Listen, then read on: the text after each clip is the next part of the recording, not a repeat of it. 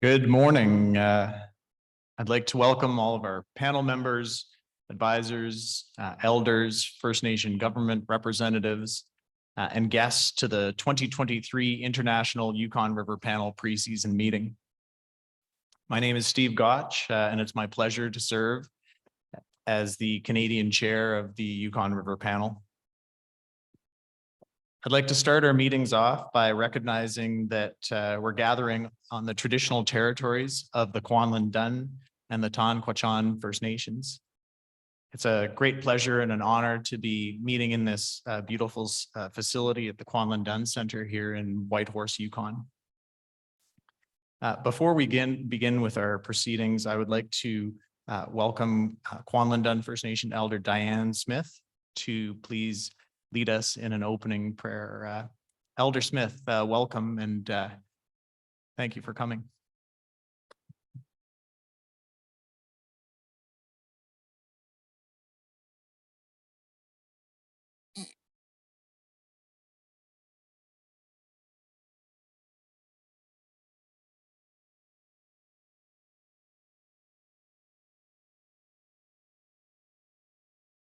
Good morning, everyone. I'd like to welcome the ones that have traveled so far into our beautiful country here. Kwanlin Dun, the Tagish Kwan traditional people from this area. I hope I don't get mixed up. Okay. Work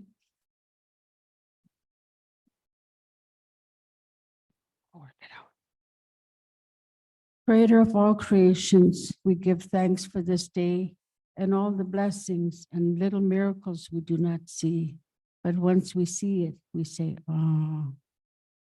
Salmon for many years that have traveled the Yukon River to the ocean. Creator of all creation, the salmon travels, the salmon trail becomes the path for our people, where we set up our villages for where there is plenty of salmon. Not only does the salmon provide food, but it also offers wisdom to those who approach salmon with respect. Creator, the legendary salmon swims against the flow to complete its important mission. Its endurance and hardship to achieve the higher goal is medicine it shares with people. Creator, the salmon comes back every year to feed us and to help us live a good life. Creator, salmon give people the gift of life. Like the salmon, the people return to the same fish camp generations after generation. Creator, the salmon ties themselves to the same rock as their grandfathers did to fish the salmon that will provide the food that breathes life into the next generation. As long as the water is running here, we will be there. Creator, we give thanks for the gift of salmon. We give thanks for Mother Earth, for she provides all that we need. Elders, we give thanks for the elders, the true teachers, the knowledge and the wisdom that share the many teachings to us. We give thanks for the little ones that run amongst us, for that they will carry on the work that we leave behind. Creator, we just want to give thanks for today. We want to give thanks for our elders. Creator, we have one that's in the hospital, Creator. We just want to say thank you for giving her to us. She has provided a lot of teachings to many people. Creator, we just ask that you reach down and touch the family and give them the strength in order to have her journey over to the next world. Kunis cheese to can cow. Amen. Thank you. Smith, Elder.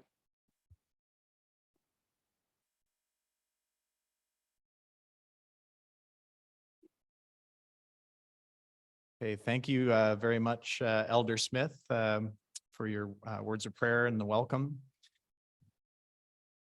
I would like to now introduce our honored guest, Grand Chief Peter Johnson.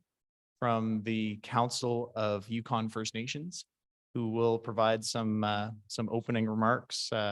Grand Chief Johnson has been a champion for salmon, arguably his entire life. So it's our honor to have you here.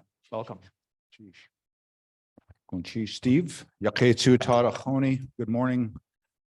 Chief Sakatiwan, Tadatini Hatu Sau Klingat Genach, Daisling Kwana Hat, Yanadi Ayachat, Achish and Atlahash, you do Sau Klingat Genach. I'd just like to say good morning and welcome to our guests, the ones that have traveled far to join us in the beautiful city of Whitehorse in the traditional territory of the Kwalendun and the Ta'an. Just want to thank you very much for your time today. It's such a great opportunity always to speak to people in regards to not only salmon, but also what we're doing here in the territory. And as we're celebrating our 50th anniversary of Together Today for Our Children Tomorrow, the foundational document, statement of grievances, basically the architectural design of our self-government and land claim agreements. 11 of the 14 nations now have not only resided under that jurisdiction, but also have celebrated, their achievements and the establishment of their respective governments for over almost 30 years. When our elders and our leaders put that document together in the early 70s, it was not only about incorporating our traditional knowledge, the need for our people to have proper education, let alone be respected in certain institutions such as our healthcare system, the judicial system, but it was also a statement of grievances in regards to where we're going when it comes to not only our way of life and our relationship, not only with the wildlife and with our nature, the things that keep us alive and sustained us for thousands and thousands of years. As First Nation people, we not only lived by the season, but we died by the season. And if our preparations weren't up to par, if you will, we would not only perish, but be challenged by the challenging winters, let alone the long seasons that we somewhat still enjoy today. But also was a vision Together Today for Our Children Tomorrow about making sure that not only our governments, our First Nation governments today, but also other governments have that obligation to not only preserve and to revitalize our way of life and when it comes to our language, but also to ensure certain things such as salmon are not only held in the highest respect, but also deemed, not only critical to our not only our family lifestyle, our traditions and potlatches, but also to our chemical makeup when it comes to our body and the nourishment that we need. It's easy for us to go down to the store now, but the same ability for us, not only with that relationship, whether it be the preservation of our culture and our traditions through fish camps and through the songs and dances, but also through those teachings, as mentioned, passed down generation to generation. These are things that are still going to sustain us into the next 50 years.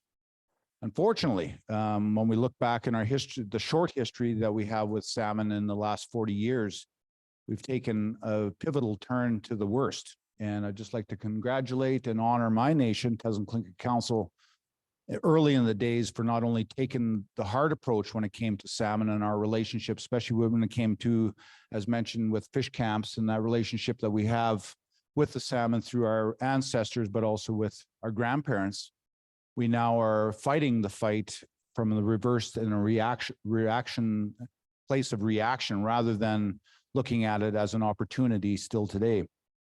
Unfortunately, now with globalization, commodities, just in regards to how we not only feed our families through economics, salmon now is once again being at the forefront, let alone the sushi industry. And when you got over 500 restaurants in Vancouver alone, the demand for certain things such as salmon has not only increased, but also causes another, a negative reaction here in the territory. So really appreciate the fact that we can campaign now. And I love the shirt that Tim Gerberding is wearing, Born to Run, because I think it's not only a great song, but it is also a great mission in regards to what needs to happen. It's sad to see that we have not even come together as not only community, but also as nations, if you will, when it comes from the international stage to talk about how we deal with restoration. We can do many projects, here in the territory, but if that, commonality across the border is not at the same appreciation, let alone at the same agreement, we're always going to be challenged because one will be taken more than the other. And it can revert to where Peter takes from Paul, but I will not get into that analogy today because Peter unfortunately lost out at the end of the day. And here, unfortunately, today is Yukon First Nations. We are still challenged and still missing out, if you will, when it comes to our sustainable lifestyle. So these important engagements are not only important for this ongoing discussion, but it's important for us to not only have the words of our elders being at the forefront in regards to what it's going to take, not only through traditional knowledge, but also from an ability to have without for a bit, and in order to not only sustain where we're at, but also to and revitalize where we can go. I think these are things that we need to not only put at the forefront, but also from a political stance. You know, our leadership here in the territory have not only been talking about this for 30 years, but the need for us to not only have a plan now and to move forward, but also to build that and continue those relationships is now at the utmost importance. So just want to wish everybody well over the next couple of days. Obviously, this is very important work as we talk about not only our relationship with the salmon, but also what we can do together to ensure that, you know, the next generations have the same privilege and are afforded the same opportunities to enjoy it as we have for thousands of years. So with that, I would just like to say, Gunchish, Iguachuan, do your best, and we'll talk soon. Thank you.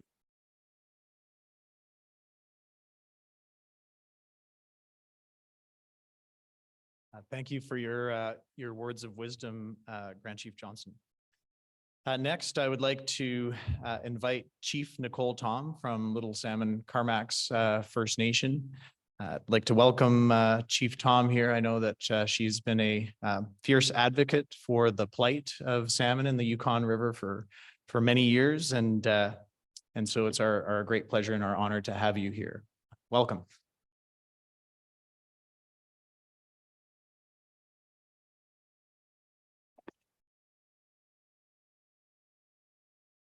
Akanzanu Sothan, Danki Eti Hede, Sothan Detsi Uji, Kuchanki Nicole Tom Uji, Ine Eileen Rondo Uji, Ite Roger Rondo Uji, Itsua Grace Fairclough Uji, Itzi George Fairclough Uji, Hanjet Ichi.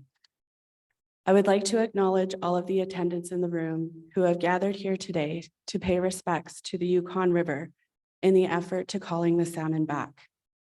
Masicho to the Kwanlin First Nation and the Tang Wachan First Nation, whose territory we gather on today. As a Northern Shoshone mother from the Little Salmon Carmacks First Nation, respect for the salmon has been ingrained in my DNA since time immemorial. As a child, fish camp was the most significant cultural bond and identity that was transferred every year. Our family would gather, elders, children, youth, mothers, fathers, aunties, uncles. Our family bond was solidified. Language, traditional laws, cultural values, and oral stories were transferred from one generation to the next. This was the center of the Northern Shoshone identity, tied to our keystone species, the Chinook salmon, and our keystone place, the Yukon River. There is a physical, mental, emotional, spiritual connection to a fish camp. The whole process from beginning to end is hard work. Physically, you are actively engaged with the water, setting net, and carrying out various duties to run the fish camp. Mentally, you have time to reflect and concentrate on your well-being. You must be sober and in good mental health as to not pass on any negativity to the salmon preparation for your family. Emotionally, your cup is full of laughter, wisdom, joy, and love, shared with the environment, salmon, and family. Spiritually, you are paying respects to the original agreements with salmon by following your traditional laws and values. I quote from our history, with regards to coexistence with other animals, traditional law, doli, is the most sincere expression of respect that humans can offer. But what is respect? Consider the contrasting viewpoints of the Northern Shoshone and modern science. Whereas science views salmon as a simpler life of form, operating on basic instinct, swim, eat, spawn, much as a complicated little machine would do. Northern Shoshone consider salmon to be a distinct culture.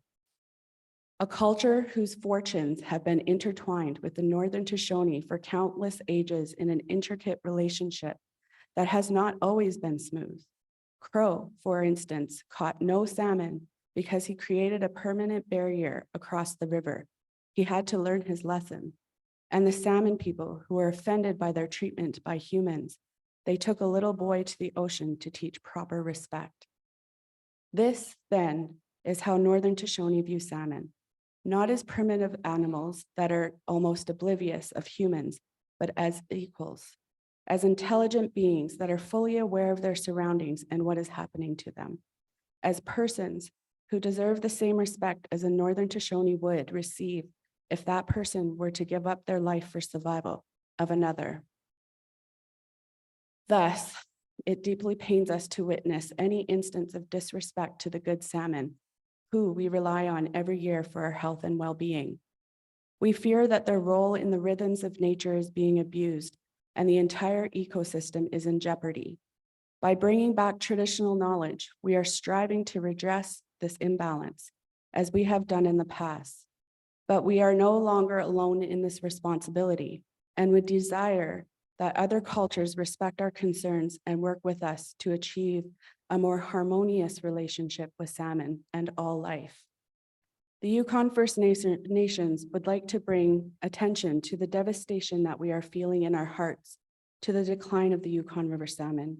We ask that all parties engage in the habitat protection and attention to resources and capacity that is needed in order for the Yukon to proceed in this endeavor. We can no longer argue or dispute the reason why. We now must work in unity before the salmon become the next dodo bird.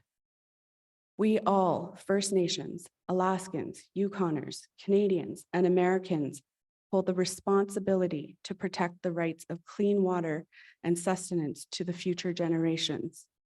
There is a threat to what makes us Yukoners and Alaskans. We ask that Canada and the United States champion this initiative and that true reconciliation take place. Masicho.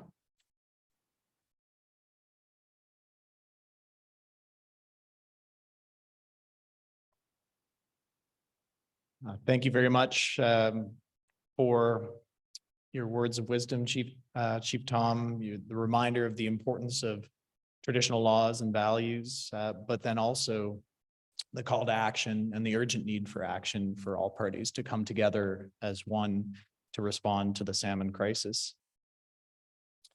Next, I would like to invite Canada or Yukon's federal member of parliament, Brendan Hanley, to provide some opening remarks. Welcome, MP Hanley. It's a great pleasure to have you here. Thank you, Steve, and good morning, and thank you for having me today as Member of Parliament for the Yukon. I'm honored to welcome you and to provide opening remarks on behalf of the Government of Canada to the Yukon River Panel, today meeting in this beautiful space on the traditional territories of the Kwalendun First Nation and the Ta'an Council. And I want to acknowledge also many of the people attending today, the 12 members of the Yukon River Panel, also Mr. Vincent Lang, Commissioner at the Alaska Department of Fish and Game, Chief Smith, Kwalendun First Nation, Chief Lease, Ta'an Council, Yukon's Minister of Environment, Nils Clark. After 4 years, it's great and long overdue that we're able to meet again in person here in the Yukon for the Yukon River Panel. There's a lot of wisdom in this room. I'm really grateful for that. I've learned much from many of you in the last year and a half or so, and many of you bring decades of experience or knowledge passed down from elders. And I've seen the fire in the eyes of the youth and younger individuals engaged with salmon. And having met many of you, I know that the answers lie within this room. And we're here to discuss something of profound importance, not only to First Nations people, but to all citizens of Yukon and Alaska, and for that matter, Canada and the United States. And as the Grand Chief wisely reflected in this 50th anniversary year of Together Today for Our Children Tomorrow, we're here for future generations who will be calling these lands and these waters home. So we're here to discuss and contemplate and act on the critical state of the Yukon River salmon. Indeed, Yukon salmon is so much more than a local issue. The declining salmon fisheries have affected us on a much larger scale. Seeing salmon numbers dropping both north and south along the West Coast is one important chapter in the larger biodiversity crisis our planet is facing as we deal with a warming climate. People around the world are taking notice of Yukon River salmon and joining in the calls of First Nations and Yukoners in asking why. And what do we need to do? As Chief Nicole has said previously, what do we need to do to call the salmon back? This is literally a crisis without borders, requiring landholders, fishers, governments, decision makers at all levels to step up and take action. Like our rivers and their tributaries, we are interconnected.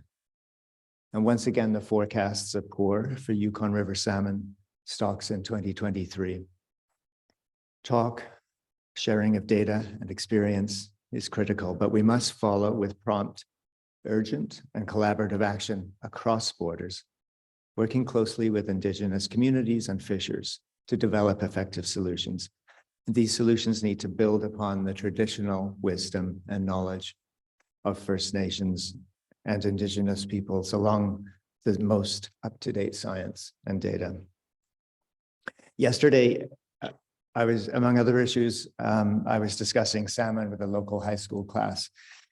And I was pleased that a student in the class could explain the relationship between spawning salmon and the health of the boreal forest. So we know this is not just about the fish. We're facing the decline and even extinction of a revered species that will affect our northern forest ecosystem health, our culture, food security, the act of passing down traditional fishing practices and skills, which Chief Tom spoke to so eloquently. We need viable solutions both for the salmon and those in humanity and nature who rely upon salmon. It requires action by all of us together. Chinook salmon, I learned the other day from a conversation with one of you, is Chinook salmon are remarkably adaptable. They're survivors, and they can recover if we give them the time and the space. So Canada is committed to undertaking all efforts to conserve and rebuild the salmon stocks so that traditional ways of life and this critical species is not lost to us forever. And I take that commitment seriously. And I look forward to hearing more about the vital work this panel is doing. And I will continue to raise the issues around salmon rivers, salmon, Yukon River salmon in my capacity as Yukon's Member of Parliament. When it came to committee appointments, I knew where I wanted to be. I was fortunate to be appointed to serve on the Fisheries and Oceans Parliamentary Standing Committee. I've had many conversations about the critical state of salmon with the Honourable Joyce Murray, Canada's Minister for Fisheries and Oceans, and the Coast Guard. And I have encouraged her, and she has followed with conversations with her, with counterparts in the United States. From her visit to the territory last year when she came, I know that she agrees on a collaborative approach to conservation and rebuilding as the only way forward. And whether in Alaska or in Yukon, we all need to swim in the same direction. I've also had the opportunity to raise the salmon issue when I met with Congressman Peltola of Alaska last fall. And back to the FOPO, or the Fisheries and Oceans Committee, one of the first projects I promoted was raising the issue of Yukon River salmon. And we did get agreement from the committee for a study. And I'm hopeful that the Fisheries Committee will embark on this study on Yukon salmon later this year in the fall. And in that study, we'll engage with a variety of witnesses, First Nations, experts, officials, and decision makers for our witnesses. So in closing, I wish you all productive discussions. I look forward to working with you and doing all that we can to call the salmon home. Thank you, Ganashish. Jonathan, merci.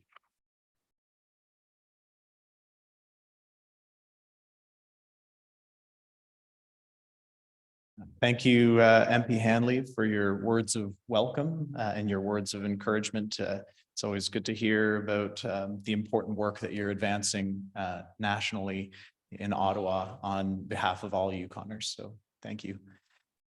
Next, I would like to welcome Alaska Department of Fish and Game Commissioner, Mr. Doug Vincent Lang. It's our pleasure and our honor to be hosting you here in the Yukon Territory, and we sincerely appreciate you taking time out of your busy schedule to join us. Welcome. Hello, everyone. Thank you for the invitation to come speak with you today. First off, let me thank everybody around this room for your service. It's really heartening to see so many people gathered to talk about salmon. There's a lot of wisdom and knowledge around this room. And while we may not always agree on specifics on how to restore our salmon runs and the uses that they support, there's a lot of interest in working collaboratively and collegiately towards getting Chinook salmon, chum salmon, and other salmon species, coho salmon, restored so they can provide for those customary and traditional uses and the economies across our two nations. So I want to thank everybody for being involved in these processes as we move forward. We're kind of in unprecedented times. Yukon River king, chum, and coho salmon stocks are at really low levels. King salmon stocks have been depressed for over a decade, and their status mirrors those of many other king salmon stocks across Alaska. Both summer and fall chum run stocks are showing more recent declines. They kind of mirror what's happening across other areas in coastal Western Alaska, including the Kuskokwim and Norton Sound areas. And recently we've seen coho salmon stocks collapse. These poor salmon returns are having hardships up and down the Yukon River, both in Alaska and in Canada. They're affecting cultures, lifestyles, food security, and community economies. I've made numerous trips in Alaska to the region and understand the impact these poor returns are having. The sounds of the local residents when they talk to me are impactful and rightfully passionate. Everybody wants something done. They want it done now, not over time. The political pressure is growing on both of our nations to do something now. So what's the Department of Fish and Game doing? Well, we've trying to get to the bottom of what's causing these poor declines. ADF&G's budget has increased from about 4.9 million in 2018 to over 5.6 million in 2022 on just to study the Yukon River area. And we're requesting another $300,000 from our legislature this year. We've secured new federal money through the treaty process, increasing from a base of $300,000 in 2018 to over 1.4 million in 2022. And additionally, other work is being done by our partners, the U.S. Fish and Wildlife Service and National Marine Fisheries Service. So many fiscal resources are being dedicated to trying to figure out the root causes of the declines. But specifically, some of these studies are being used to initiate studies and to update our subsistence use information. We've initiated a marine science program to assess marine survival of out-migrant salmon. We've begun an assessment of king salmon migration patterns using radio tags to inform the placement of a possible new sonar in the middle part of the Yukon River. We've initiated a study of fall run chum salmon in the Porcupine River to assess factors impacting the poor returns of chum salmon to that river. We've initiated studies to assess diseases causing in-river mortalities, Ichthyophonus studies. We began evaluations of genetic compositions of chum salmon that are harvested in mixed stock fisheries that are bound for the Yukon River. We've contributed money to and participated in the International Year of the Salmon program, specifically to try to figure out what's happening to our salmon in the deep blue ocean. And we've offered permitting for hatchery incubation boxes throughout Alaska. We've distributed food to address food security issues throughout Alaska. And we're also initiating discussions regarding the use of hatcheries to restore depressed king salmon runs. I know this is a very controversial issue amongst everybody, but I think it's time to have discussions about that program and that option to add that tool to our toolbox as one of another tool that we can use to help restore king salmon runs. We're not going to unilaterally implement those, but I think it's time to have the discussions regarding the adding that tool to the toolbox. We're also addressing the bycatch of Yukon River salmon. We have a 3-river index for Chinook salmon that sets hard caps for our offshore trawl fisheries. These caps vary depending upon projected run strengths, decreasing as run strengths decline. The fleet is using voluntary measures right now to currently remain significantly below these king salmon bycatch caps. We're also considering initiating an analysis to establish a chum salmon cap on the offshore trawl fisheries. Those discussions will begin later this week in Anchorage. And we're looking at how we're going to set a bycatch cap for chum and how we would implement that like a 3-river index.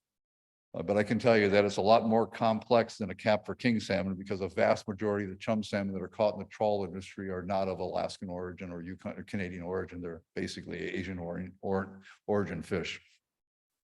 We also have 100% observer coverage on our offshore trawl fisheries, and the bycatch numbers are good coming out of those observer coverage. We're also investigating the use of genetics to inform in-season contributions of the bycatch for AYK, chum salmon and Chinook salmon. We're also taking actions to address the interception of Yukon River salmon and various mixed stock fisheries that occur along the migratory patterns for Yukon River salmon. 2 months ago, we had a board of fish meeting where we talked about the intercept of chum salmon that are destined for the Yukon River in the Area M or South Alaska Peninsula fisheries. In that fishery, the board of fish reduced the commercial fishing time for salmon for purse seine gear by 13% to allow chum salmon passage through this fishery by establishing passage windows. They closed an area of known higher chum harvest, the Sanak Islands, to commercial fishing during that month, June. We created chum salmon harvest triggers that restrict and potentially close the seine fishery in June if they're met or exceeded. We expressed an expectation and received a commitment from the fishing industry to voluntarily reduce their fishing in areas of high chum intercept. We've also initiated studies of the genetic composition of the chum salmon catches that we can use in season to move that fleet around. I think the one thing that we've come to the conclusion on is poor marine survivals are really the primary factor that's affecting the poor returns of Chinook and chum salmon to the Yukon River. As I said earlier, we've initiated a marine science program at ADF&G to try to get to the bottom of some of these questions. We started in the northern Bering Sea, and we're going to expand that program into the southern Bering Sea this next year. We also, I said, contributed money to the International Year of the Salmon, and we're looking to participate through the endowment funds through the Pacific Salmon Treaty of how we can get into the next step of those programs now that the International Year of the Salmon is done. We through the endowment funds and through the North Pacific Research Board, we donated over, I think, $500,000 to those programs in International Year of the Salmon to try to get a better handle on what's happening in the ocean. We also participate in the North Pacific Anadromous Fish Commission. I have 3 members going to Korea, my staff later this year to try to, they're chairing important committees looking at the stock composition of the high seas fisheries that intercept Alaskan salmon, genetic composition, the food web out there and everything else. So we're trying to not only address the nearshore marine environment, but offshore too. I think moving forward, the one thing we need to do is think outside the research needs and other normal boxes to find ways to address this pressing issues. We need to collaborate and think outside the box on how we're going to solve these issues, because we can't wait. We have to get answers now. The pressure, I said, is growing. So in sum, we really are facing challenging times. Your work and cooperation across the nations, across the people that are in this room, are sorely needed to address the challenges we're facing. And I want to thank you all for your service for, again, tackling these issues collegially. And again, I really want to thank you for your time this morning.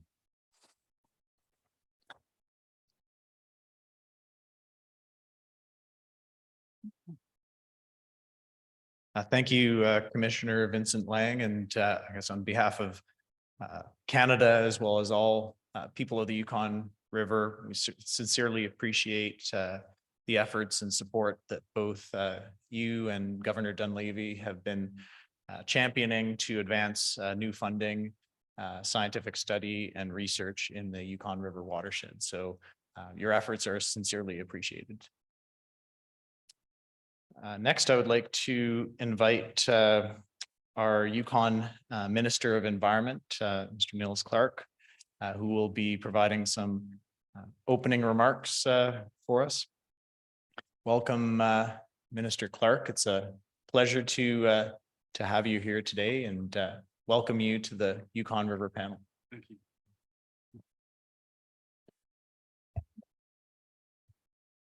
There were a lot of wise words before me, so I doubt I'm going to be adding much that, but I will certainly provide my support here. But I know that as MP Hanley indicated, there are decades of wisdom here. So I would certainly start by acknowledging that we're on the traditional territory of the Tonquitchan Council and the Kwalindun First Nation. And I would like to first acknowledge the very wise words of Chief Tom, of Grand Chief Johnston, of MP Hanley, and of Commissioner Vincent Lang. And I've met with all those individuals, but certainly met with Commissioner Vincent Lang by Zoom and in person yesterday, and he certainly has a wealth of information on this topic, and he is a significant resource. And my perception is that he's also a significant ally. The Yukon River Panel plays such a key role in leading our international efforts to restore, conserve, and manage the North salmon.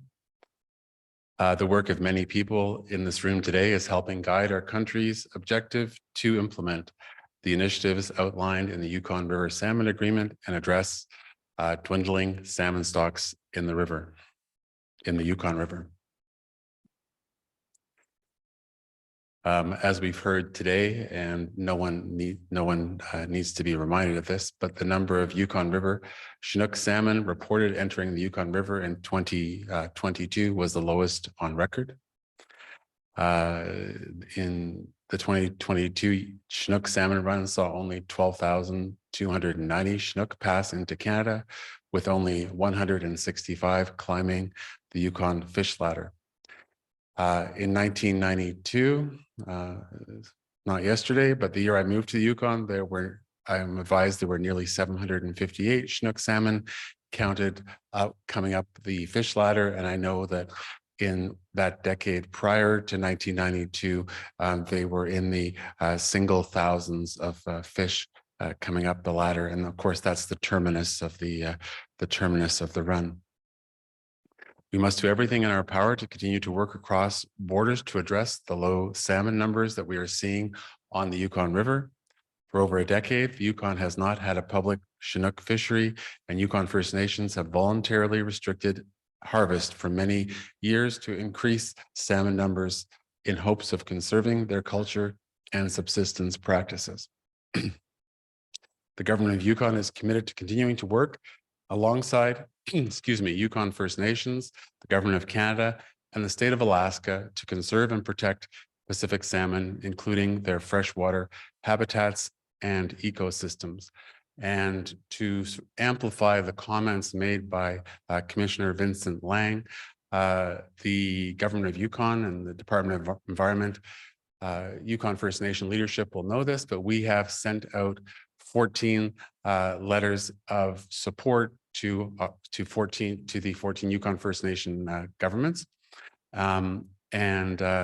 We have expressed support for the proposition of considering whether there ought to be a more significant hatchery program. And I know that the biologists at the Department of Environment have already had some information sessions on that topic.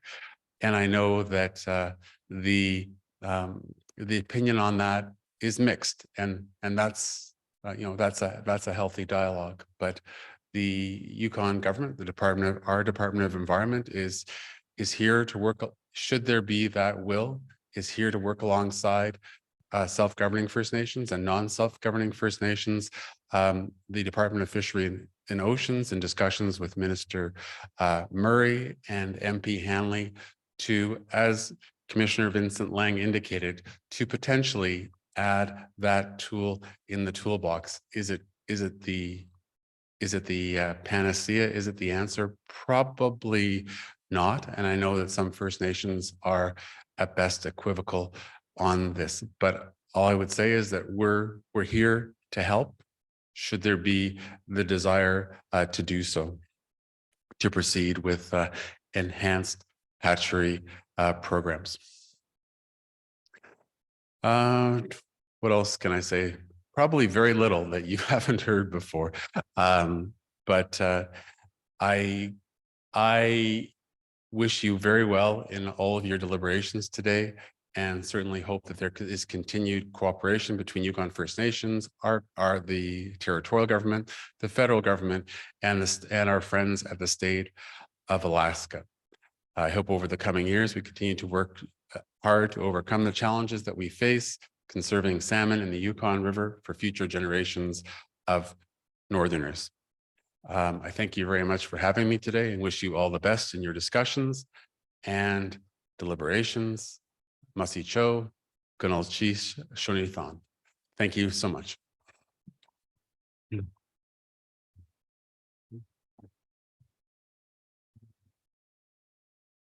Thank you, Minister Clark. Next, I would like to invite the Executive Secretary of the International Pacific Salmon Commission, Mr. John Field, to provide some opening remarks. It's a pleasure to have you here in person, Secretary Field, and always an honor. Good morning, everybody. As Steve said, I serve as the Executive Secretary of the Pacific Salmon Commission. I live and work down in Vancouver, BC.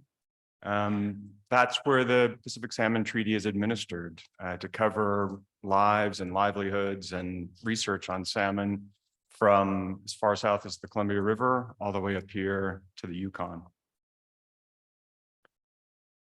When I was preparing my remarks for this morning, I decided to do a little bit of research on Google Maps, and playing around a little bit on there, I came across something kind of interesting, and I saw that the distance between Vancouver and Whitehorse is less than the distance from the headwaters of the river down to the mouth of the river.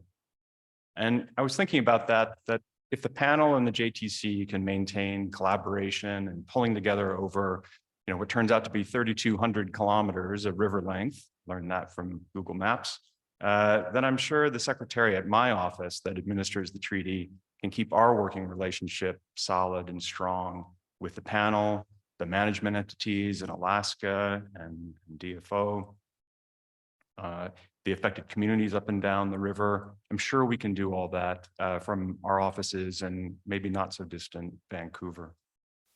I noticed yesterday when I was here in the room that Alaska seems to have a start on that collaboration with the maple leaf on top of the Alaska state flag there.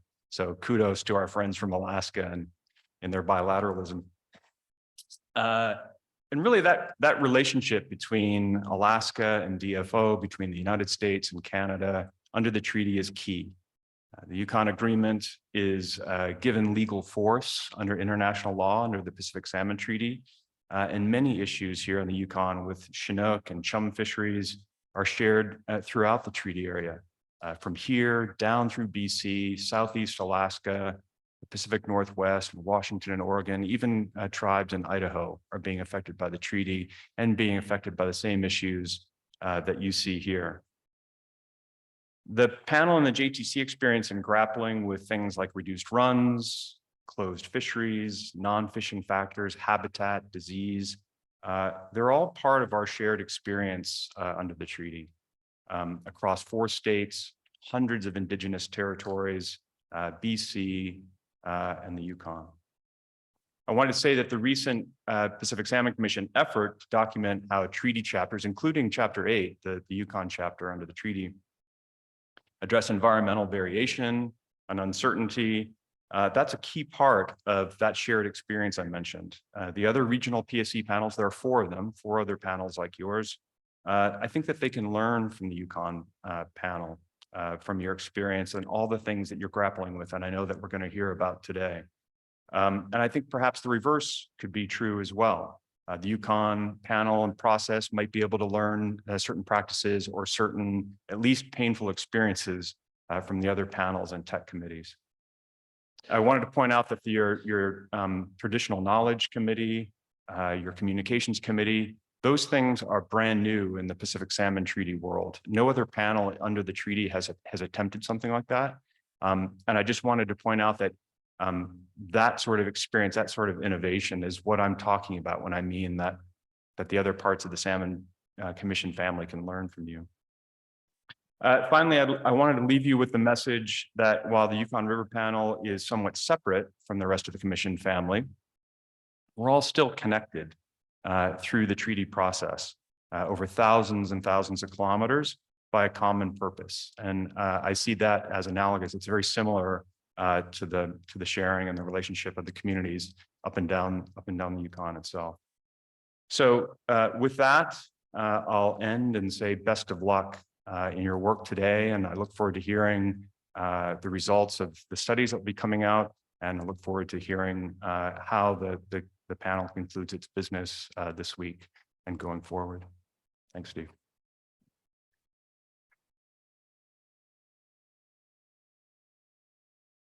Thank you, Secretary Field. Next, I would like to invite a familiar face to the Yukon River Panel process, but in a new capacity, in a leadership capacity, Chief Sean Smith from Kwamandun First Nation.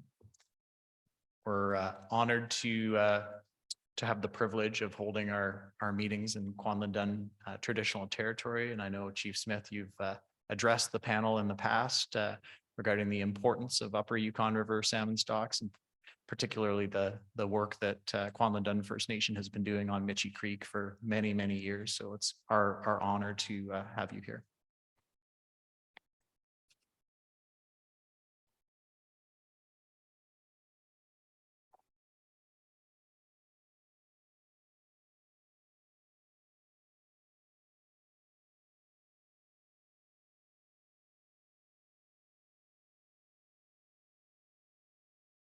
Cleo Shukuthan, Yaki Tutat, Game Sothan, Van Gwinzi. Those are expressions of good morning. Good morning, everybody. Nainji Uyena Sachia Uye Aguni each Kuchank Sean Smith Uye Kwandan Kuchanich Danathea da each Kwandan Nathe Adan each So I shared my my traditional name Uyena Sachia. My English name is Sean Smith, and I'm from the Wolf Clan, and I'm from this beautiful place that we're meeting at, that everybody's meeting at. I'd like to acknowledge all of our delegates as part of the Yukon River Panel here. I'm really pleased to see a number of different faces here that I recognize, my relatives, my wife's relatives, and just to extend our appreciation for the traditional territories of the Kwamandun and Ta'an, Karkas Tagish, Tasman Tlingit Council in terms of the headwaters of the Yukon River. Everybody say Chuni Kwan. That's the Yukon River. It means shiny water, because this place has always been a different temperature zone and climate zone, and it's also been one of our most beautiful sunny places that we have within our territory. And in that relationship that's spoken about, you know, Steve Gotch, for your words in terms of those important things, and the Alaska delegates, Vincent Lang and Department of Fish and Game. We appreciate those extensions and acknowledgements. I'd also like to acknowledge Ketsadan, Elder Kwamandun Elder Diane Smith for sharing the prayer this morning. Goodness, cheese. And just to recognize, yeah, I'm new at this. The hat's still fitting. And so I'm working my way to understand where we're at within our nation, And being on leadership is humbling. And it's really some of those things when it comes to the things that you have in your mind, that vision, those ideas, and how those ideas connect, and how you work with your community and your nation and your staff to create these things. Those are very important pieces. And as I take steps forward, it will be encompassing a lot of those things. In reference to that relationship with the Yukon River, it's been very important and connecting to our people for thousands of years. You know, as you know, in these valleys, you know, the 10,000 plus years ago, these valleys, we had mile-high glaciers that covered them. And the change that has happened since then, our people have adapted and welcomed to understand and build those things that, and referenced by Chief Tom, my Northern Shoshone sister, in reference to that, the reason why we created traditional law, the reason why we follow our natural laws of how things work. I think those are important principles when it comes to our work and to address the Yukon River salmon situation. They, everybody say they. That's chum, Gyu, Chinook, and the coho. Theme. Those species of fish have fed our people for thousands of years. Maybe not the coho so much up in the upper watershed, but the Chinook and the chum have been feeding our families for thousands of years. You know, my late grandmother, you know, she shared stories about harvesting salmon and caching salmon away for the winter, and the amount of salmon that she expressed how much they gathered would fill up a cabin. And that's how rich the salmon was.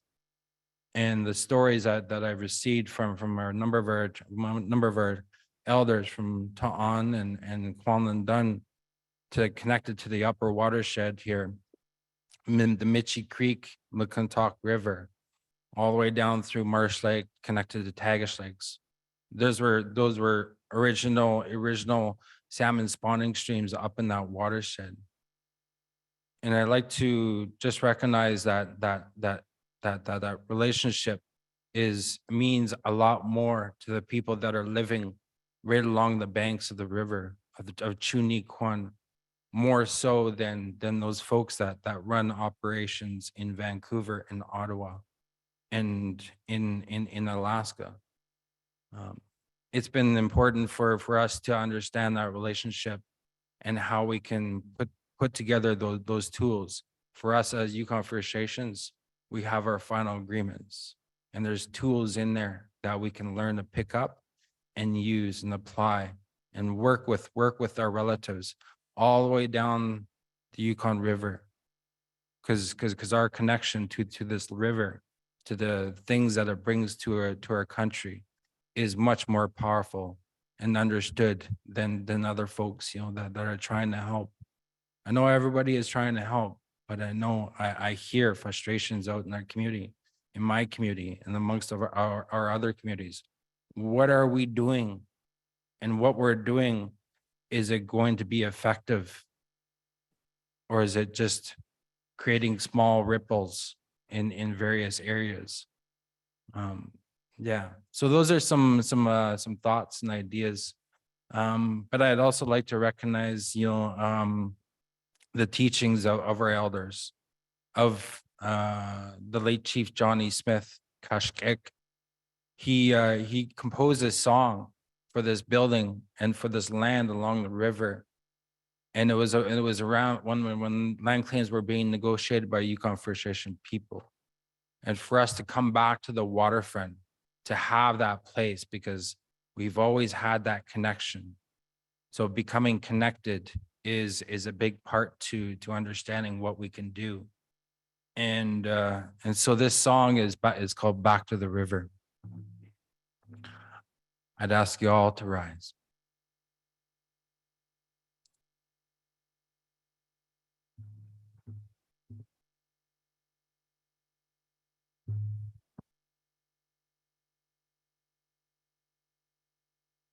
Hey, hi, ooh, hey, hey,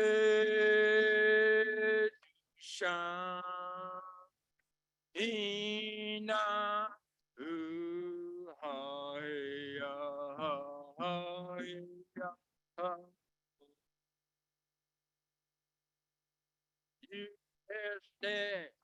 Deena, ooh,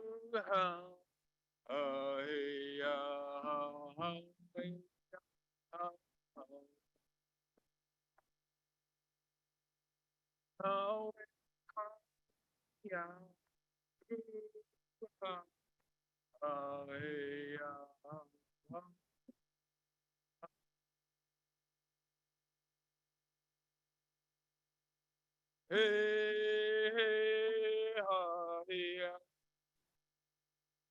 ooh, hey, Shantina, ooh, hey,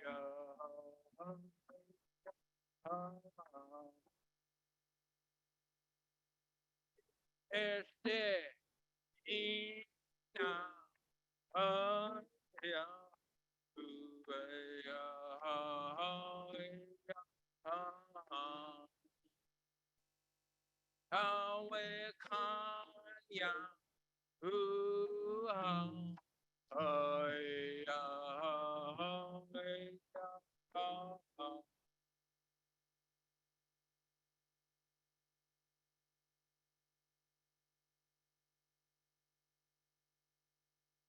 teachings of that song, the way that Kashkik has shared that song with me is we have some big mountains over here, the coast mountains. Up on top of those mountains, we have the water, the ice, the snow, and that melts and it starts to make its way down. It carves creeks, carves rivers, and it carves lakes, some beautiful lakes that we have in the southern Yukon here. That water flows down through this area, through Kwanlin Canyon, just up here. And it goes all the way down the river, all the way down to the Bering Sea. And that pattern, those areas that traveled for our fish and our salmon travel along those waterways. And it's a yearly cycle that they come back. That important cycle of that traditional knowledge is embedded in that song. And that's our way of understanding our world. And I extend those teachings to you as Salmon panel members, as delegates from our respective territories, and to understand how important it is to maintain that connection, that relationship. There's some ideas around, those things that I shared. I remember doing the testimony 3 years ago in terms of how we look at that river, how we look at Chinook, how we look at the salmon, and about removing or decolonizing our way of looking at things in terms of life and the life that it gives. And some of those thoughts and ideas shared this morning of how it feeds not just us, but it feeds everything else. Everything else. My time walking along Mitchie Creek, McClintock River, working with biologists, understanding those important connections, really creates those things and understandings of our teachings from our elders, from our old people, and reasons why they made strong rules around what we do as people and that relationship that we have with the salmon. We are the salmon. We are the land. We are the water. So I'd like to extend those thoughts and really appreciate the welcome and yeah, finish teach to everybody. I look forward to hearing your discussions. Finish teach.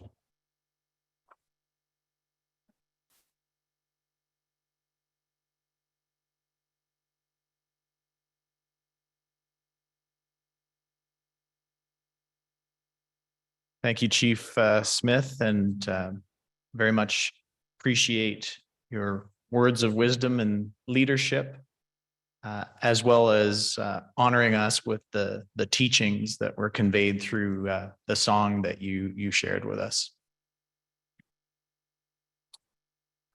So I would like to take the opportunity to introduce our International Yukon River Panel members seated in the front tables so that we can properly introduce ourselves to the guests that we have in the room, as well as those viewing the proceedings online. So perhaps could we start on the left-hand side of the table, I think appropriately, please. Hi, good morning, everybody. My name's Cheyenne Bradley. I'm a member on the Yukon River Panel and the vice chair on the Yukon Salmon Subcommittee. Good morning. Good morning, everyone. My name is Dennis Zimmerman. I am a member of the Yukon Salmon Subcommittee, Yukon River Panel, and I'm a co-chair of the Communications Committee, and I reside in Whitehorse. Good morning, everyone. My name is Kathy Merkel. I'm the manager of the Treaty Implementation and Indigenous Programming at Fisheries and Oceans Canada and the alternate Canadian chair to the Yukon River Panel. Robert Perry. And I work with the Department of Environment as their species manager. It makes no fun. Thank you, Corlin Dunn, on working with you about salmon on the traditional territory. My name is Roger Elford. I'm Selkirk First Nation, member to the Yukon River Panel, and also a member to the Yukon Salmon Subcommittee. Thank you.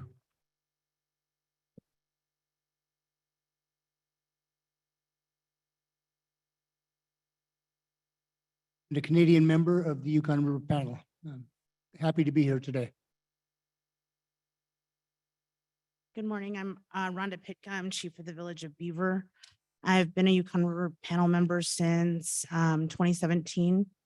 I'm really glad to be back in Whitehorse. It's been quite a few years. There's been a few changes and stuff, but it's really good to see everybody again, and I'm glad that everybody's here. Thank you all.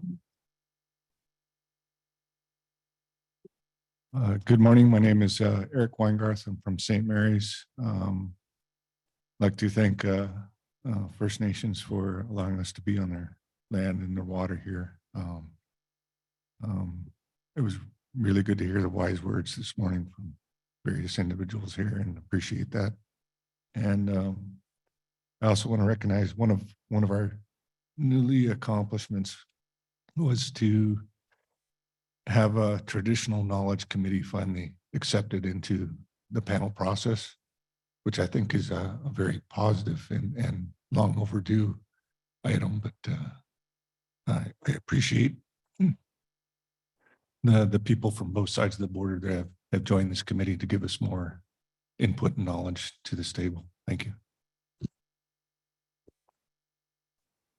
Thank you, Eric, for all that acknowledgement. Stan Julie, member of the Yukon Salmon Subcommittee representing the Porcupine River, and also a member of the Yukon Alaska panel. Thank you. Good morning, everyone. My name is Elizabeth McDonald. I'm a Porcupine rep on the Yukon Salmon Subcommittee, which comes with an appointment to the Yukon River Panel as well for the Canadians. Thanks. My name is Caroline Brown. I'm the research director for the subsistence section at Fish and Game. I'm also the alternate U.S. co-chair, and I serve on the TK committee and the communications committee. Morning, everyone. My name is John Linderman. I'm the Arctic Yukon Kuskokwim Regional Supervisor for the Division of Commercial Fisheries, Alaska Department of Fish and Game, and I'm currently serving as the Alaska State Representative to the Yukon River Panel. and the current U.S. co-chair. Thank you. Good morning. I'm Virgil Umfenauer. I live in North Pole, Alaska. I'm Alder and panel member for Alaska. I've been in this process since 1988. Good morning. My name is Sarah Kahn. I work for the U.S. Fish and Wildlife Service, so I have the federal representative seat for the U.S. Just wanted to say thank you for the invitation to this beautiful space today. Good morning. My name is Ragnar Ahlstrom from the village of Lukna. We're located on the Bering Sea coast. Born there and lived there all my life. Thank you.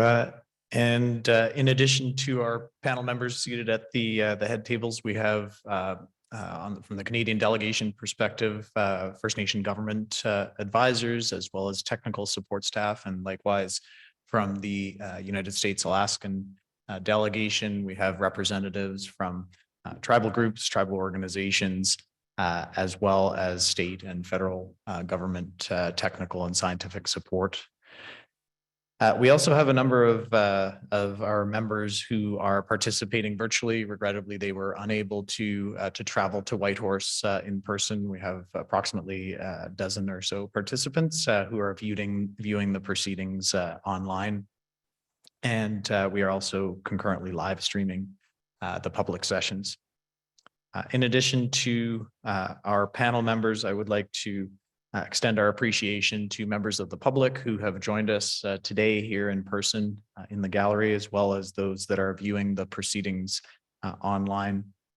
Your participation and your interest is sincerely appreciated by the panel, and we hope that the information that's shared over the next 2 days of proceedings will be helpful in developing a common understanding of the plight of Yukon River salmon stocks, and more importantly, how we can all work together to reverse some of the concerning trends that we've observed over the past several years. Over the course of the next 2 days, we'll cover a variety of topics focused on Canadian origin Chinook salmon stocks. We will do our best to adhere to the schedule and the timelines identified in our agenda in order to ensure that presentations occur as planned. We have at least one presentation that will be provided by a guest who will be linking in virtually. But for the remainder of our sessions, the majority of presentations will be provided by individuals who are joining us in person at the sessions here in Whitehorse.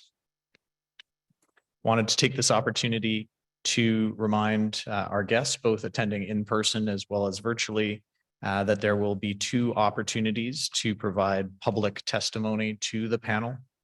Our first opportunity will be today at 4:30, and then our second opportunity will be tomorrow at 3 o'clock. So again, 4:30 today, tomorrow at 3 o'clock. And for those that are interested in providing public testimony, if you're viewing the proceedings virtually online, you can go to the Yukon River Panel's website.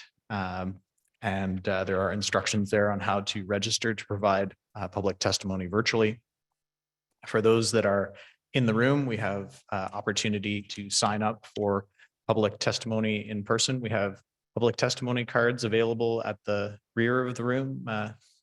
Yes, seeing the nod. So at the rear of our room here in Whitehorse, if you'd like to fill out your public testimony card, at least, well, no later than 15 minutes prior to the time that you wish to provide testimony.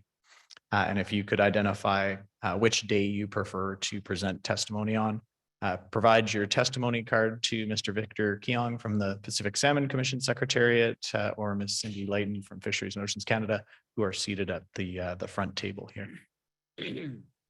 And then finally, in addition to today's Yukon River Panel public sessions, the Yukon River Panel will be hosting our evening reception tonight at the Miner's Daughter, located at 103 Main Street from 7 p.m. to 8:30. That event is open to obviously all of our delegates, as well as guests, representatives, and members of the public. So if you'd like to join the Yukon River Panel this evening, we'd be honored to have you, and it provides an excellent opportunity to meet panel members, advisors, and delegation representatives in person in an informal setting. So that's tonight at the Miner's Daughter located at 103 Main Street, 7 p.m. Mr. Co-Chair, at this point, I'd like to quickly walk through our agenda for the next 2 days proceedings. And if I could ask Ms. Layton if you could bring up our proceedings on screen. So we've structured our public session agenda in the following manner. This morning, we'll be walking through some administrative reporting from our 2022 postseason meeting, followed by a joint technical committee report to the panel and updates from the Yukon River Panel on escapement goal development and interim management escapement goals for the coming season. Following our morning break, we will be receiving presentations which will outline the expectations for Chinook salmon returns for the coming season, as well as management strategies. We'll have a break for lunch from 12 until 1:15. This afternoon, resuming at 1:15 in public session with a presentation on the Chinook salmon Ichthyophonus study, the 2023 program, followed by another study looking at upstream migration of adult Chinook salmon through telemetry undertaken by the Alaska Department of Fish and Game. So programs that Commissioner Vincent Lang mentioned in his opening remarks. We'll have a brief break from 2:30 to 2:45, followed by further presentations focused on reporting from the Bering Sea pollock fishery salmon bycatch, and then also some scientific research being undertaken on Chinook salmon, looking at swimming depths and water temperatures. And we will round out our day at 4:30 until 5 p.m. with public comment and testimony opportunity. Tomorrow morning, we will begin our public sessions again at 9 a.m. We will be focusing our presentations and discussions on chum salmon, starting with outlooks for main stem Yukon River Canadian origin chum salmon stocks, as well as associated United States and Canadian management strategies, followed by an evaluation of Porcupine River chum salmon outlooks and management strategies for the coming season. After our morning break, the panel will be receiving a presentation on the Alaska Peninsula Area M fishery and the relevance to Yukon River salmon stocks and some of the incidental catch of chum salmon that occurs in that fishery. And then followed by a presentation on the initial exploratory discussions being held in the upper Yukon River in Canada, looking at a Yukon River salmon conservation hatchery. In the afternoon tomorrow, after our lunch break, we'll be receiving a report from the panel's communications committee outlining the planned 2023 education exchange, as well as some of the communications initiatives that the committee is working on.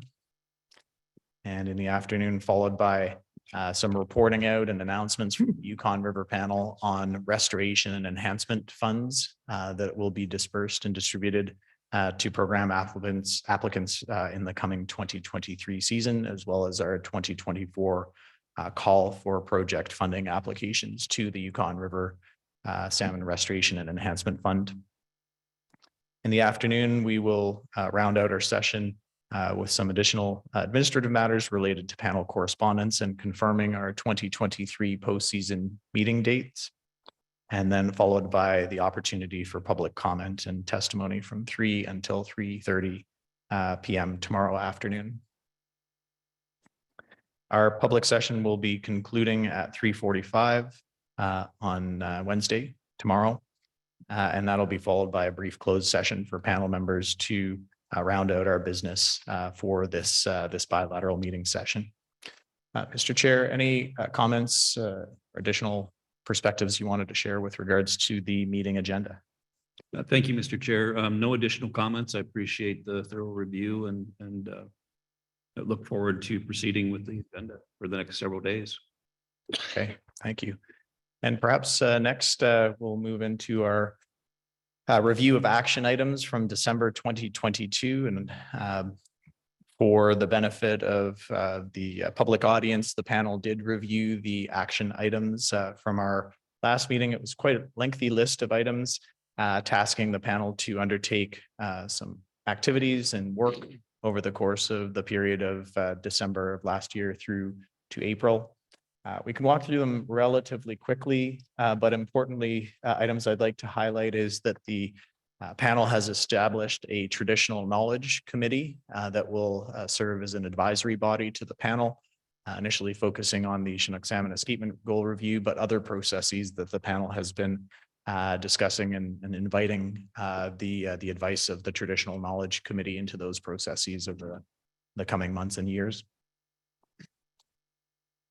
The the Yukon River Panel will be receiving presentations from the Joint Technical Committee on research that's proposed and will be undertaken to look at en route mortality of Canadian origin salmon stocks. We will be receiving presentations to that effect later today. And then next page, please. The Yukon River Panel continues its work on its review of an escapement goal for Yukon River Chinook salmon. We'll have a brief update on that process here today, but certainly ongoing discussions have been occurring within the panel process. The Yukon River Panel will be announcing its 2024 call for proposals with some changes to the submission deadline for the coming year. So that'll be a noteworthy change that's been incorporated as a result of our tasking and action items from December 2022. And then finally, the panel will be approving its upcoming education exchange program between Canada and the United States, and we'll receive a detailed presentation on that shortly. Any questions, Mr. Co-Chair, regarding the action items? No questions, Mr. Co-Chair. I think you summarized it well. Thank you. And any questions from panel members regarding action items? No? Okay, so with that, we will then proceed to our first report of the day, and that will be presented by the Joint Technical Committee co-chairs from Canada and the United States. So for Canada, Mr. Mark Ross, and the United States, Mr. Zachary Liller, who will be joining us online. So Mr. Ross, welcome, and the floor is yours.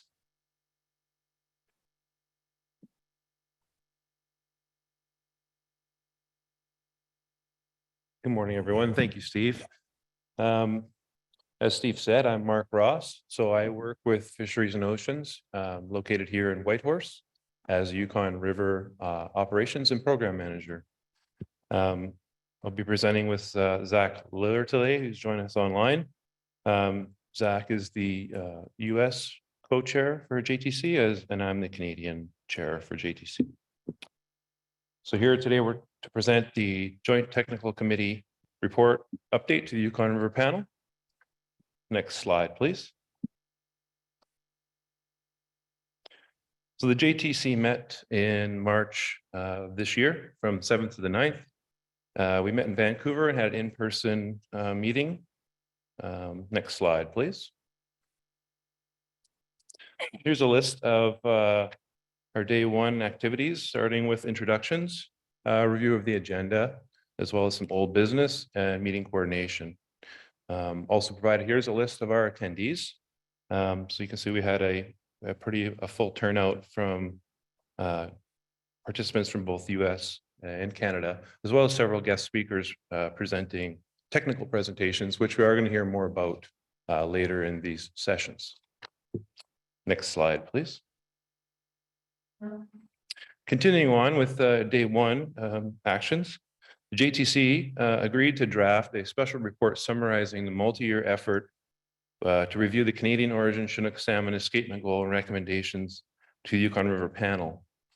The purpose of this document was for the subcommittee makeup and bilateral collaboration steps, the subcommittee interactions with the JTC interactions with the panel, the peer review process, and JTC recommendation process, and to collate all the works, notes, and presentations into one place. So this was to summarize the multi-year study in developing and summarizing this effort for the Chinook salmon escapement goal development, which is quite extensive. So it was felt that this document would provide a good library of the document and all the findings for future reference, because it was quite an extensive process. Next slide, please. Continuing on with day one, interim management escapement goal, or the IMEG recommendations for the multiple stocks. So for Canadian origin, main stem Chinook salmon, main stem fall chum salmon, as well as the fishing branch fall chum salmon. The JTC reached consensus on IMEG recommendations for these three stocks for 2023. Since the JTC meeting, the JTC presented these IMEG recommendations to the panel during the closed sessions yesterday, and the panel co-chairs will report on the 2023 IMEGs later today during this public session. Next slide, please.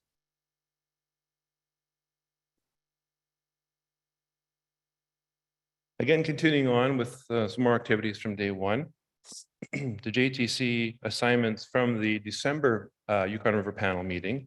So the panel tasked the JTC to develop a recommended methodology to quantify potential adult Chinook salmon mortality between the Eagle sonar site and the spawning grounds in Canada. The JTC will provide a status update to the Yukon River Panel at its April 2023 preseason meeting. The JTC discussed this assignment and will consider options to provide the panel with recommendations in the near future. Some of our initial conversations during this meeting included a few of these key points. So the need for clarity regarding the types of methods that the panel would consider and the duration of the desired monitoring effort. So, non-lethal versus lethal, and short versus long-term efforts. The panel could choose to support telemetry, Ichthyophonus, and other fish health programs that are ongoing in the US and consider options to encourage expansion of those programs into Canada. And the panel could amend the RNE near-term priorities to encourage research proposals that address en-route mortality, more specifically into Canada. Next slide, please.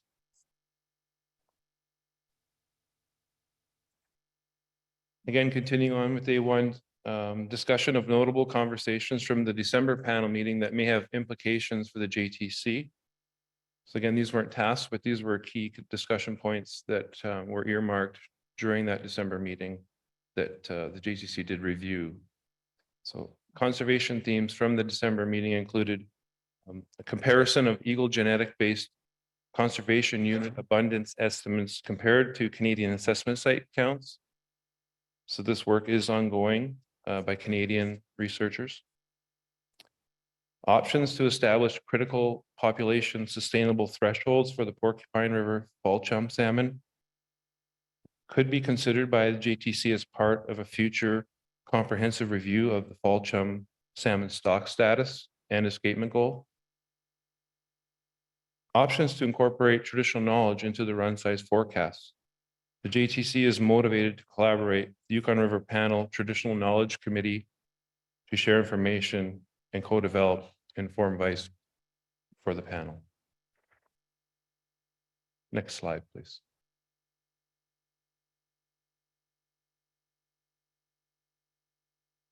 So also day one, the JTC received updates on 2 US projects designed to investigate natural en-route mortality of Canadian origin Chinook salmon. This is between the pilot and eagle assessment sites. So we received an update on the Ichthyophonus research, particular to Yukon River Chinook salmon that was carried out last season. And also a presentation of investigations into upstream migration, radio tagged Chinook on Yukon River Chinook salmon, pardon me. And we're going to hear more on those as well during these sessions.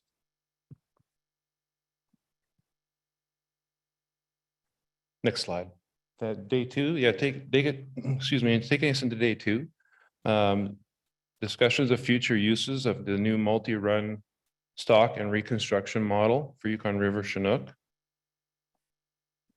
Connection to the current JTC responsibilities include escapement goal recommendations, estimates of total run and total escapement, brood table development, and run forecasting. A consensus decision to adopt the run reconstruction model as a JTC method to estimate total annual run size and escapement of Canadian origin mainstem Chinook salmon. Implications of this decision would be threefold. Historical time series of total run and total escapement will be updated. And beginning in 2023, estimates of total run and total escapement will be generated using this model. Model estimates will be used for brood table development and forecasting applications as needed. Next slide, please. Continuing on with day two, the JTC received an update from Aaron Lambert from University of Alaska Fairbanks and Dr. Curry Cunningham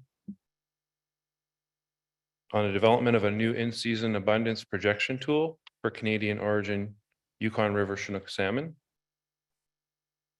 The ongoing efforts to develop and test a new run projection model that seamlessly would integrate the preseason forecast and in-season run abundance information and how.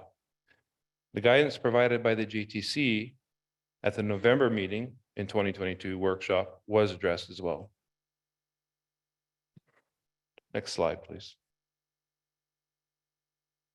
The JTC received updates from the Chinook and fall chum salmon forecast subcommittees and discussed the 2023 projected run sizes. And again, we will hear more on these in detail later on in these sessions.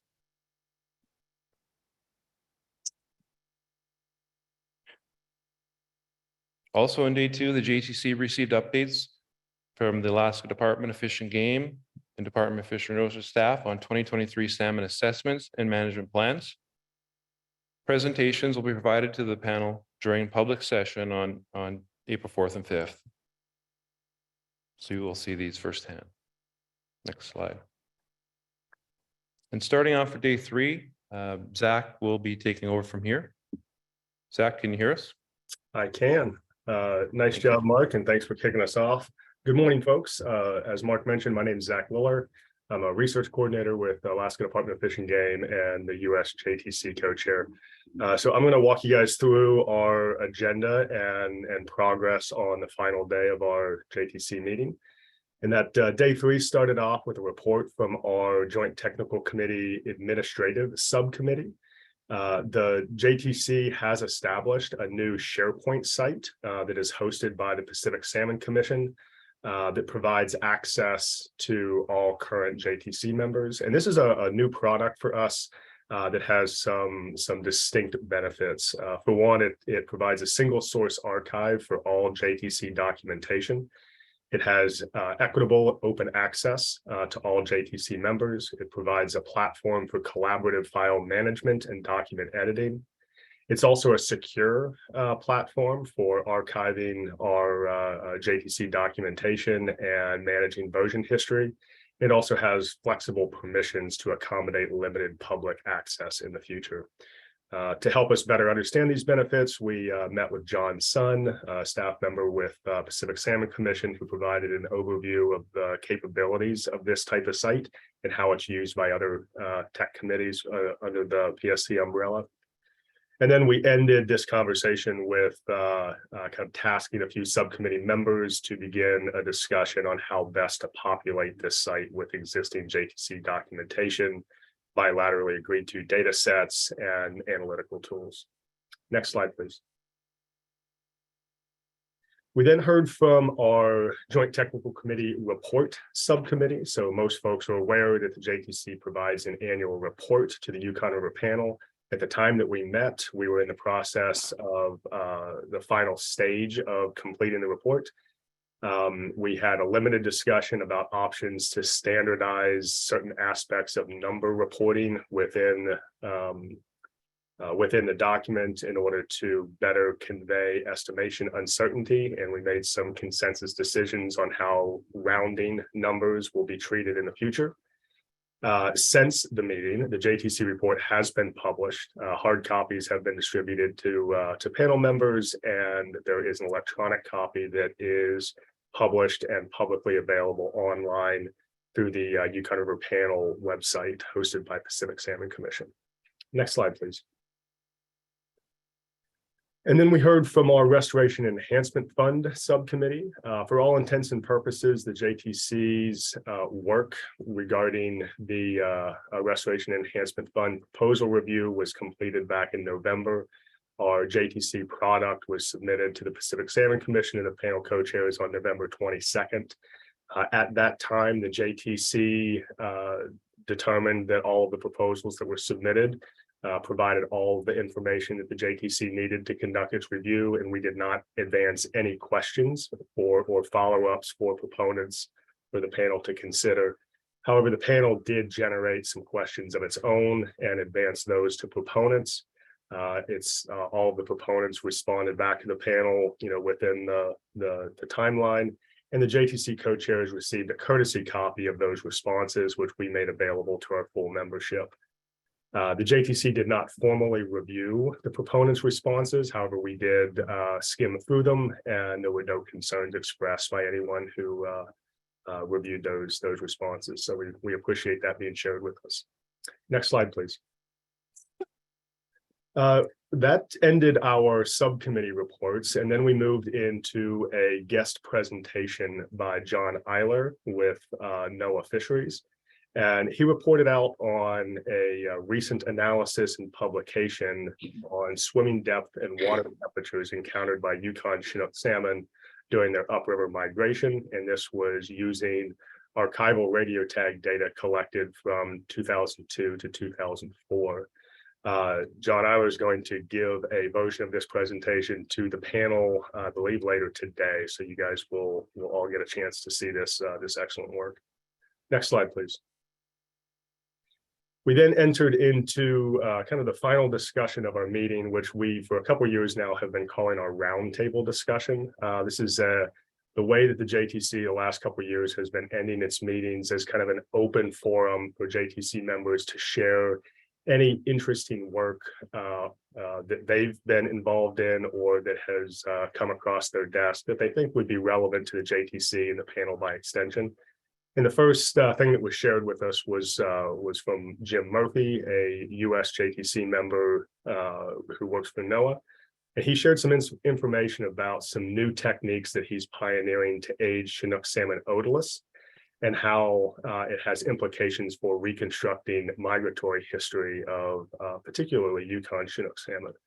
And he demonstrated the utility of this work by sharing some results from a small subset of Canadian origin Chinook salmon otoliths from the Jallen River.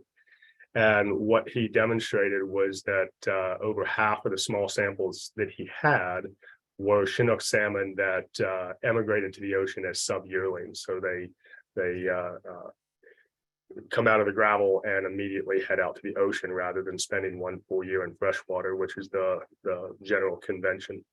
So it was really interesting preliminary findings, and we thought that it would be worth sharing that with the panel. Next slide, please. And then the last roundtable discussion that we had was shared by Melina Milligan, who is a Canadian JTC member. She shared information about a recent publication in the Journal of Fish Biology titled "High Egg Retention in Chinook Salmon Carcasses Sampled Downstream of a Migratory Barrier," with the lead author William Twardek and others.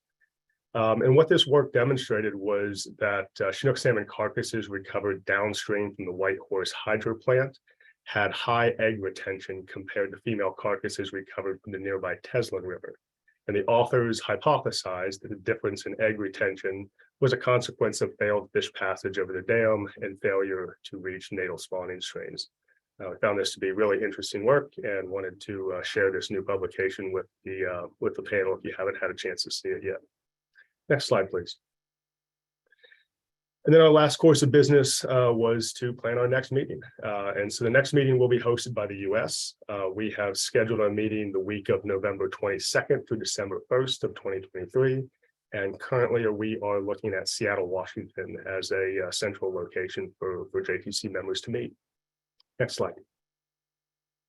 And with that, that is the end of our update for the panel. And Mark and I would be happy to hear any comments or answer any questions that you might have. On behalf of the panel, thank you very much to the Joint Technical Committee membership and to the co-chairs for this very comprehensive report. I'll open the floor to panel members for any questions that you have in regards to the information that the Joint Technical Committee has shared regarding its recent and planned activities.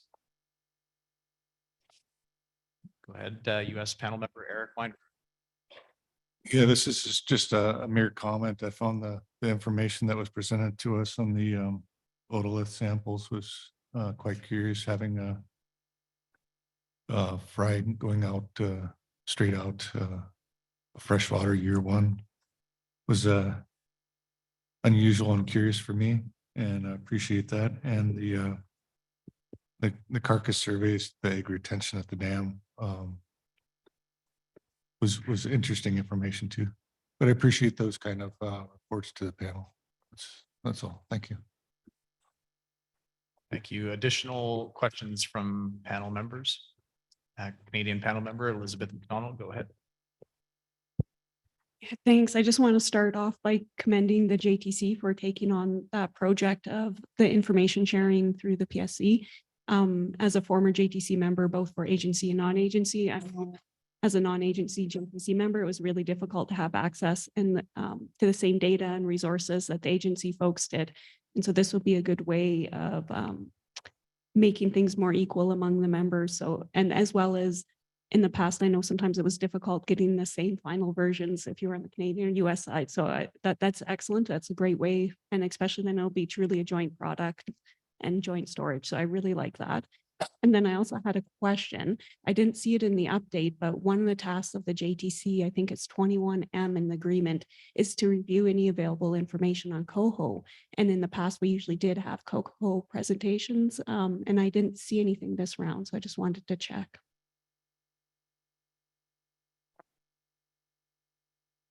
Zach, did you want to comment on that?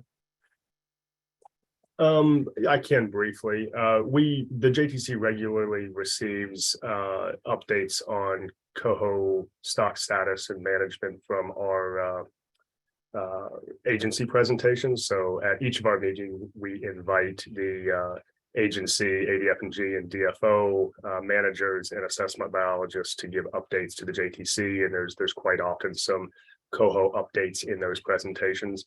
The JTC hasn't undertaken any specific coho analyses of recent, but you guys will see those same versions of those same presentations that we received from the agencies, and would have an opportunity to get some coho updates at that time. Question from Canadian panel member Dennis Zimmerman. Go ahead. Thanks for the presentation. This is just an open question for yourself or Mark or Zach, but I guess I'm just, as we move forward and we're bringing up the traditional knowledge committee and it's starting to, find its way, and we have a functioning communications committee, I'm just wondering if you've given any thought to how the various committees will interact from a governance perspective. I feel like if we're trying to bring the traditional knowledge to equal value of Western science, how those different functions would interact in your eyes through, annual cycles and things like that. Yeah, that's a great question. We have had some conversations briefly about that, and I'll start us off, and then I'll turn to Zach for his comments as well. But recognizing that the Joint Technical Committee is just that, it's a very technical committee, providing technical recommendations by its nature. We welcome the traditional knowledge aspect to be incorporated into that. And how we do that remains to be unseen. I think we need to wait to see what the TK committee brings forth, and then how we can work together to agree on a consensus for that interaction of the two pieces of information. Zach, did you have anything additional like to comment on that? I appreciate the opportunity. Yeah, and I agree with your comments there, Mark. I think the sentiments of the full JTC at this point is that we're really pleased to see that the TK committee is being formed. Looking forward to seeing how that evolves and any guidance that the panel might provide as to how the various committees interact with themselves as well as with the JTC. The one thing that we did comment on during our meeting was once those committees are ready, to a certain extent, they're still forming, but once they're ready, the JTC is looking forward to those engagements. We're looking forward to sharing the information that we have, learning from the TK subcommittee, and figuring out how best to co-develop recommendations to the panel. I know that several JTC members have expressed that interest in co-developing recommendations rather than having separate recommendations provided to the panel that the panel has to choose between. We'd like to be on the forefront of helping to kind of combine the knowledge sources in a way that complements and helps to guide the panel. Just additional question from Canadian panel member Dennis Zimmerman. Go ahead. Sure. Just to supplement, thanks for that. That sounds great. I really appreciate how you're creating space for that and trying to figure out how that's going to work. One thought from our discussion yesterday is I think maybe a touch point that could be a way to kind of test it is through that stewardship lens on the R&E proposals, is looking at that particular stream with R&E, and that might be a really great way of trying to build that co-governance model. So that sounds great. Thank you. Additional questions from panel members regarding the JTC's presentation? US panel member Eric Weingart, go ahead. Yeah, Dennis, you brought up a good question. How do we blend JTC with traditional knowledge? What I'm envisioning is a panel member eventually over time coming up with like a strategic plan. We want to keep data in the process of data gathering to some degree separate. And same goes for traditional knowledge, but I do believe there's a way to blend it, but I think we're at the beginning stages here. And my hope is over time, whether I'm here or not years from now, but that the panel will have equal value of information from both sides and not competing against each other. But I truly believe we need to revisit down the road and create a strategic plan of blending those two pieces of information together. Additional questions from panel members? And I will just check with Ms. Layton. Any questions from panel members online? Not at this time. Okay, well, I'd like to, on behalf of the panel, extend our appreciation to the Joint Technical Committee co-chairs as well as the committee members for your ongoing work and your very fulsome reporting here at this preseason meeting session. Thank you. Thank you. Next in our agenda is an update on the review of Chinook salmon escapement goals. And Mr. Co-Chair, I'd be happy just to provide a very brief summary with regards to the panel's process to date and look to you to additional comments that you feel are warranted to point out. The Yukon River Panel has undertaken a review of the Canadian origin Chinook salmon escapement goal. For the past number of years now, we've been working through some of the Joint Technical Committee modeling, as well as initial panel discussions around potential approaches and preliminary results of technical analyses.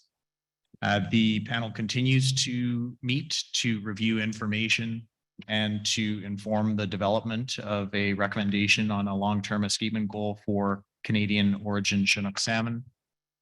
For the benefit of the members of the public and our viewing audience, As you've heard earlier this morning, the Yukon River Panel has established a traditional knowledge committee, which has been tasked to provide advice to the panel in the development of a recommendation for a long-term escapement goal for Canadian origin Chinook salmon. The panel will continue to meet to discuss this topic over the coming months as we receive additional information and advice from the various committee processes. Mr. Co-Chair, any additional items that you'd like to highlight in respect of this topic? Yeah, thank you, Mr. Co-Chair. I appreciate that good summary of the current discussions and ongoing discussions with respect to Chinook salmon escapement goal topic.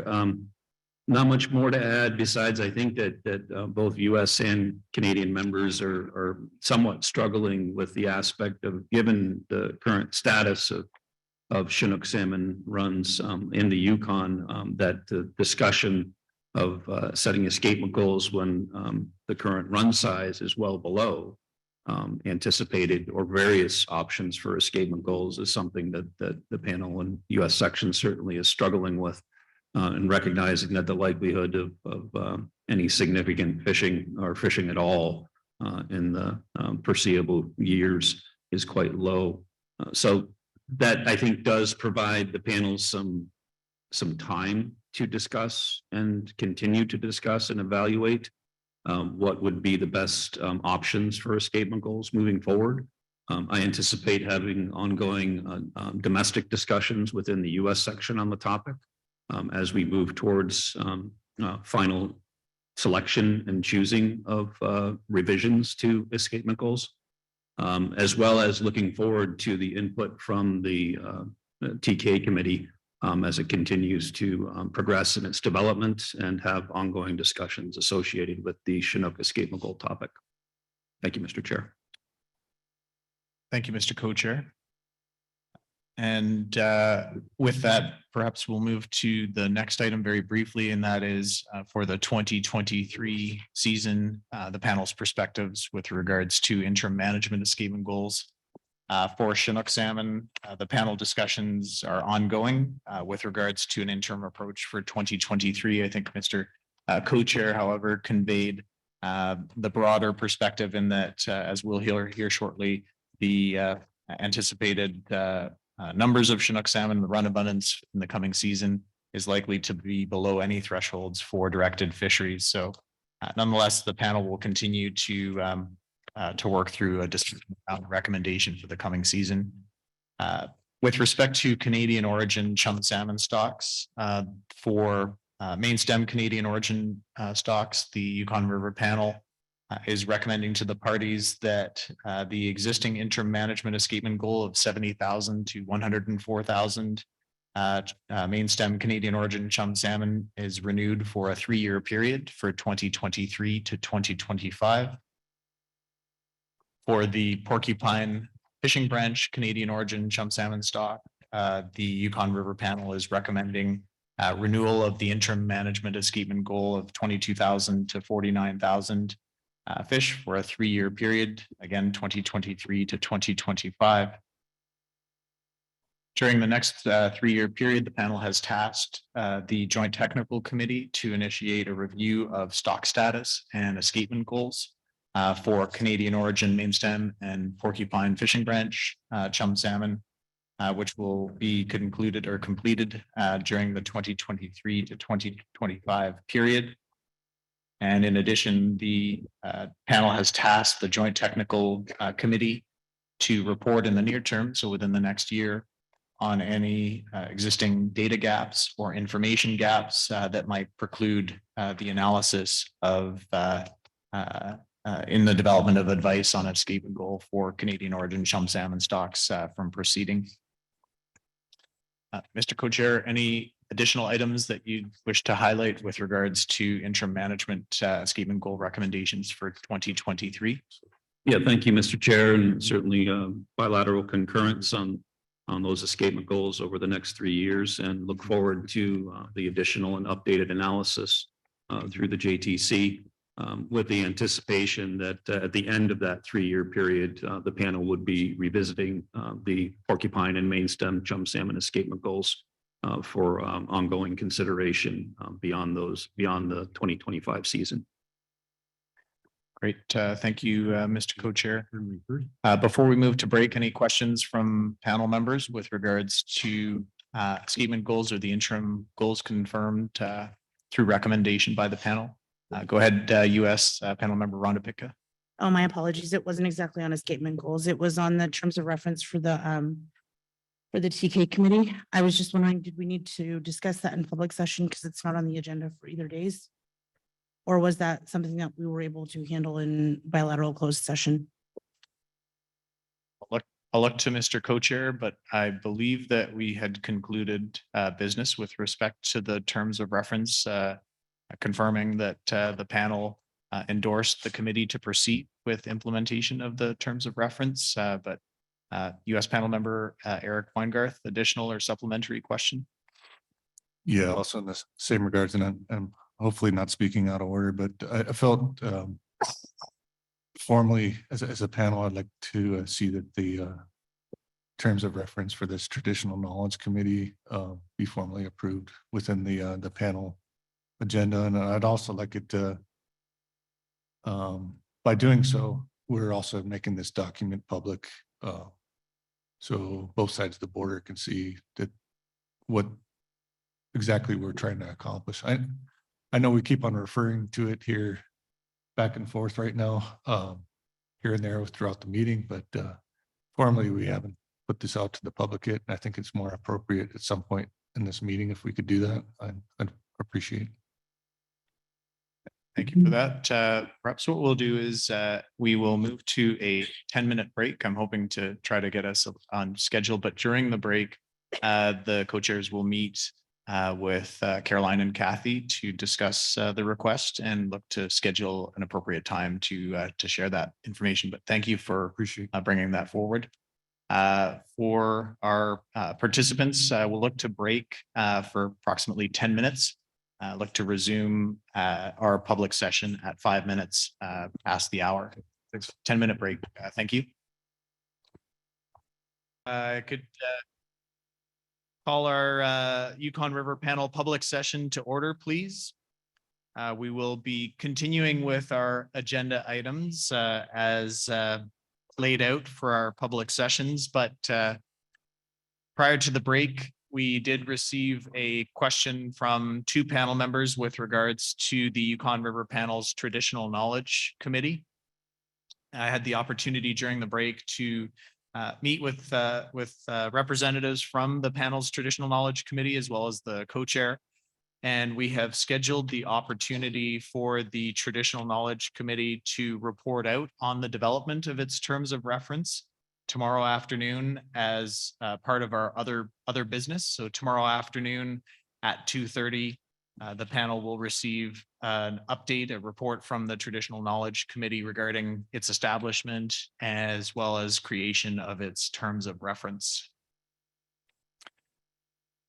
In respect of our agenda items, we will be proceeding with our preliminary Chinook salmon outlook and management strategies.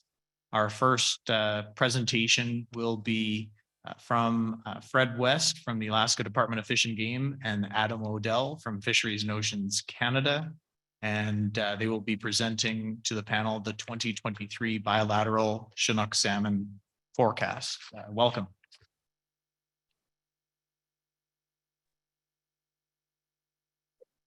Yeah, hi everybody. Can everybody hear me okay?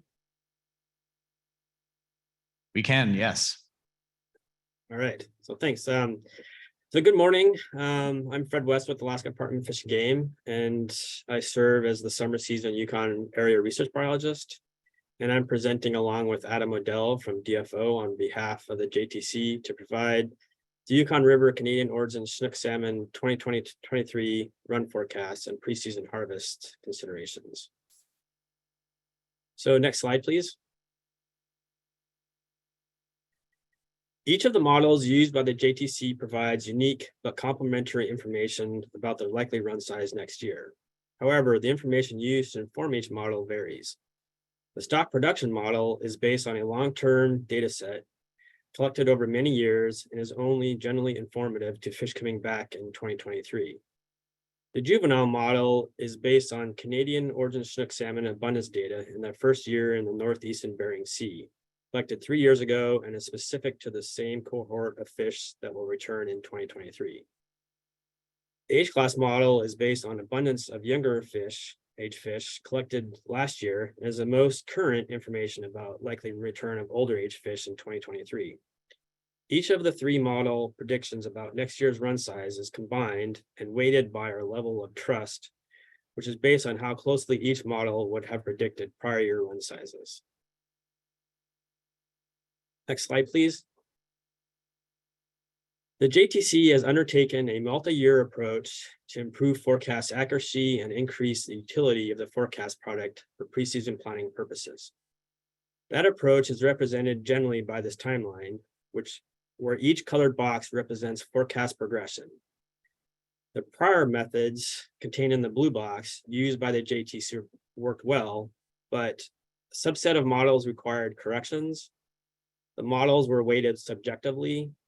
The forecast uncertainty was not adequately described. The forecast range provided no information about most likely run sizes.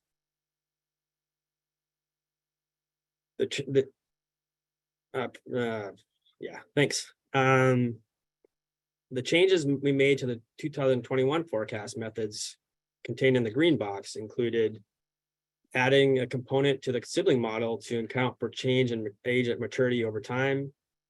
Models were weighted objectively and provided probability of different run sizes occurring.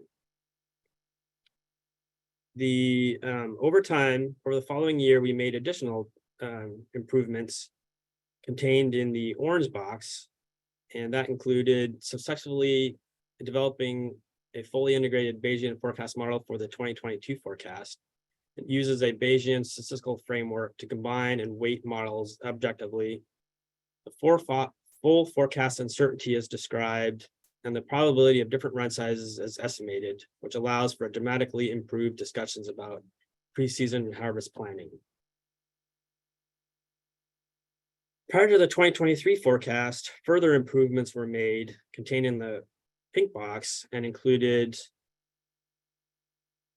successfully adjusted the stock production model to account for time varying productivity, implemented a method for estimating the missed juvenile survey in 2020 and other missed poor surveys in 2005 and 2008. This allows for the use of the juvenile data set back to 2003 with forecasts starting in 2007. We now have a complete time series of juvenile abundance for forecasting purposes. And to recap, the JTC Forecast Subcommittee has completed its multi-year effort to improve forecast methods. And next slide, and that Adam is next. Okay, yeah, here we are. Thanks, Fred. So my name's Adam Odell. I'm a senior biologist with Fisheries and Oceans Canada, and I'll continue on from here. So this graphic summarizes the JTC Canadian origin forecast for 2023 season. So the actual run size that will return this year isn't known with certainty, and many different run sizes are possible, but some are obviously more likely than others. So here we're showing how likely run sizes are to occur given information used in the models. So the likely occurrence of a run size is implied along the vertical axis, with run sizes near the peak of the curve being much more probable compared to those at the extremes. So the most likely run size for 2023 and the mean and median of possible run sizes is for 34,000 Chinook salmon. And the vertical black bars represent the central 80% of the forecasted run size, ranging from 26,000 to 43,000 fish. So run sizes beyond the black bars are very unlikely to occur. And for a moment, focus on the larger run sizes shaded in the red box. So while the forecast model indicates a run greater than 43,000 could occur, these are very unlikely and are not recommended for preseason planning purposes. So this season, the majority, 80% of the forecasted run sizes are for abundances near or below the current IMEGs. The JTC chose to draw attention to the 80% credible interval as a starting point for preseason planning and to discourage focus on the extremes of the forecast. This approach is consistent with how the JTC fall chum forecast range is generated and how the JTC Chinook forecast subcommittee has been presenting the range for the past several years. And because this forecast tool provides a probability distribution, it is much more descriptive than previous forecasts provided by the JTC, which gave only a numerical range. So like prior years, we still provide a midpoint of the range being 34,000 for 2023. But by considering the probabilities associated with each forecasted run size, there is the option to discuss the chance of a broader range of run sizes occurring and what that means for IMEG, harvest, and management outlooks. Next slide, please. So with the new probability-based forecast method, the JTC recommends the full range of forecast run size probabilities for planning purposes. It is important to remember these forecasts and probabilities are based on preseason information and are useful for setting realistic expectations and guiding preseason planning discussions. Next slide, please.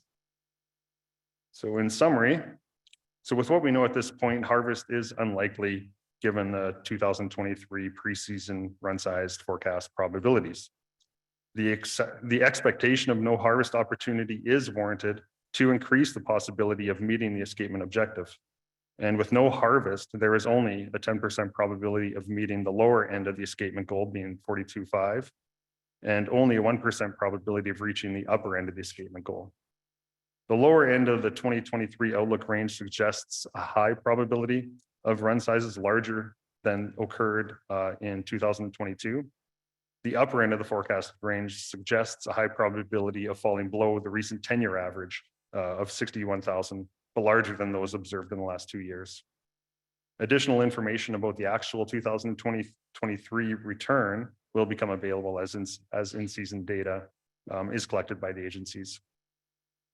And next slide, which concludes for comments, questions. Thank you. Thank you to Adam and Fred. So opportunity for panel member questions regarding the preseason forecast for Canadian origin Chinook salmon. US panel member Ragnar Alstrom, go ahead, please. Mr. Chairman, this doesn't have to be answered now, but it probably was given to the panel before. I'm reading this 2023 forecast. It says successfully adjusted stock production model to account for time varying productivity. And I'm wondering, what the heck does that mean? And then bullet number 2. But the I guess the point I'm making is, it says the JTC forecast subcommittee has completed its multi-year effort to improve forecast methods. And at least for me, when we meet as a panel, it would be good for this forecast subcommittee to once again give us a detailed summary of what this new forecast method is. They've obviously spent a lot of time developing a new forecast model. At a future meeting, I'd like to see that presented again to the panel, Mr. Chairman. Yeah, this is Fred. I guess I can partially try to answer that. Essentially, we know that production has changed over time, and the stock is not as productive as before, and so the stock production model is essentially attempting to account for that. And so the prior stock production model didn't account for those changes, and so it's giving us a relatively average run size. And now with adding that component, it allows that we know that like in recent years, the stock is not as productive, so it's getting closer to what we expect to see And then as far as the overall, the technical aspects of what the changes are, yeah, we generally, like at the JTC, I think we provide a little bit more technical background, but that's definitely doable to provide more of a technical review of what changes have been made, because there has been a bit to improve the method to get us closer to what we expect. So yeah, thanks. US panel member Virgil Oppenhauer, please go ahead. Okay, my question of the three different models, I suspect maybe number two might be the best or have been the most accurate recently. And the second part of that question is that abundance model for the juveniles, does that come from the work being done in early marine life cycle that's being done by Katie Howard and a guy from NOAA? Yeah, this is Fred again. Yes, so that is correct. The Northern Bering Sea is the work of the NOAA and ADF&G to collect the juvenile data. And as far as the model that were the probability distribution that we showed on slide 4 is basically the combined of all three models, and so they're all weighted based on performance, and so that's the combined model. And so there's different inputs from the three different models, and I mean, some perform better than others, but they're weighted to kind of come up with an overall probability distribution. And this year, with the improvements of, you know, the sibling model a couple of years ago, and then the improvement of the stock production model this past year, all three models are showing a very similar distribution. So we had a backup slide, but it's hidden, but it shows the distribution of all the three models and combined, and they overlap each other very well. And so they're all basically painting the same picture.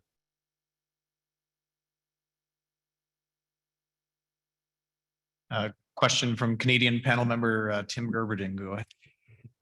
Yeah, thanks. I just hope you can help me to understand this a little better. So the forecast run size, as I understand it, these are the number of Canadian origin Chinook salmon that we expect to show up at the mouth of the river. And then, you know, there are various modeling, but then in the summary page towards the end, it says, you know, there's considerable possibility of no harvest given the 23 preseason forecast. And then with no harvest, only a 10% probability of meeting the lower end, which is 42.5.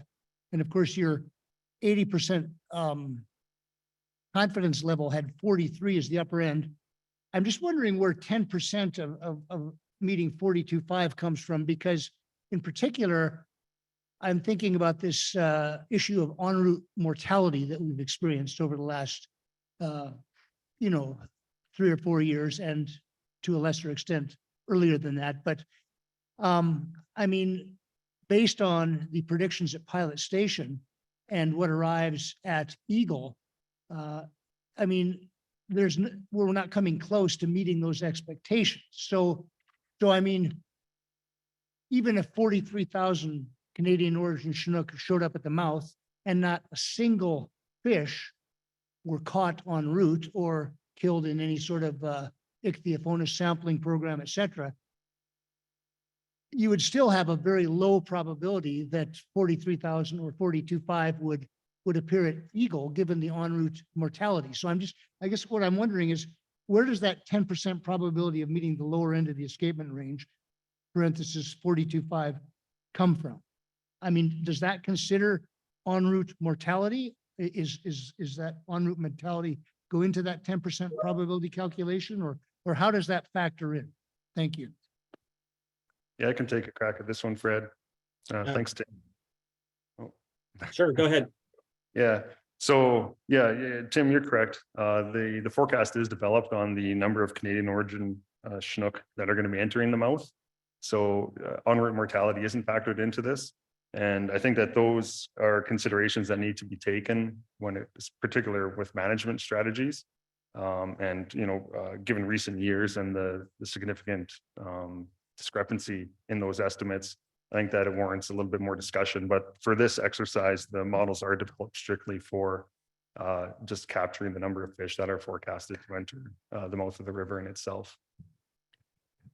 Okay, well, thanks. And so en route mortality was not considered. And so, that, I guess, guesstimate that there's only a 10% probability of meeting the lower end of the escapement range. I mean, that's probably, pie in the sky if it's not considering en route mortality. If you considered en route mortality, the probability of meeting the lower end of the goal would be far less than 10%, I'm assuming. That would be a fair assumption. Yes. Thank you. Additional questions from panel members? Perhaps one question / comment regarding slide 4, which is currently up on screen. Hoping you can help provide clarity and interpretation for panel members and for the public who are viewing this information. So appreciate that the on-screen image is a little bit difficult to see, but for those that have printed copies, do have very faint horizontal and vertical bars. So provided that the understanding is correct, the blue line refers to the likelihood that a particular run size is likely to be achieved. So less likely being low, more likely being high. And as the curve starts from below 20,000, it kind of moves up, peaks around some point around 30, and then back down, dropping off after 60, with a credible interval described as 26,000 to 43,000.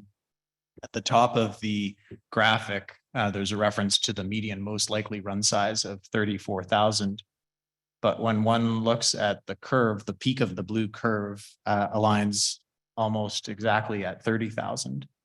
So is there a misunderstanding or is there a misinterpretation there in that I think it's clear that perhaps the median is 34,000, but the most likely run size is some other lower number based on the blue curve? Yeah, here, Fred, I'll take another crack at this one and then I'll let you step in. Okay. So yeah, we have had some discussions on this. And I think there's a couple different things to consider. First off is that this is a combination of multiple models. So the graphical representation might be a little misleading in that sense. And that 34,000, the arrows and the lines aren't, how do I put this? They're not 100% accurate, I guess, in identifying the bounds necessarily. But then the 34,000 is the estimated value that lines up both with the mean and the median. Approximately, those numbers were fairly similar to line up with 34,000. And then, not to take away from your question any further here, I'll let Fred step in, but I think the takeaway with this is really focusing in on the bounds of the 80% and on the midpoint, and understanding the limitations in terms of management strategies, and kind of focused on the larger picture that's being represented here in this graphic, and just the limitations around that being there's very unlikely harvest opportunity going to be exhibited this coming year. Now saying that, I'll let Fred chime in with any further details he may have to address your specifics there. Yeah, I think you captured it pretty well. It's just, yeah, the 80% of the possible forecast distribution is within that range. And so, yeah, the median and the mean are very similar or close to 34,000. So the most likely run size is kind of up in that where that peak is. But yeah, so that's that's pretty much it.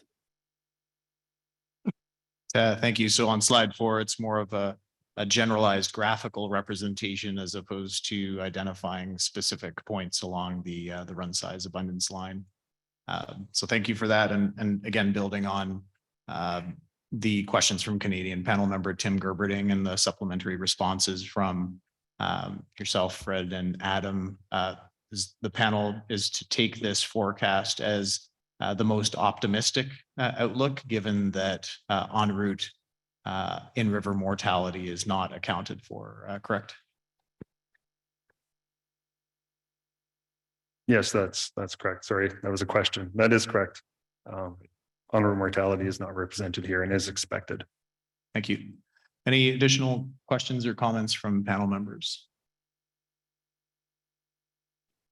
Not seeing any. Thank you very much for your presentation, and we will move into our next presentation to the panel, which is an overview of the U.S. Proposed management strategies, and I'd like to welcome Deena Jallen from the Alaska Department of Fish and Game, who will be providing this presentation to the panel.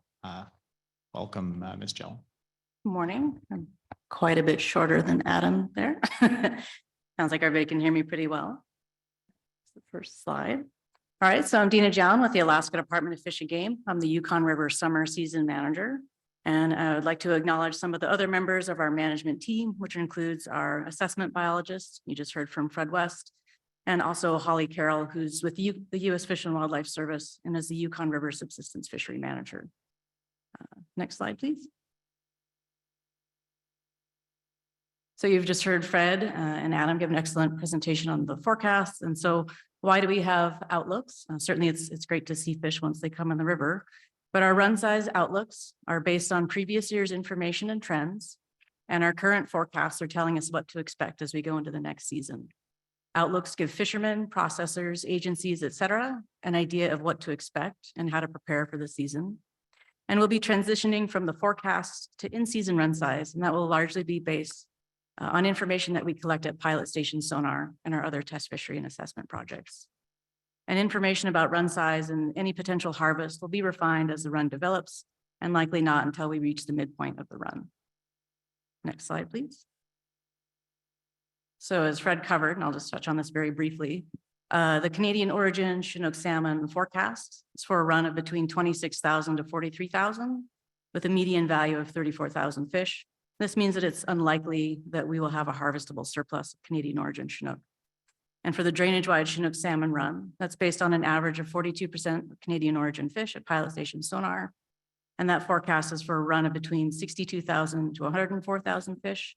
And what we've seen in the past is that at run sizes below 150,000, we're unlikely to meet escapement goals in the Alaskan portion of the drainage. And so these runs are quite small and unlikely to meet escapement goals. Next slide, please. I'll just briefly touch on the other salmon species that we have coming in the summer, which is summer chum salmon.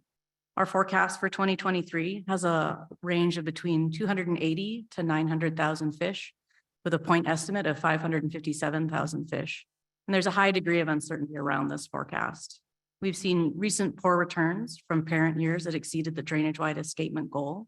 And we also saw hot water conditions and die-offs observed during the 2019 spawning migration. The chart below shows the summer chum escapement in the green bars, and those numbers are represented by millions. The solid black bars are the upper and lower bounds of the drainage-wide escapement goal. You can see that the parent years of 2018 and 2019 for this upcoming year's run did exceed the upper end of the drainage-wide escapement goal. However, we have seen pretty poor returns of summer chum salmon in the last few years. So we'll also be managing summer chum salmon as they come in the river based on the actual in-season abundance that we assess as they do start to come in. Next slide, please. So for our management planning for 2023, based on the outlooks and recent escapements, management actions will be similar to 2022, and the season will start with subsistence fishing closures. And due to the low king salmon numbers, we do expect that king salmon fishing will be closed all season as we endeavor to meet escapement goals in both Alaska and Canada. Our potential summer chum, there may be potential summer chum salmon fishing opportunity with selective gear if the run is projected to exceed 500,000 fish. In selective gear types, Chinook salmon will be required to be released alive. And we may also need to consider limiting opportunity to protect Chinook salmon if it looks like those opportunities may overline with Chinook salmon as they pass upriver. And we'll be discussing and sharing our management strategy this spring at the URFA preseason meeting. And then also we'll be sending it out as a flyer to over 300 or over 3,000 households within the Yukon River drainage. Next slide, please. And then in addition to salmon, we do also have some management planning considerations for non-salmon. We've recently had some gear regulation changes from our Board of Fisheries cycle, and that allow us to extend the area where hook and line gear may be used for subsistence. And we can require the release of salmon by emergency order, both Chinook and chum salmon if necessary. And we can require that 4-inch or smaller mesh gill nets be operated as set nets and near shore, and we can also limit the length of those gill nets. And this is all to provide opportunity for non-salmon, which we acknowledge is very important to households during salmon fishing closures. This next slide, please. We've had some questions and some concerns about non-salmon harvest recently. These estimates are from 1997 to 2022 and just show the combined harvests of whitefish, pike, sheefish, grayling, and burbot. And you can see that the harvests from the last 2 years have been below average. However, 2022 was a bit higher than 2021. Households harvested an estimated 70,000 non-salmon last year, which is below the recent 10-year average of around 100,000. So we do know that by limiting salmon fishing, we do also limit the harvest of non-salmon because some households do rely on salmon gear to harvest non-salmon. But this opportunity to harvest non-salmon species with non-salmon gear is incredibly important throughout the Yukon River drainage. Next slide, please. Let's touch a little bit very briefly on research and monitoring. We do expect that most projects will operate in 2023, barring unforeseen events such as forest fires or floods or other things that happen in our summer seasons. And there'll be presentations to follow about radio tagging and Ichthyophonus projects. We'll have continuation of sample collections at various sites for body condition, stress markers, diseases, et cetera, by the ADF&G SOAP program, which is a salmon ocean ecology program. And then also other groups will be collecting samples for their various analyses. We'll be suspending the Lower Yukon Test Fishery set gill net site for Chinook salmon. And this will reduce some of the mortalities that we have at that project site near Avonic. We will still be operating the drift gill net sites for Chinook and chum salmon, which give us important information about the timing of Chinook and chum, and also we get age information for chum salmon. And we'll have ongoing measurements of salmon counts, including ASL, water levels, and temperatures at the other projects. Next slide, please. And this is just a map reminding folks of where some of these projects are located throughout the quite large area that we do cover. The bright pink dots are the lower main stem projects, which include the Lower Yukon Test Fishery, the Chinook Salmon Radio Telemetry tagging site, which will be occurring near Avonic, the pilot station sonar, and then the lighter peach colored dots are the tributary assessment projects, which we anticipate to operate throughout the lower and middle Yukon. And then the solid dark dots are the upper main stem projects. We'll be looking at Chinook salmon fish health at Rapids and Fort Yukon, and then also at Eagle Sonar, we'll be conducting the normal sonar operations. And with that, I'll move on to the next slide, and I'll take any questions. Thank you. Questions from panel members regarding the U.S. proposed fishery management measures. Canadian panel member Robert Perry, go ahead. Yeah, slide 7. You refer to a fishery, a non-salmon fishery. Do you, when you open that fishery, does it take into account the passage of Canadian salmon? The non-salmon harvest? Yes. So this harvest represents non-salmon that are harvested throughout the year. And so it's non-salmon are harvested both during salmon season, then also in the winter and spring and late fall. So in this harvest takes place, it can take place throughout the year, and also with a variety of gear, both non-salmon gear and then also gear that we may more typically think of as salmon gear. And so while folks may prefer to harvest their non-salmon with 6-inch mesh or fish wheels, those have not been options during the salmon season. Those gear types have been completely closed. And so this represents harvest from things like 4-inch gill nets, hook and line, pike nets, long lines, hand lines, other sorts of gear. And so it's open all season long, is that correct? Correct, yes. Okay, thank you. Is there any reporting when you're targeting, say, for instance, northern pike or sheefish? Is there any instances where they're reporting bycatch of salmon? So we do a postseason subsistence salmon harvest survey. And so we do talk to households in September and October. And we ask them about their harvest of fish from the previous summer and from the previous year in the case of non-salmon. And so households will tell us if they, when they choose to share information with us, they'll often tell us, if they did maybe encounter chum while they're hook and line for pike, or if they did get salmon in their non-salmon gear. So this is voluntary reporting? Yes, there are a couple areas there are fewer areas in the drainage where we do have a subsistence household permit. Those include the Tanana River drainage and some portions of District 5, and households do report their harvest of non-salmon and salmon on those household permits. Okay, so there's an obligation to release live fish. Yeah. How do you discourage people from retaining? We have, through outreach and to work with fishermen to inform them of how poor the runs are and how important conservation is. We do encourage people who are using 4-inch or smaller inch nets to fish them in sloughs and side channels where they're unlikely to encounter salmon. By having the restrictions on mesh length, we know that households they don't have a lot of gear in the water. And now that we have new requirements to require gear to be operated as a set net in near shore, those nets won't be very far offshore. They're already limited to 60 feet, but now they must be operated closer to shore.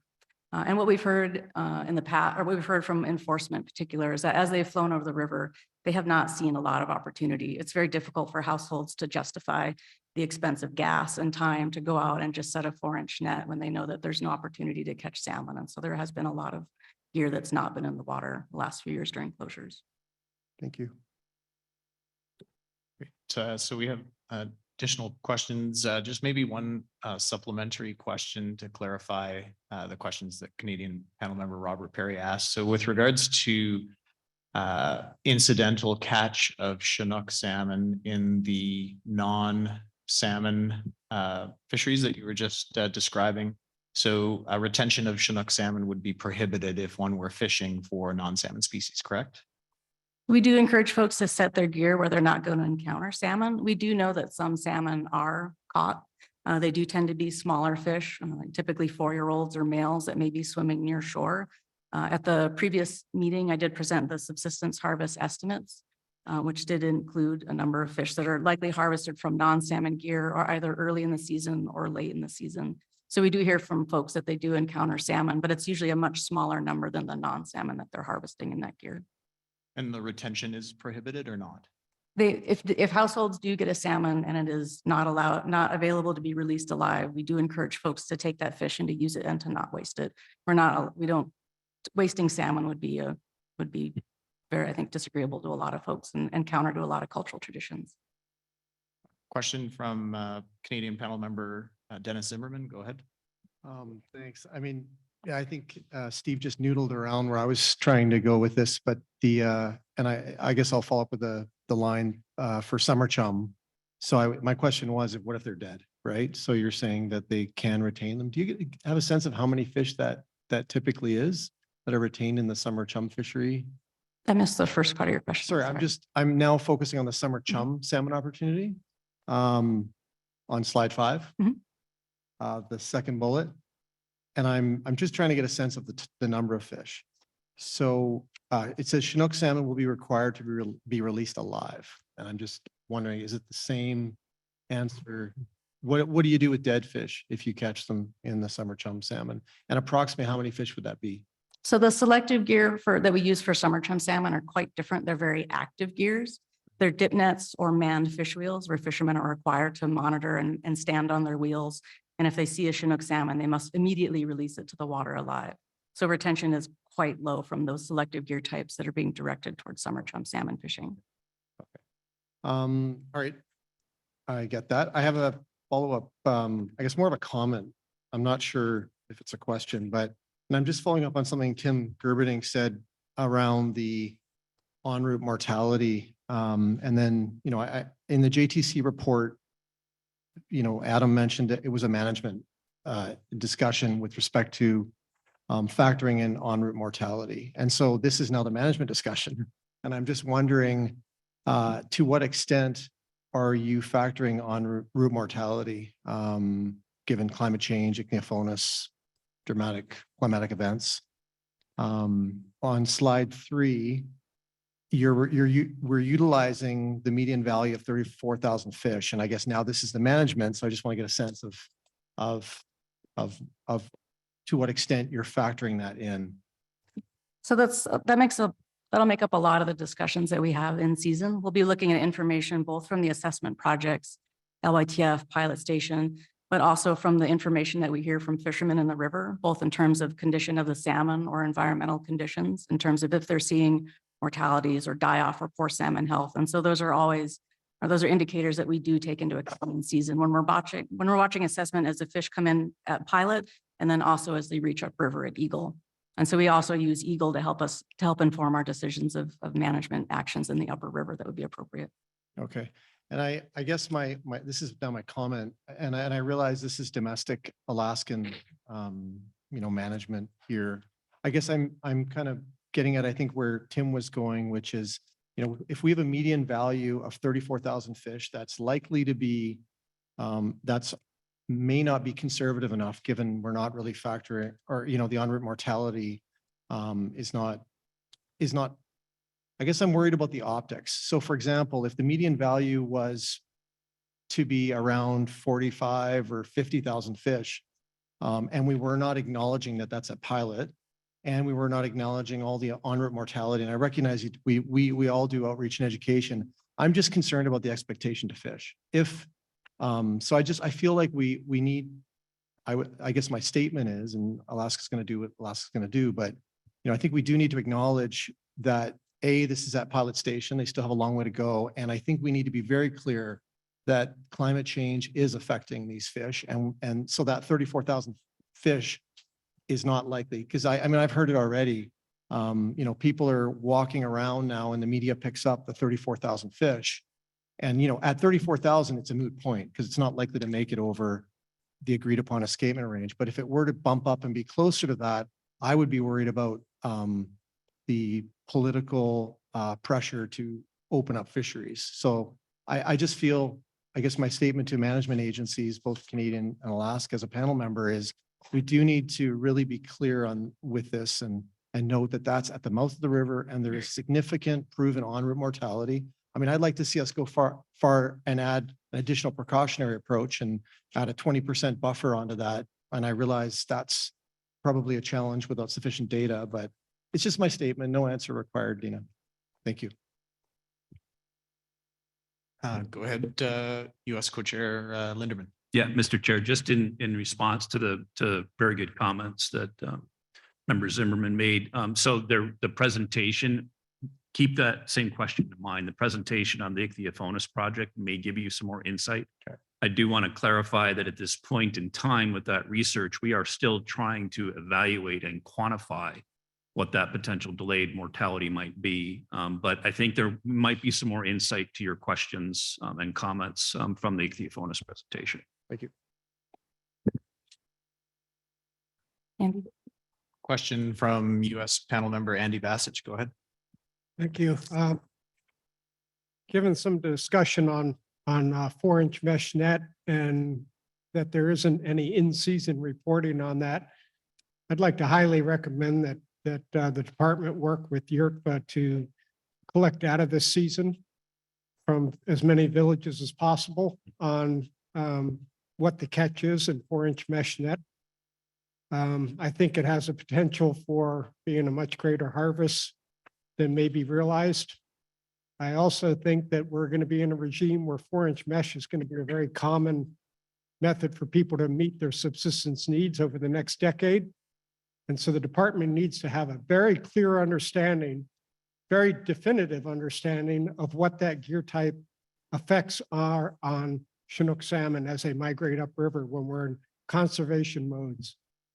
So that's a strong recommendation I would like to make, that the department works with YRPA. They have people in the villages that do subsistence surveys, gather as much data as possible, because what I'm hearing right now is you don't really have a good idea of how many fish are harvested with 4-inch mesh here until well after the season. And you only get that in a few villages and then it's extrapolated. I think there needs to be a much more robust study on that, given the fact that we are going to be in this regime for a long time. Thank you. Additional questions from panel members? Canadian panel member Elizabeth McDonald, go ahead. Yeah, thanks, Deena. I was wondering about the non-salmon harvest. Sorry, can you give me an idea of how much of that happens during the salmon season, or is it more predominant under ice? Just trying to get an idea of when that harvesting is focused. Caroline sitting next to you may be a much better resource. It's highly variable depending on which community and which resource you're talking about. Yeah, we hear a lot from households and communities as to when they see sheefish, which species are harvested typically under ice. Yeah, it's very highly variable. It's a lot of species and a lot of different communities with different traditional practices. Go ahead, U.S. alternate co-chair, Caroline Brown. Yeah, I would echo what Deena said. It's pretty variable community to community. But it's non-salmon fish is not typically a focus during the salmon season. And there's a lot of local information that the non-salmon fish are really in the tributaries and sloughs during that time, which is one of the reasons that that Deena talked about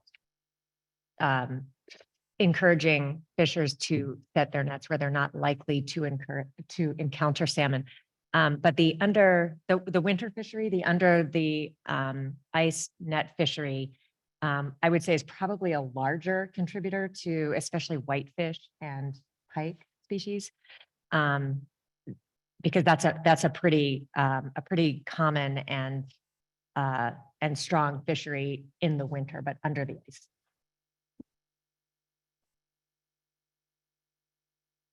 U.S. panel member Eric Weingarth, go ahead.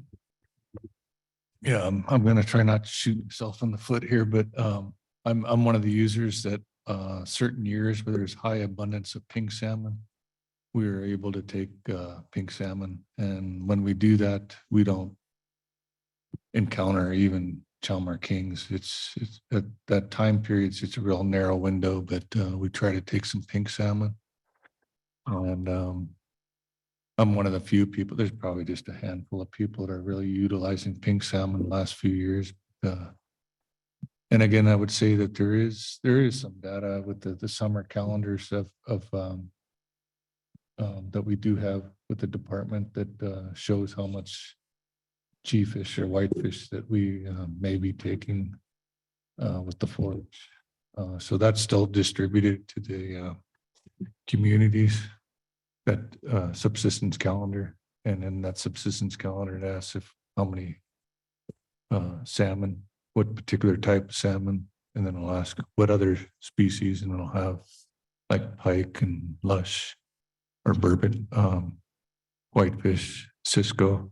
So it is, there is some data there.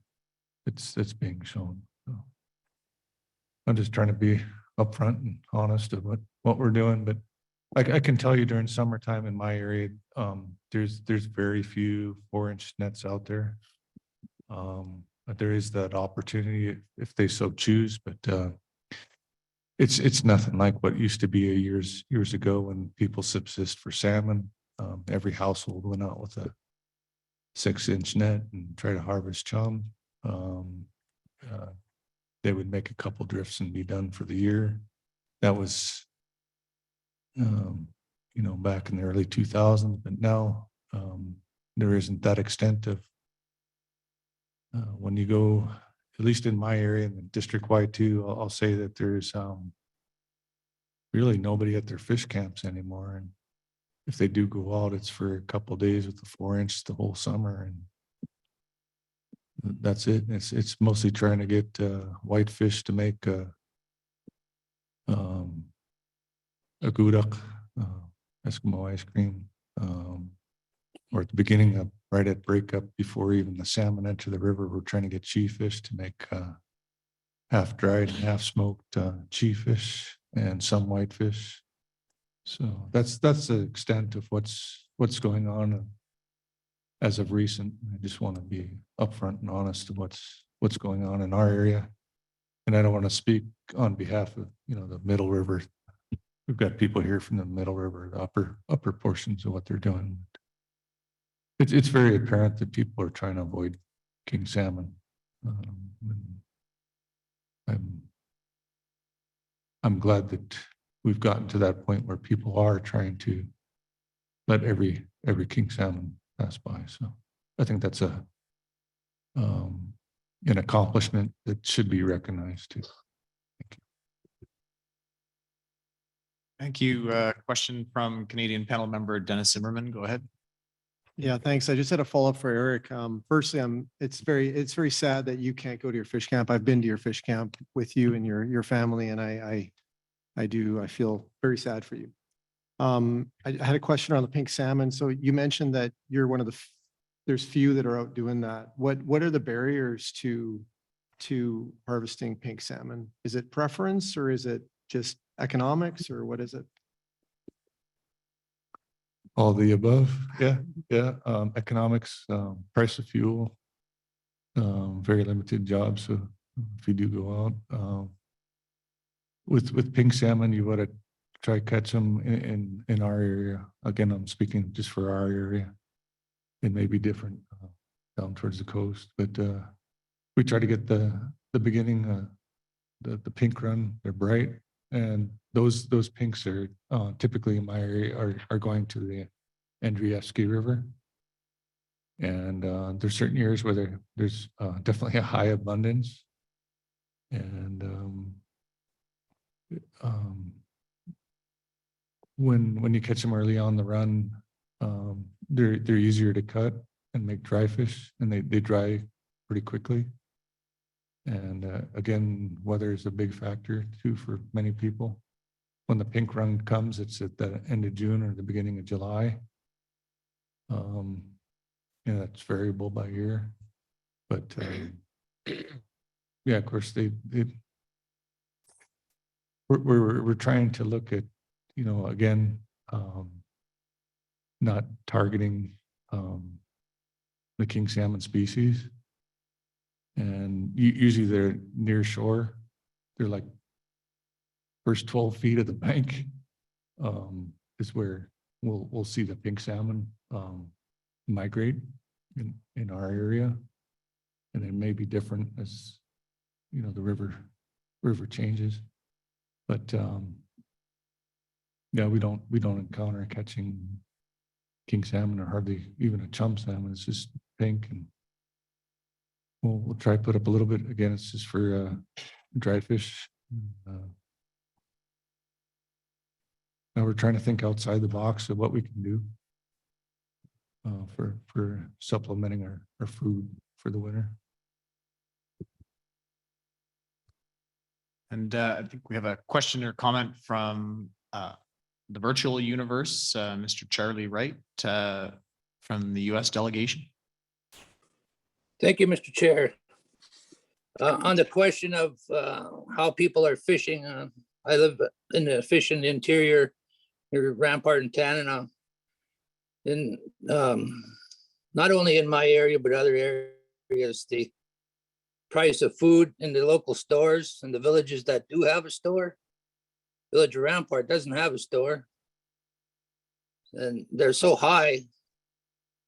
And the gas prices are staggering in the villages. And the way that we are managed to fish now makes it really hard for people to even try to go out and catch fish. Yeah, that 4-inch mesh, there's an occasional little jack salmon, a little bit bigger than a grayling or round whitefish. There's a little bit of everything in those 4-inch mesh, burbot, pike once in a while, a couple different kind of whitefish. But it's not enough to feed your family if you try to go to camp, let alone if you have a dog or two. And the people along the river really want to see the fish come back. That's their main staple. The people that the salmon culture along the Yukon River and Kuskokwim and other contributaries. The people have been policing themselves sacrificing for a long time. In this last winter here, the state of Alaska hasn't been able to successfully give out assistance, meaning food stamps. With the lack of salmon in some areas being over harvested from moose, harder for people to get out, and people are suffering. People are hurting. People want to see those fish come back, like I said. So it's really tough out there right now for a lot of people. Climate change also contributes with the Ichthyophonus and high water. High water makes it really hard to run any net, and we've been getting a lot of that due to the climate. So I just wanted to add those few things to it, that there's always a couple bad seeds, but the majority of the people along the river would love to see the salmon come back, and they are sacrificing and self-policing for that time, and hoping and praying that it happens. Thank you, Mr. Chair. You and perhaps one additional comment on slide number 3, and this builds on Canadian panel member Dennis Zimmerman and previously Tim Gerberding's questions in regards to the forecast, where we heard from Mr. West that the optimistic forecast is 34,000 Canadian origin Chinook salmon at the mouth, not accounting for potential en route mortality, which would be considered as part of the management planning process. Looking at slide 3, we have some information around the forecast ranges of Canadian origin Chinook salmon, as well as drainage wide Chinook salmon.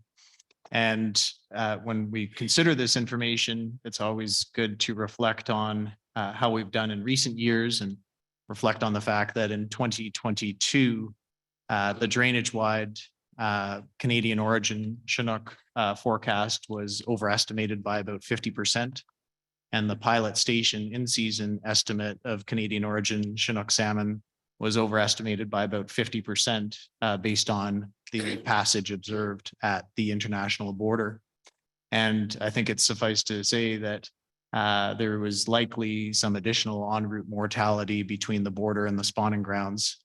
So fewer than 12,000 fish returned to their headwater spawning areas in Canada in 2022. So I think it's important, as Mr. Zimmerman pointed out, as we talk about management strategies and planning for the coming season, that the information that's being conveyed, I think, should be viewed as optimistic given past performance. And so using 2023, if our most optimistic median forecast in absence of any en route mortality considerations is 34%, deduct 50%, or excuse me, 34,000, deduct 50% of that, and that's likely what we'll see at the mouth, and another 50, that's what we'll see at the border, and who knows what we see at the spawning ground. So very quickly you get down to, from an optimistic 34,000 Canadian origin Chinook salmon to perhaps fewer than 10. And I know I'm generalizing here, but it's important about the point that I'm making is around setting expectations for the coming season as part of the management planning process. Mr. Co-Chair, I acknowledge that we're just past noon, and we've lost a few members due to other meeting commitments over the lunch break. We'll be diverging a little bit from our agenda, but I'd recommend perhaps taking our lunch break now and resuming with the Canadian proposed management strategies for Chinook salmon for the coming season at 1:15. Mr. Co-Chair. Yeah, thank you, Mr. Chair. I think that's a good suggestion. Hopefully we'll be able to make up a little bit of time in the afternoon and proceed with our lunch break at this time. Great, thank you. So the public session will resume at 1:15 p.m. Yukon time. We'll break for lunch at this point. Thank you.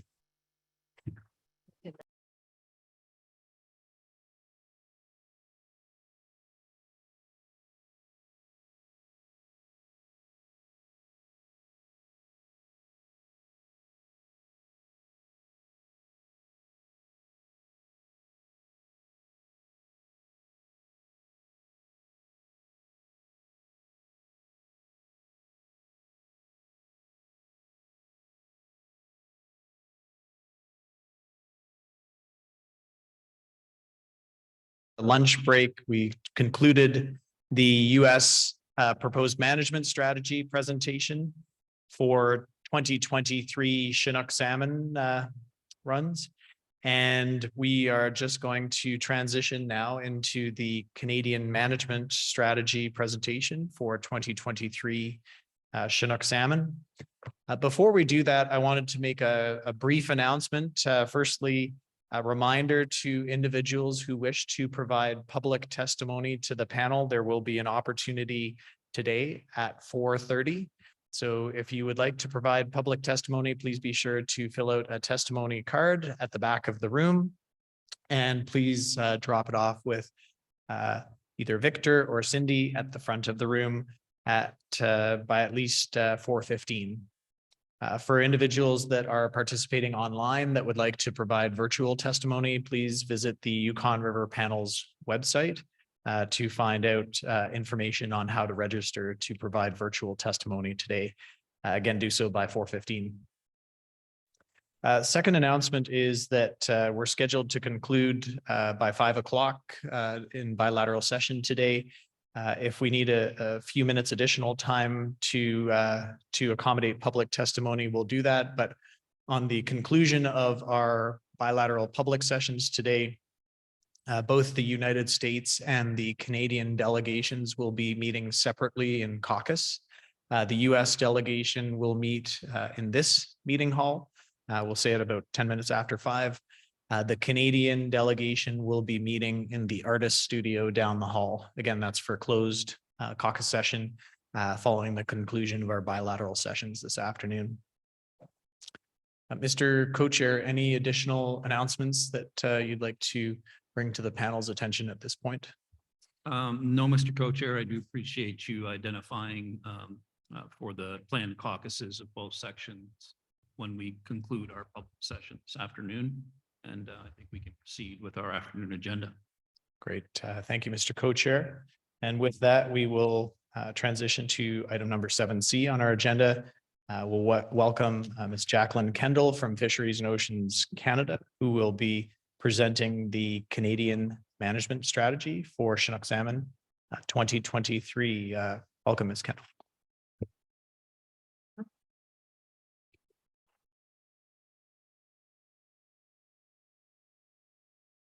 Yeah.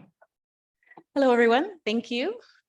So as mentioned, my name is Jaclyn Kendal. I am a fisheries manager with the Department of Fisheries and Oceans for the Yukon River, and I will be going through the 2023 Canadian Yukon River Chinook salmon management outlook, along with my colleague, Adam Odell, who's the senior biologist with DFO. So he's going to take on the next slide, if we can advance it. Thank you. All right, thanks, Jaclyn. I just like presenting so much. I figured I'd get some slides in here too. So in 2023, this coming season, we anticipate between 6 and 8 projects, which will assess Chinook salmon in the Canadian Yukon River drainage. Many of these have run for consecutive years and are either First Nation run or partnered. And I'll get into these in a little more detail on the next slide. So now, kind of following the theme of that map here, I'll go into some details on these projects. So the Porcupine Sonar, this is located just downstream of Old Crow, and it's run by Fisheries and Oceans Canada and Untitled government. This project estimates Chinook as well as fall chum salmon in the Canadian Porcupine River, and it's been in operation since about 2014. The Klondike Sonar, it's a Trondike-Witchen project, and it estimates Chinook salmon in the Klondike River at Dawson City. This is going to be the 4th consecutive year of operation and the 7th overall. The Pelly Sonar, it was established in 2016, and although it didn't operate last year, it is proposed to resume again this year. This is a Selkirk First Nation project, which estimates Chinook return to the Pelly drainage, which is one of the most productive Chinook systems in Yukon. And now the Tatchin Creek Weir, this is a Little Salmon Carmack's First Nation project, and this enumerates Chinook in Tatchin Creek, a historically significant fishing stream. And last year was the first full year of operation since the year 2000. And Big Salmon sonar was established in 2005. This as well didn't operate last year, but it is proposed to resume this coming season. This is the longest running, with the exception of last year, the longest running Chinook salmon project, sonar project in the Canadian Yukon River. And continuing on here, there's the Takini sonar. This is a Kwanlin Dun First Nation project, and it's partnered with Tonquichan and Champagne and Asiatic First Nation, and it estimates Chinook in the Takini River. And this has been in operation for 4 of the past 6 years. And now Whitehorse Fishway, I'll talk a bit more about this one on the next slide as well, but this monitors and assesses Chinook passage of the hydroelectric dam here just in town. It's been in operation since around the 60s. And as I said, I'll have more info on the next slide. And Nisutlan sonar, this is a Teslin Tlingit First Nation project, and this estimates Chinook return to one of the more historically productive Chinook drainages in the Yukon as well. This is near the headwaters of the Yukon River, with these salmon undertaking one of the longest freshwater salmon migrations. Next slide, please. And so, as I said, there are additional projects too, and there's numerous other ones that are taking place within the territory. And here's just a brief summary of what's taking place currently. Yeah, so starting with Vuntagwitchin. So there's a study that's undertaking or just trying to understand deep watering that's occurring in Fish and Branch River, and this is largely a fall chum focused project. However, it's been pretty dramatic observations in the stranding events that have occurred for juvenile Chinook salmon in this system. And there's now Tonquichan. They are also planning to continue aerial surveys for both spawners and red counts in the Klondike River, and a continuation of salmon restoration work on the Klondike River, which will be contingent this year upon sufficient returns of fish. The Tonquichan Council, their continuation of juvenile and adult monitoring and habitat at Fox Creek, and also investigations into future salmon restoration works on TKC traditional territory, and preliminarily identifying Joe Creek as a potential suitable site.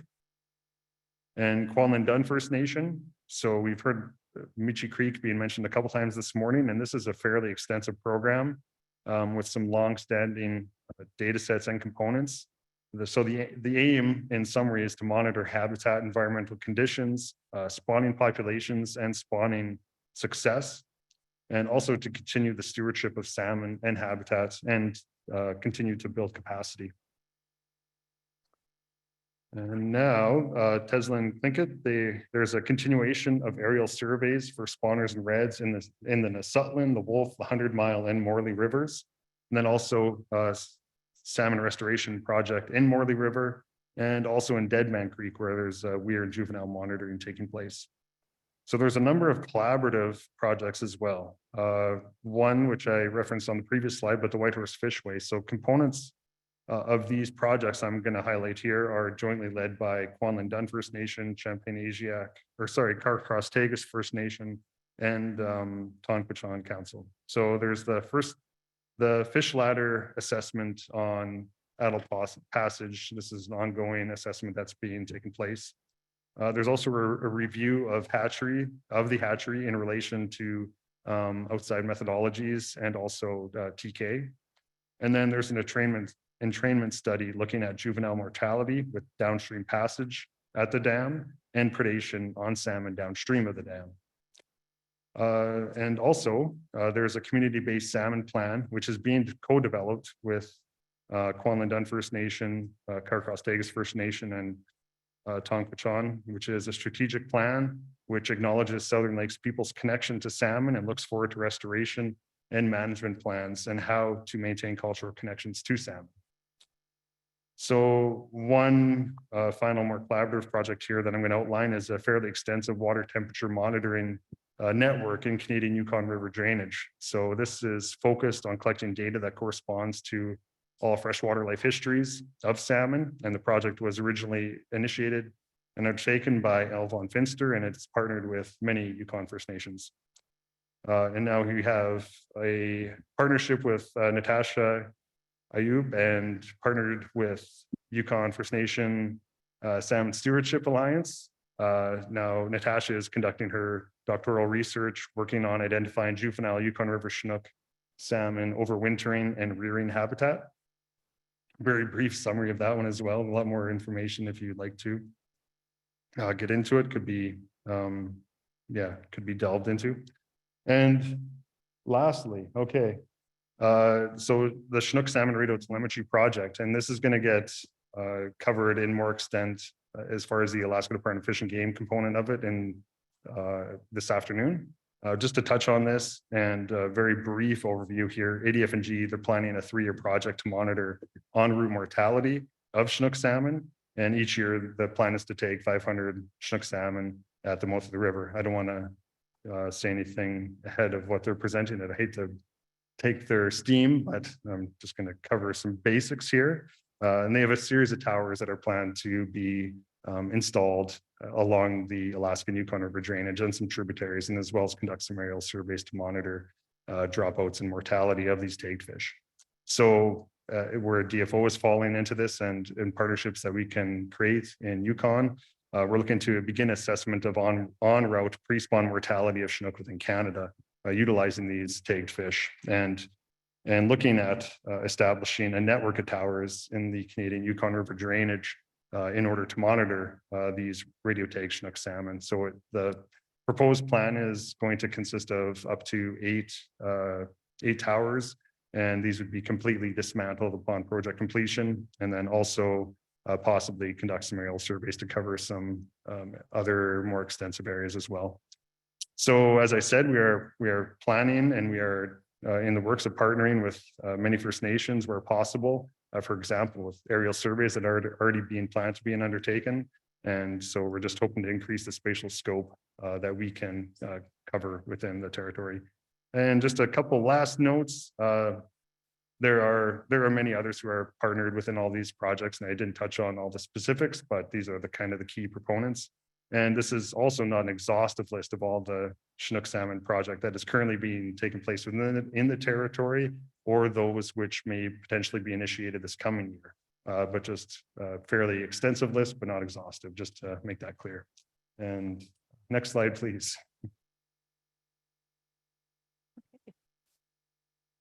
Great, thanks, Adam, for covering the assessment portion. So we're moving into management slides here. So slide 5, we're looking at outlooks for 2023. So for 2023, the outlook is for a point estimate of 82,000 Yukon River main stem Chinook drainage wide, with 34,000 being Canadian origin. So this is well below the interim management escapement goal of 52,500, which is Canada's recommended approach for 2023. And so no harvest shares are anticipated. Based on previous year's performance, it's realistic at this point to plan for the 34,000 point estimate in Canada, and we'll be watching the run as it progresses very closely. So next slide, please. Thank you. So here we're going to talk about the domestic priority of opportunity. So the domestic priority of opportunity begins with conservation in allowing as many salmon as possible to get back to the spawning grounds to meet escapement goals. And then after conservation, the priority is for First Nations subsistence harvest needs to be met, and any opportunities for licensed public angling, commercial, and domestic fisheries is only provided if full First Nations subsistence fishery is available. Next slide, please. Great, thank you. So we're just going to look through some of the annual management planning processes. So international obligations stem from the Pacific Salmon Treaty principles, specifically the Yukon River Salmon Agreement, which forms Chapter 8 of the treaty, as well as any Yukon River Panel recommendations. And on the domestic side, we look at conservation as a priority, as mentioned, and then the prioritization of fishery opportunities, which we saw on that last slide, while also considering precautionary principles. The Yukon Salmon Subcommittee submits recommendations for salmon management within each year to the Fisheries Minister, and those which are accepted are incorporated into the Integrated Fisheries Management Plan, which covers July 1st to June 30th annually. And we're moving on to next slide, please. Great, thank you. So for the anticipated management strategy, Some of the slide really links back to previous slides around outlooks and setting up the season. In Canada, the preseason forecast is very important for setting the stage for the season, but we also create a management plan to incorporate a variety of different in-season run sizes with that matrix included in the integrated fisheries management plan.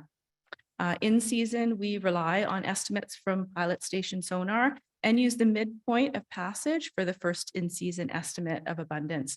And any specific management measures are based on Yukon River Panel recommendations and consultations within Canada. I'll also mention here that Eagle sonar is also an indicator of abundance, but due to the timing of information, it's largely used post-season. Next slide, please. Thank you. Okay, so here we're going to be looking at anticipated fishery opportunities. So in terms of the anticipated management strategy for 2023, we're not anticipating that there will be harvest for Canada based on recent performance of in-season estimates, missing fish between pilot and eagle, and escapement goals not being met for the last number of years.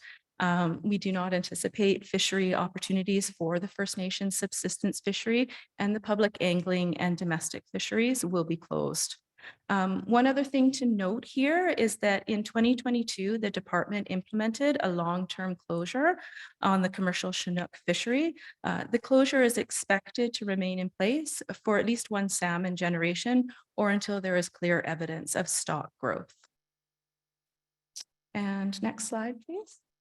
Okay, so that concludes our presentation. Thank you.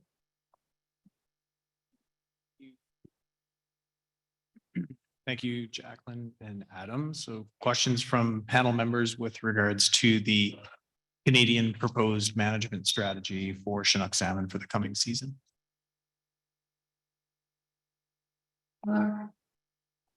Canadian panel member Dennis Zimmerman. Go ahead, Dennis. Thanks for that. I guess I just wanted to, the same comment as I had before during the Alaskan management presentation, where we list the 30 on slide 5, where we list the 34,000 number. And I feel like there should be an asterisk or something that really specifies, or that lists the potential for that number to be considerably lower, right? The en route mortality, the effects of climate change, warming water, et cetera. So just a note that I just feel like that we need to have that caveat, especially in light of what Steve Gotch said about the potential for overestimate at pilot anyways at the mouth of the river. So I just think that narrative needs to come through. And then secondly, I'm just this is just a comment maybe for the panel or for future discussion, but I feel like the on slide 9, I just find we use the concept of missing fish, right? It's a bit of a loaded word. I feel like we have some preconceived notions, and I feel like a number of years ago when fish started becoming missing, like it's a very easy way to articulate what's happening, just they're missing, and no one really wanted to specify what it was. And my intention is not to do that. I just think I feel like we need to kind of evolve that messaging from missing to perhaps listing some of the things like the en route mortality, because I know, and I'm actually thinking as well for the Alaskans on this one, in the sense of there was a time, and I'll be honest, when there were missing fish and there was still some harvest in Alaska that, people would say, well, maybe they harvested more and this kind of thing. So I just want to remove that from the table because there is no harvest in Alaska. And so I feel like maybe we need to move on from the wording of missing fish and just be more specific about what that could be, or a list of things. It's just my suggestion or thoughts. Further questions from panel members?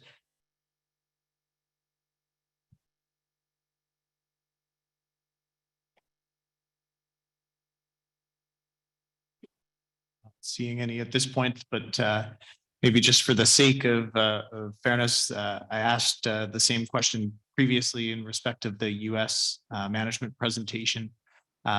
So in respect of the anticipated Canadian management strategy, given the very poor, we'll call it optimistic forecast of 34,000 Canadian origin Chinook salmon returning in 2023, and understanding that there is considerable uncertainty over that estimate, as well as potential for river mortality between the mouth and eagle, and then subsequently eagle in the headwater spawning areas. From a fishery administration perspective, if any Chinook salmon are caught incidentally in any fishery, will retention of Chinook salmon be prohibited in 2023? Can you speak to that, please? Well, I can speak to the commercial domestic public angling side in terms of that being a management responsibility for DFO, and can pretty confidently indicate that yes, those would be prohibited in those fisheries. This panel meeting is really the start of management in Canada. So we do have Yukon Salmon Subcommittee recommendations to come forward that will really help to shape any of those types of management decisions as we proceed into the season. So, yeah. Further questions? First, we'll start with Canadian panel member Stan Jaclyn, and then we'll go to Roger Alfred. But Stan, go ahead. In a more formal sense, thank you, Coach, Co-Chair Steve. I get used to saying that. In respect of the delegations, but if we look at the missing fish, and when we're looking at missing fish, when we say that, it becomes normalized. And we continue to say it throughout this panel meeting and throughout the discussions that we have, then it's an abnormal situation that's becoming normal. And then when we do that, once we do that, then it becomes accepted. And that's something that we cannot accept. So there's got to be a reminder of the fact that the missing fish are there and has to be dealt with, but not accepting language that for the fact that we will accept this eventuality that there needs to be more done on that front. Just want to point that out. Thank you. Canadian panel member Roger Alfred, please go ahead.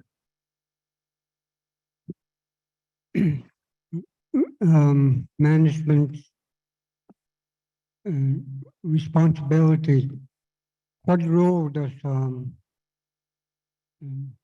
Yukon Renewable Resource Council play on traditional territory regards to salmon management? Okay, I think I understood that. Yeah, so Yukon First Nations manage their own fisheries within their territory. So the Yukon First Nation representatives, lands managers, they will be managing their First Nations fisheries. And I think maybe to add a complementary detail to that, domestically within Canada, there are a number of advisory bodies, and in particular, renewable resource councils at the local level within the territory that have authority to provide recommendations on management of fish and wildlife resources at the local community level. And so recommendations from renewable resource councils can come directly to government authorities, those being First Nation governments in the Yukon or the territorial or federal governments. And then likewise, the Yukon Salmon Subcommittee, through their annual consultation processes, do invite opportunity for renewable resource councils to provide input into the development of annual management and allocation recommendations. Further question, Roger?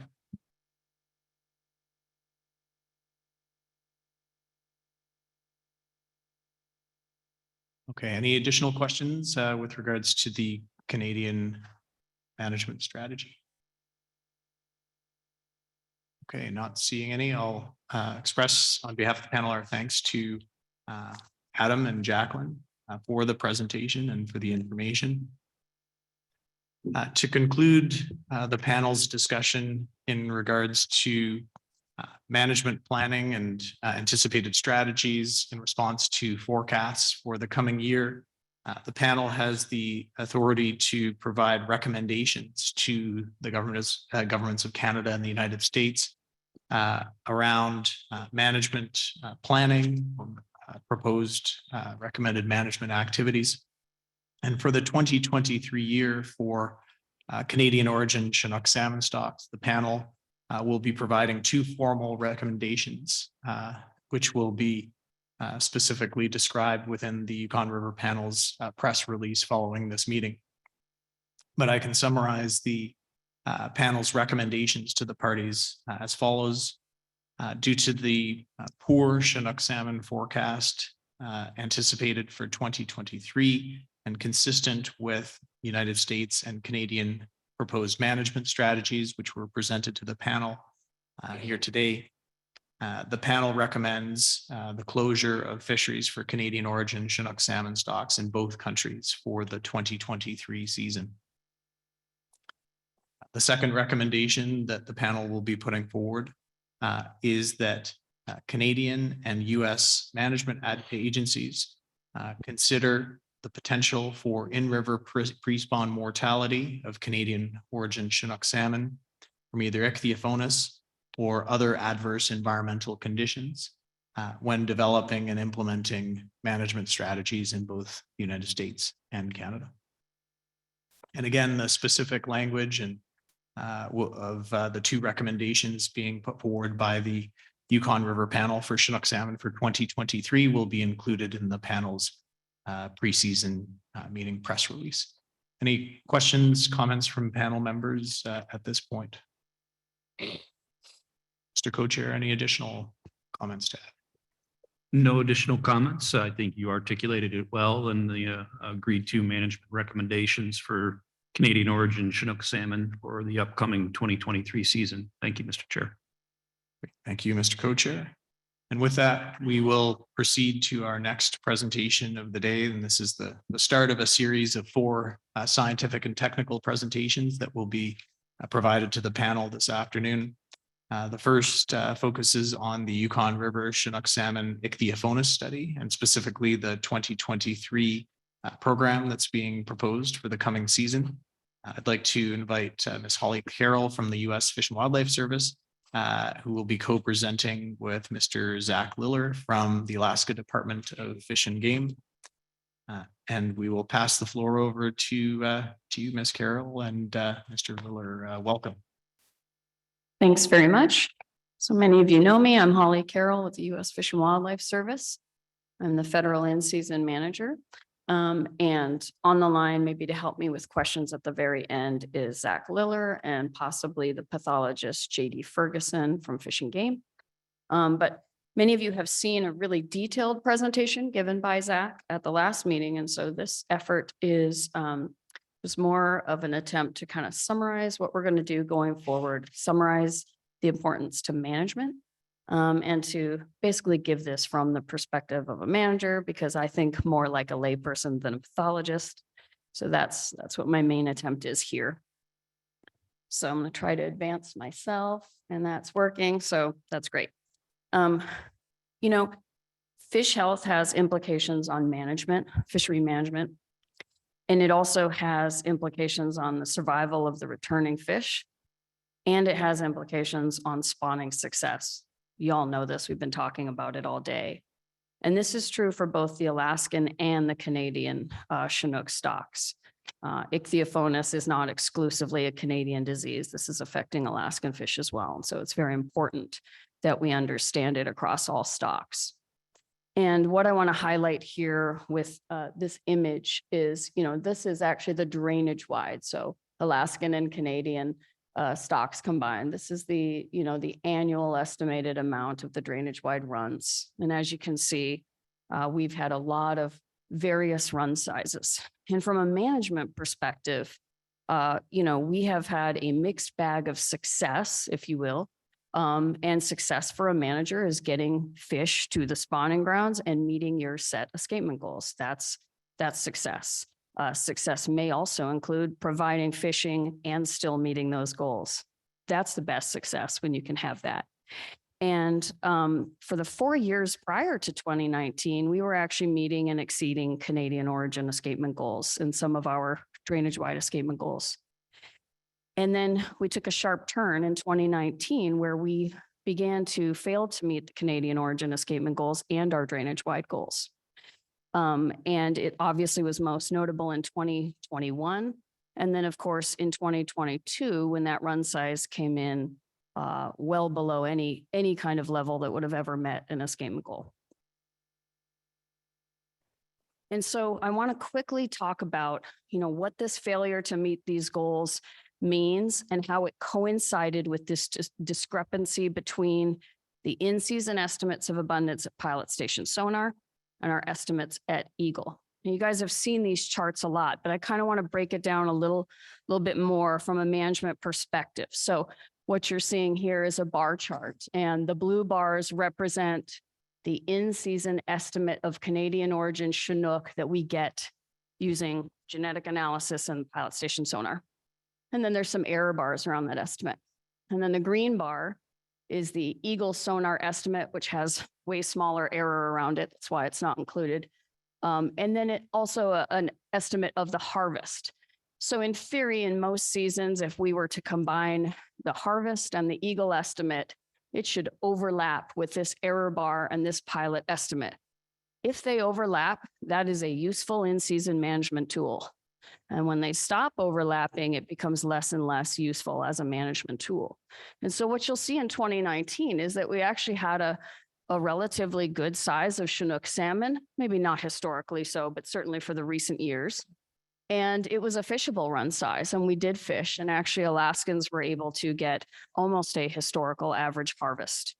But what then happened was we barely met the goal. The minimum goal here at the Canadian border is 42.5, and we barely met that, and we should have exceeded it based on the pilot estimate. So that let us know right away that this tool might not be working. Well, then fast forward to 2020, when that discrepancy appeared again. Now this time we did adjust our management. We accounted for this large amount of error, and we took a conservative approach. And what we saw is that probably no approach would have been good enough. Zero harvest, still we wouldn't have met the goal. So very shocking, and also a not very useful in-season management tool. Then we go into these very small runs. We had lower forecast run sizes, so we knew there would probably be no fishing. That's simpler for management because there is no harvestable surplus to manage for. I guess I like to remind people that a fishery manager doesn't manage fish. We just manage fishing. That's really it. And to do that, we need good assessment tools, and we need to understand what's going on with the fish.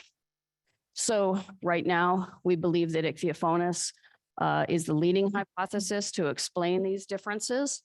And it's imperative to quantify the potential loss of fish in river, the mortality of fish in river. That's what I mean by loss. And then we need to do that across multiple environmental variables in order for us to figure out if we can turn this into a future effective management tool for Chinook. So I'll kind of dive into that a little bit. So we have a lot of local and Western knowledge that's going into this. And I want to first acknowledge that it was locals in Alaska that alerted us to this disease. They took initiative to do research and to partner with universities. Agencies got on board, but this did start with local knowledge. Salmon, we believe, are infected in the marine environment. And then once they enter the river, some of them are not yet sick. So that's kind of the difference. They can have the disease and not be sick, or they can get very sick. I liken it to how COVID is in humans. Some of us can have it and have no effects, and some of us will get very ill or even die from it.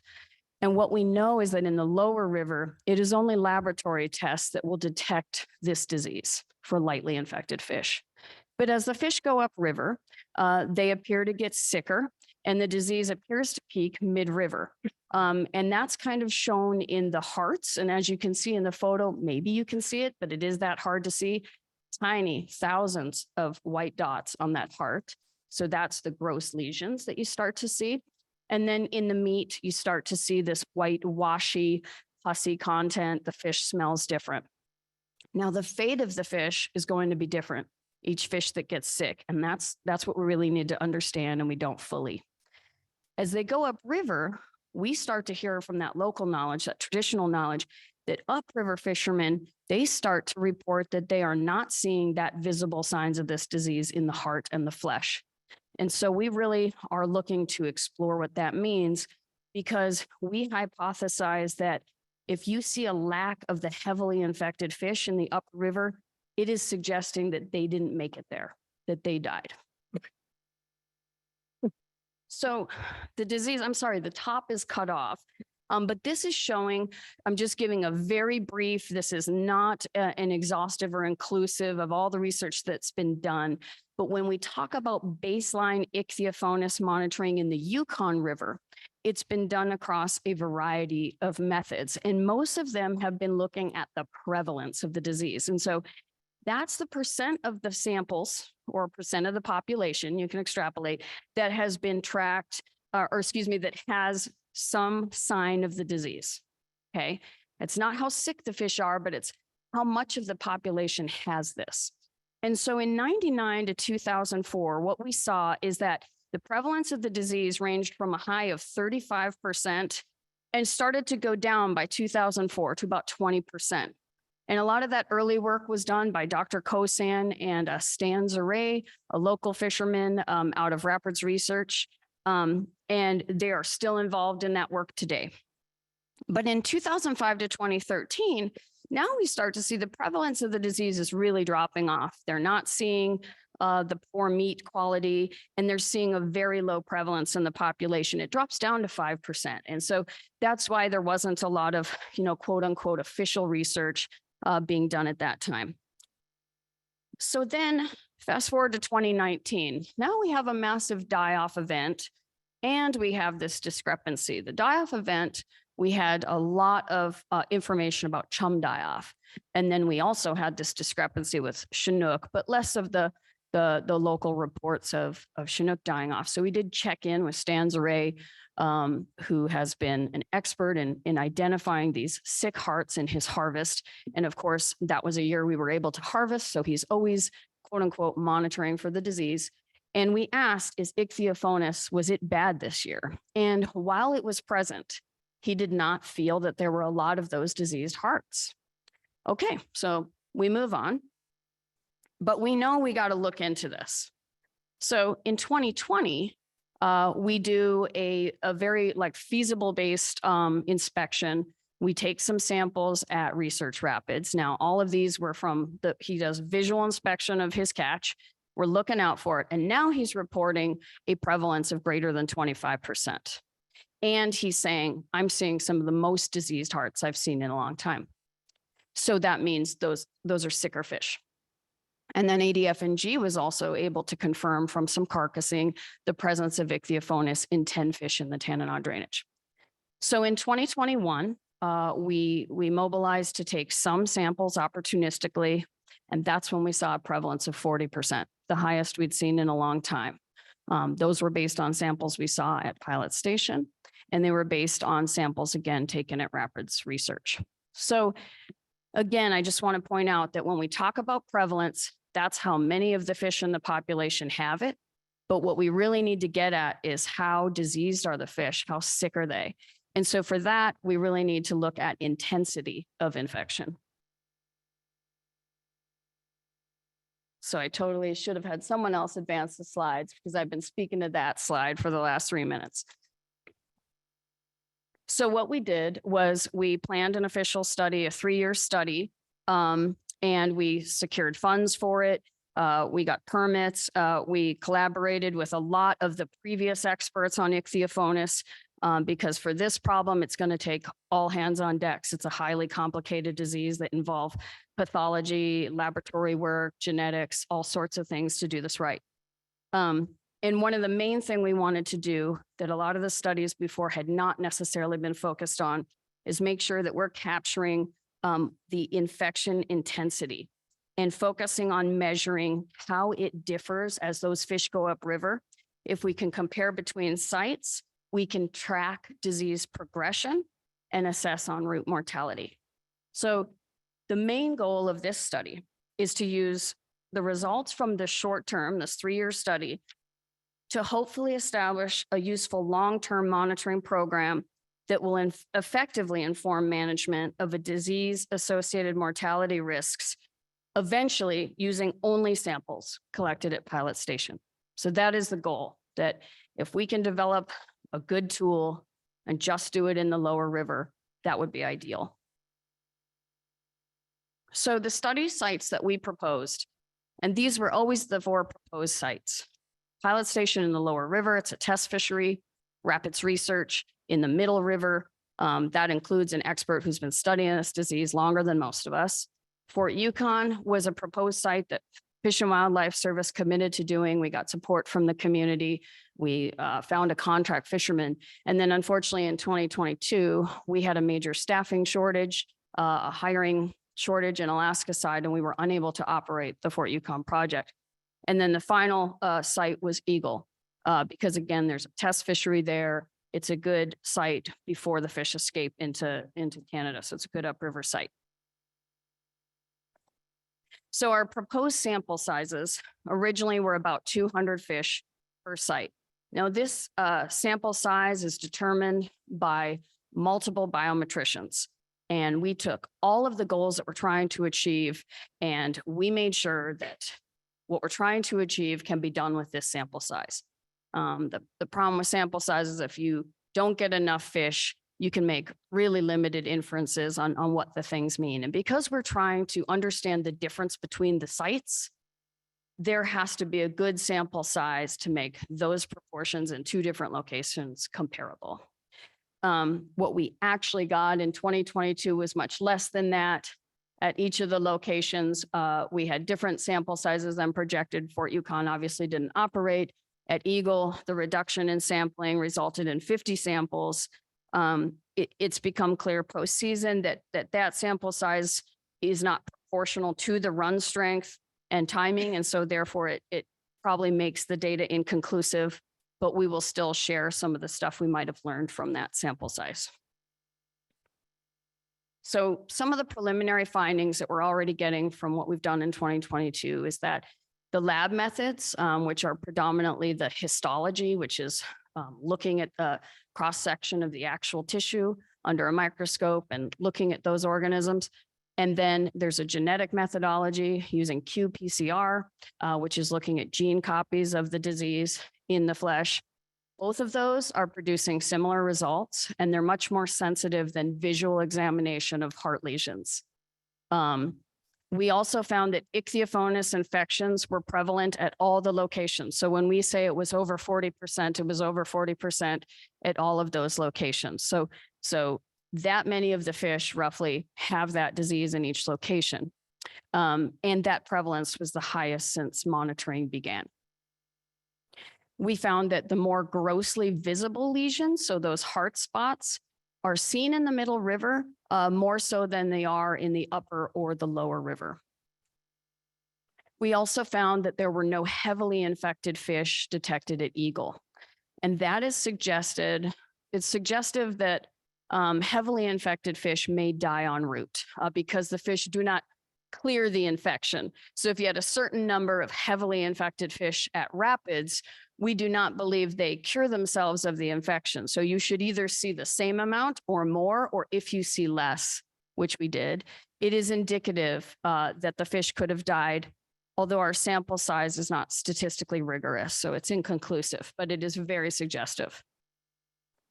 Disease progression followed expected patterns between the sample locations, but it's really important to point out that that infection level mortality, that percent that Dennis mentioned, is it 20%, is it 30%? That threshold is not yet determined. We don't have the data to make that determination.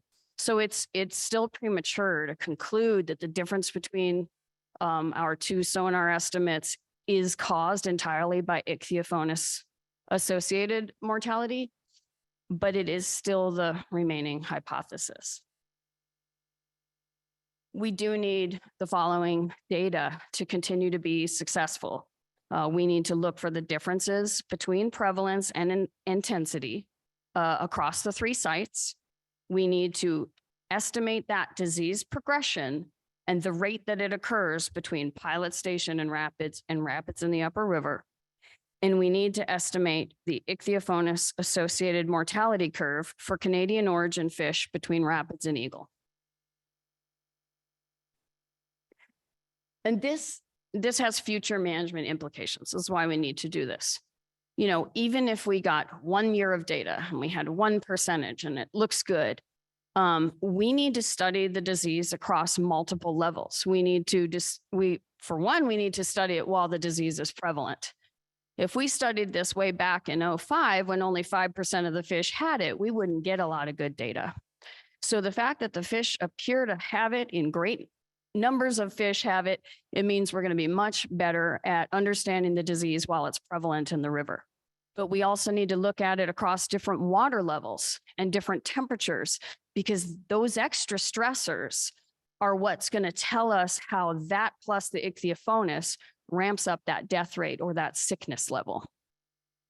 We may find too that the mortality, where they die, it may shift due to environmental factors. And this is going to have a lot of implications. So go back to my speculation about what happened in 2019. We know fish are dying. We know a great number of Chinook did not make it to the border. And I remember that when we asked at Rapids, did he see a lot of disease? And he said no. You know, at first that seemed like, okay, Ichthyophonus, scratch that off, couldn't have been that. Now that I've learned more, I realize maybe that was the first time in just looking at gross lesions that the sickest fish actually died before Rapids. We could have had a large die-off event even before the Middle River. And certainly our escapements may indicate that too. So the location of the mortality is going to be important. And that's where this Chinook telemetry study that you're going to hear about next is going to be really great, because now we have tags in actual fish and we can kind of see what happens to each of them. We may not be able to tie it exactly to the disease because we can't take the heart of the tagged fish, but we can certainly make a lot of inferences about if fish are dying, where are they dying.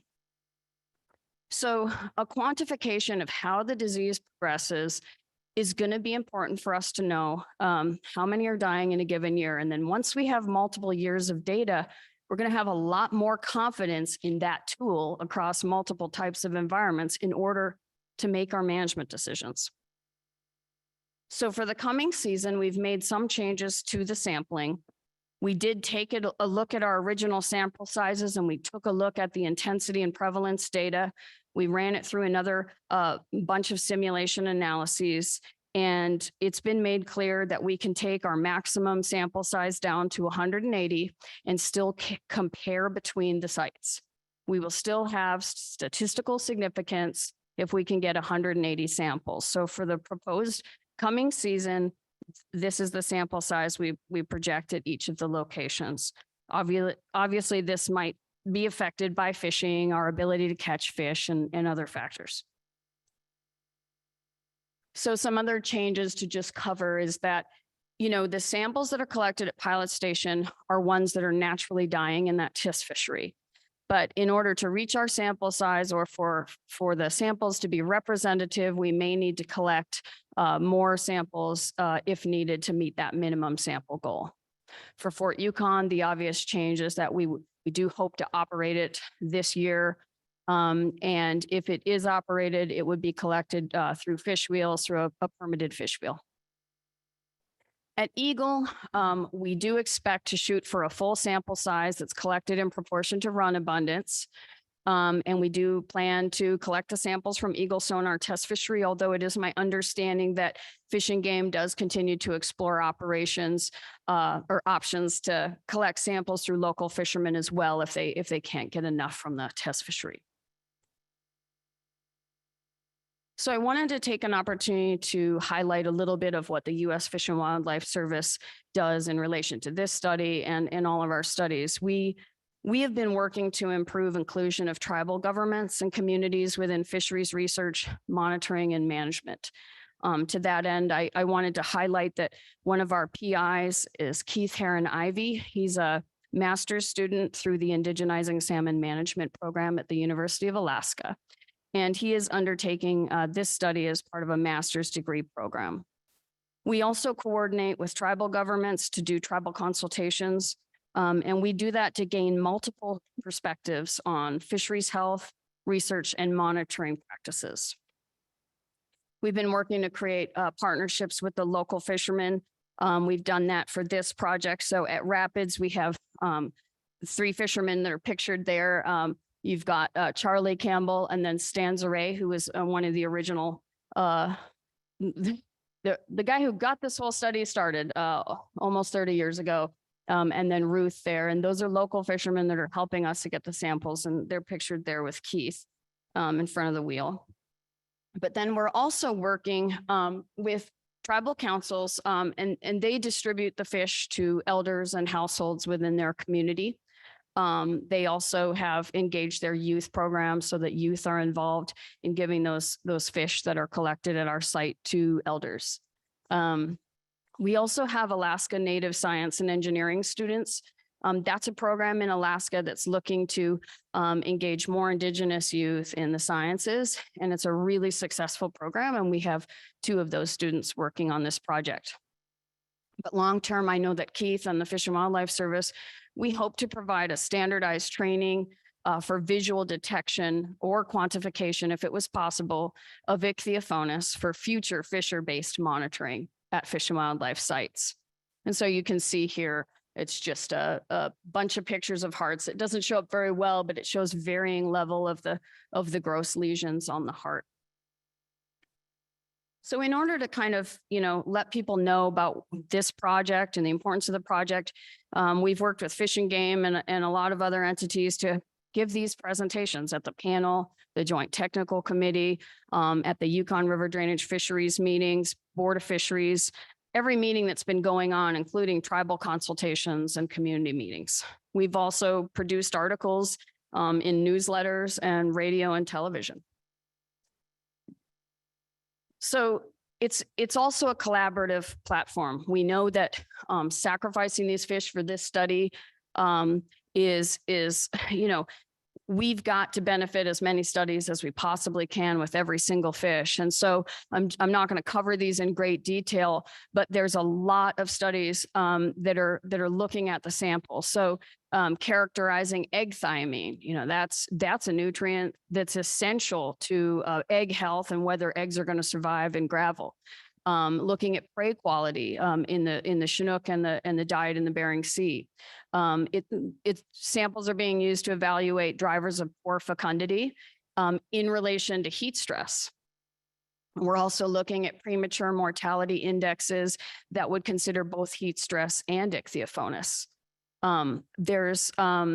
There's someone that's using the otoliths, the ear bones of the fish, to explore juvenile rearing and overwintering habitat use in Canada. There's feasibility study for non-lethal methods to screen for Ichthyophonus. This would be an amazing advancement to science if a method comes out of this research. And then we're also using it for general health screening for other diseases. So I want to acknowledge concerns. The elephant in the room that's not even an elephant. We're being very open about it. Lethal sampling when run sizes are at record low levels and fisheries is closed is controversial and upsetting. And while there's a broad range of support for the work, with many stakeholders providing encouragement, we also recognize that others are asking us to stop the project until run sizes rebound. The decision to undertake this study was made thoughtfully and intentionally, and we believe the project's necessary so that we can quantify the biological impact of the disease and provide a responsible and actionable advice and tool for fishery managers. And I want to stop here to take a breath because I'm not sure I've had one yet. I had a really powerful connection to the First Nations chiefs and leaders that stood up this morning and gave their perspective. I heard incredible wisdom, incredible knowledge, and I felt a connection to everything that was said and shared. And one of the things that really hit me was when Chief Tom said that her people, they made an agreement with the salmon. And boy, that really touched me because for myself, I come from a colonial settler heritage. I do not have the cultural depth and connection of passed down wealth. I do not have that an Indigenous person has. But it touched me because, and I want to share this as a personal story. This may not relate to all biologists, but for myself, I also have made an agreement with the salmon. I'm I am a biologist, and what that means to me is that salmon come first. I have made a agreement with the salmon that my work, if I can do the best that I can do, will mean that those salmon will be here long after I am gone. And those salmon will be here for generations to come. And in that way, I serve the salmon and I serve the people who rely on the salmon. Unfortunately, that does mean that I have to work with the salmon. I have to sometimes take their life to do the work. And in fact, that is how I got my connection to salmon. My very first job over 20 years ago, I was doing a tagging study on salmon. And I remember that we would tag those fish, and many of you in this room know this. When you hold the fish, this massive fish, this being, and it looks you in your eye and you recognize it as a being, there is a connection there. And that is when I gained my reverence for salmon. As a biologist, my number one goal in order to fight for salmon is to understand them. I cannot manage fishing or manage expectations if I do not understand the salmon. So I have to understand how many there are. I have to understand everything about them. And I will work the rest of my life and never have all the answers. I will constantly be seeking to understand. But right now there is something that is making them very sick. And I need to understand what that is.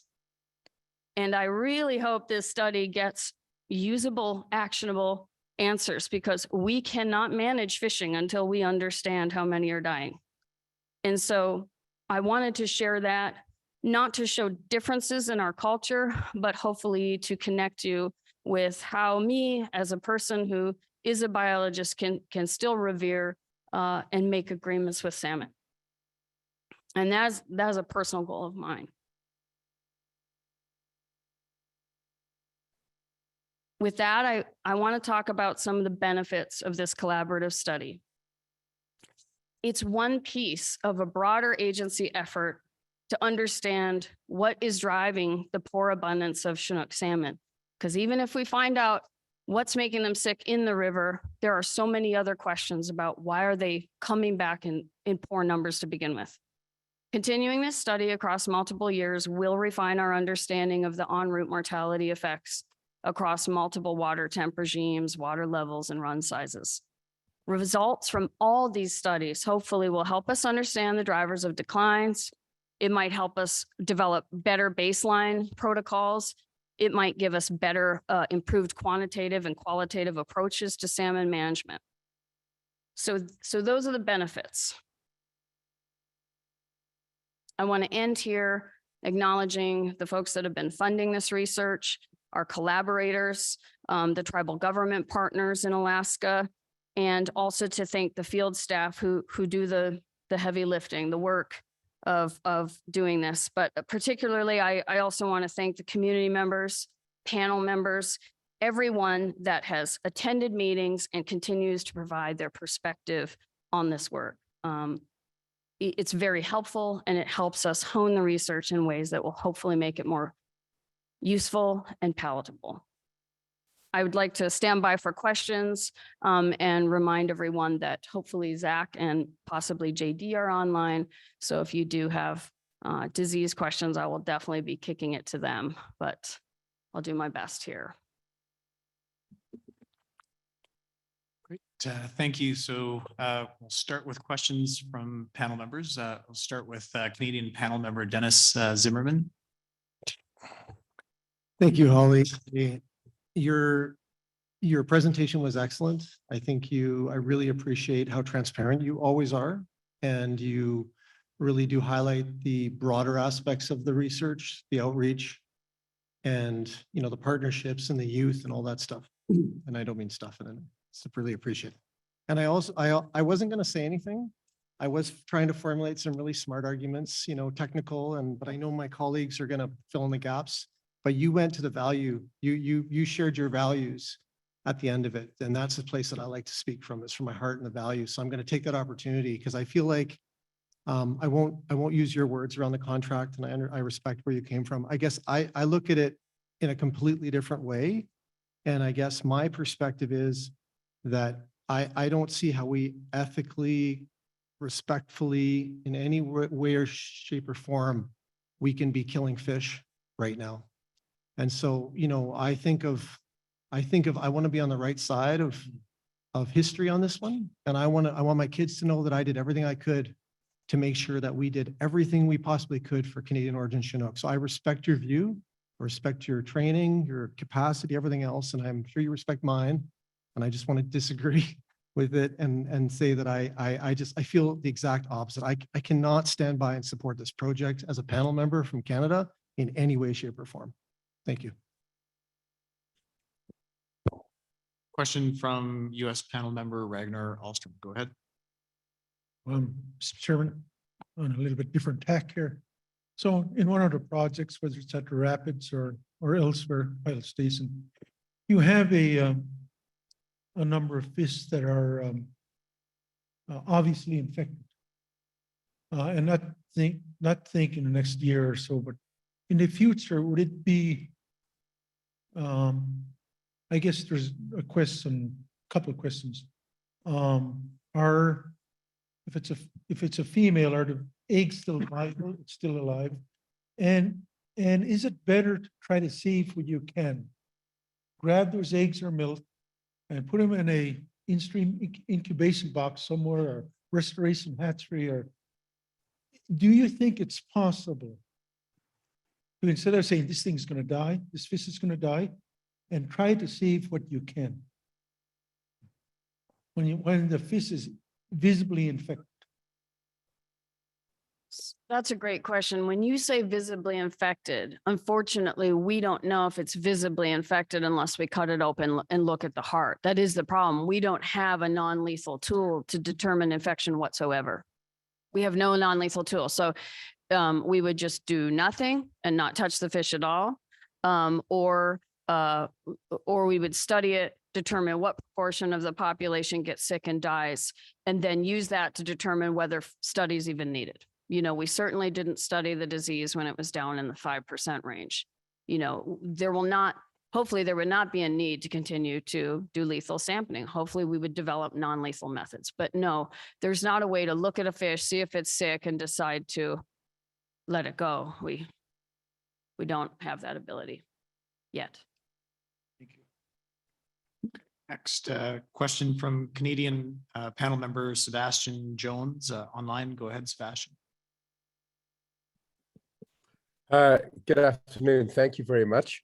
I don't think it'll come as a big surprise to hear that I am among those that oppose this project for the same reason that was articulated so well by my colleague Dennis. But that's not really the reason that I raised my hand here. I have two questions. One of them is a new one. This is the first time that I'd heard that you were investigating non-lethal sampling methods.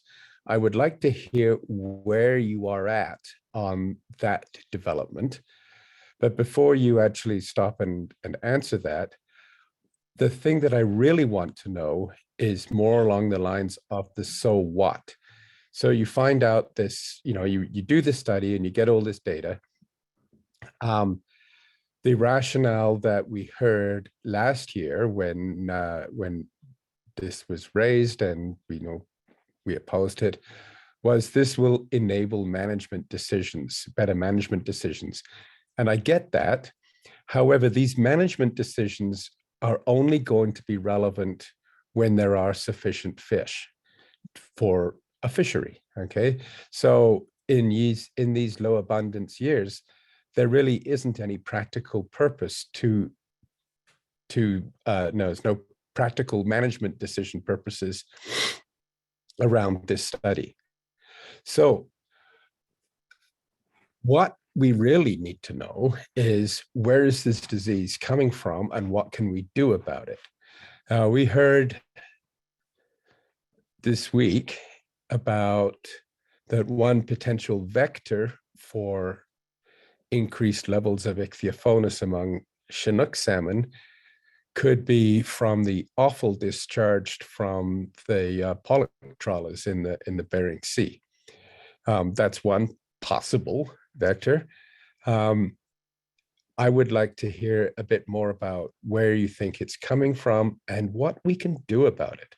So we could, for example, do something about the offal from the trawlers. Anyway, so those are my two questions. What can we do about it? And where are we at on the alternatives to lethal sampling? Thank you very much.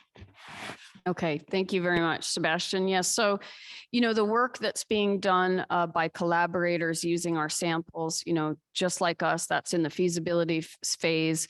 The university professor that's working on non-lethal blood sampling. I certainly can't speak on behalf of her research, and maybe that's something we could reach out to her to make a future presentation to the panel about what she's finding. So I don't have an answer on how far along we are with that, or what her results might have showed this summer. To get to your question about what we do about it for management, I'm struggling with how to explain this because I keep thinking I've explained it and then I obviously haven't. So it's like, yeah, we might not fish this year, right? So, but the whole point to collect the information now is that the disease prevalence could drop off. And then we would not end up with that ramp rate, that progression rate, that factor. Is it 20% that die? Is it 30%? If this many fish are infected at pilot, what is our expectation for mortality by rapids, by eagle, right? Those are the numbers that, yes, in future fishing years, we would need to have. If we wait until the fishing years to start collecting this, we would need 3 years of it then. So if they are dying, we would still be likely faced with a not useful in-season tool. So getting the numbers and those quantifiable amounts, if we can now, means that when the runs are fishable, that is when that tool would be useful to us. And then the final question about what is going on with offal and the disease. There are other people, lots of other studies going on that look at, disease origins in the ocean. I'm going to turn it over to JD in a minute, but my understanding is that a lot of those conversations around this understanding that it came from offal from pollock has actually been ruled out. But again, there are other pathologist experts who have been looking more at this disease in the marine environment or across many other species. And so that is a great area of exploration. There's so much that can be done about where the disease originates. We have focused our resources on the in-river portion because it is having such a prescient effect on management right now. So that's where our expertise is, and that's where we focus for now. But certainly there might be other research going on that is absolutely also essential. I don't disagree. I guess I'll see if Dr. Ferguson wants to add anything. Sure. Yeah, thanks, Holly.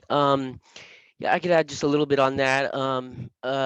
One thing I was thinking of is along with the non-lethal sampling we're investigating, maybe I can give a little bit of background too on the blood work.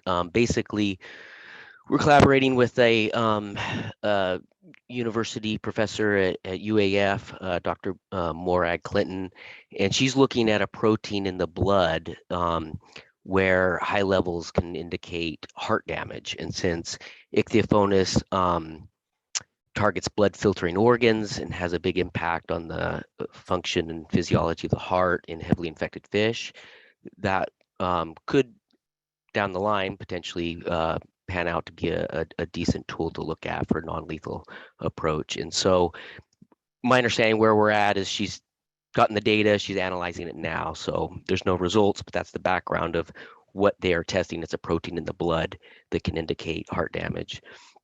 There's also another non-lethal collaboration we're working on with USGS scientists. And in this project, muscle biopsy punches are taken from the fish. It's a non-lethal sample. It's a small piece of tissue that the fish can survive from sampling. And they're looking at genetic markers for disease. And so those are just a little bit more information on how we're trying to come up with solutions to try and have a non-lethal testing to assess the disease of these fish. And then in terms of the infection source, it does come from the marine environment. We're doing a lot of work. I've got a year or so of samples from the marine environment looking at fish. This was the first year I got some forage fish species. Salmon most likely get infected by eating other infected fish. Pacific herring is really a common species that carries Ichthyophonus, that can transmit it to other fish like salmonids. They can transmit it to themselves through shedding it in the water. And we've seen it in herring, across the state and off the coastal waters of the lower 48. It's very common in herring. We're starting to look at herring now in the Bering Sea because not a lot of work has been done. And so there is kind of this question of what is the primary source for these Chinook. There was a study done many years ago by Dr. Kosan's group that looked at 100 or so fish from the location and didn't detect it by culture methods. But that was a long time ago, and so we wanted to reassess that. So we have some samples that are archived in the freezer that we're going to be working up soon. But we were also interested if it's not in herring, like it seems to occur elsewhere, then what could it be in, that the fish would be eating? So we did get samples of other forage fish species like rainbow smelt, sand lance, and capelin. Those have all been processed because they were submitted as whole fish frozen. So we've been working on those and subsampling and processing them to test them by PCR, the genetic method, and then also histology. And I believe some of the first batches being tested today. So we should get some more information on those forage fish species to see where this potential source is, in the Bering Sea. But it is thought that, salmon are getting it from eating infected fish, or as was proposed earlier, possibly from offal from the pollock fishery. Pollock, again, are another well-known host to harbor this infection like herring. And I think we only got one pollock this year, but it's something, that's a project that we are working on, and we just got a little bit of funding for next year to continue to look to see what species in the Bering Sea that Chinook are feeding on could be one of the most important sources. And there's been limited studies looking at this whole idea of the pollock offal being a major source for salmon. I believe there was a paper a while back that showed some sort of a connection in terms of the pollock offal was positive, and then young Chinook in the area were also positive. So there was a few things that supported that, but there wasn't definitive evidence. And so that is just another piece of this puzzle that we're trying to look at to see what could be the source of this to begin with. And as Mr. Jones had mentioned, if that is an important component, something could probably be done about that. This parasite does not survive well in fresh water. So maybe just a freshwater dip or rinse before they discard things or discard them a different way could be an important solution. But if it's in herring naturally at high levels, there's not a whole lot you can do. I mean, that's nature. They're feeding on fish that become infected, and the disease is complex, and it has lots of environmental factors. So some years you see it really high, some years low, probably associated with temperature.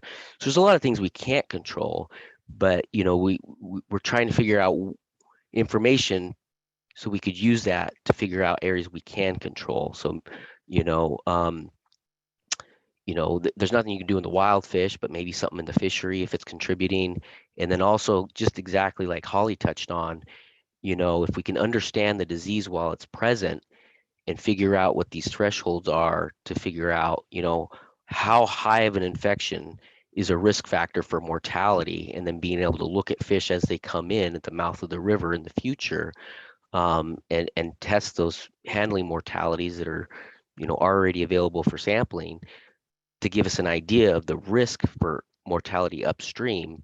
That could be a powerful management tool in the future. Obviously, like she said, it doesn't really help when there's not going to be any fishing, but to get that all sorted out so that in the future, when you're just like, she said, we're kind of blind. We don't have a non-lethal test right now. We're working on trying to figure something out. But if one can't be, then we could use those handling mortalities, figure out the risk on an annual basis in season, because the test can be completed within a day or two.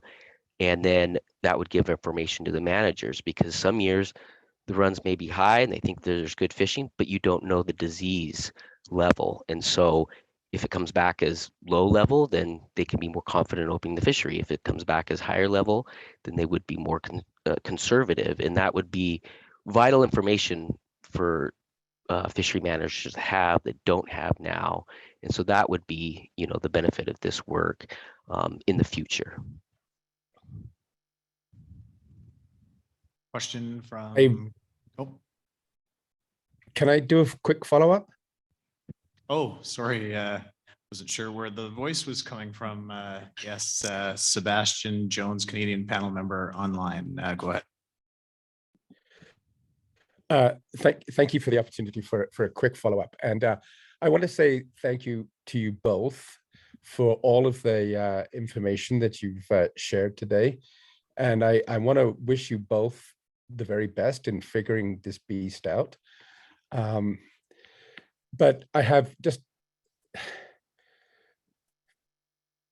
when I think about the difference between the lethal sampling and the non-lethal sampling and the time frame that's laid out here, you're really assuming that there will be a harvestable Chinook salmon run before you have a non-lethal sampling method. And when I listen to Jade Ferguson and I hear about the methods that are being explored, I think we might have a non-lethal sampling method well before we have a restored salmon run sufficient for fishery again. So I'm going to leave it at like that and pass it on to somebody else. Thank you very much. Thank you. So next question, Canadian panel member Pauline Frost. Go ahead. June Guinzy, it's great to be here this afternoon, and thank you for your presentation. Like Dennis, we all come from a place of a value-based approach and why we're sitting here. So I hear you, and I know the importance of studies. I know the importance of defining life cycles. But yet again, I'm going to speak from a Dinjiju perspective. So I come from a small community, an isolated community that lives on a sustainable lifestyle that relies on this particular resource and many others, but life cycle is important to us in observations. So we had a great discussion about local traditional knowledge and local knowledge, and the distinction between traditional knowledge pertaining to traditional practices and that of science and Western technology as we determine a life cycle. And observations are critical. And I think that kind of brings us to some of your comments in your slides with respect to what happened in 1999 and the percentage that you saw then compared to some 20 years later, and you project forward and what you're seeing right now in terms of the ratio, it's essentially about the same, 35 to 40%. But the observations and what happened was perhaps a blind eye, an abundance of salmon that didn't trigger the study then. But at the same time, if you look at your numbers, you see a decline in that year, right? A significant decline, and you see an increase, and then you come forward and to this year, and you see a decline yet again, that's equivalent. So you go back in time and you look at the numbers, but you also think about the fact that Indigenous people on this side of the border have not harvested for in excess of 25 years because they saw the value, they saw the importance, and they made significant sacrifices. So when the conversation happens and the discussion happens on this side of the border with the communities, and I see that you've done a lot of engagement, consultation, collaboration with the user communities, the tribal councils and such. We do the same on this side of the border, but we have a lot of control here with respect to Indigenous communities and how we govern ourselves, and the priority for the salmon is paramount to anything we do. And so when you hear that there's the recommendation to not to cease the study until we see some returns is really as a result of the sacrifices that had already been made, because this won't tell you, it won't give us and quantify whether or not the fish are going to return in the future, because the numbers you're showing us in the data from 1999 to now, we see a significant increase, and we see a decline again. But in that time period, the concern I have is with respect to the maximum proposed study numbers for this particular year coming up. And if you look at the numbers on the Porcupine River last year, well, how much was that? 300? Something like that. Not a lot of, there's nothing, so I can, the projection or the indication to say that, Indigenous harvest or subsistence harvest is possible, it's not possible. Because that's a commitment that we're getting from the communities, absolutely zero harvest, subsistence harvest.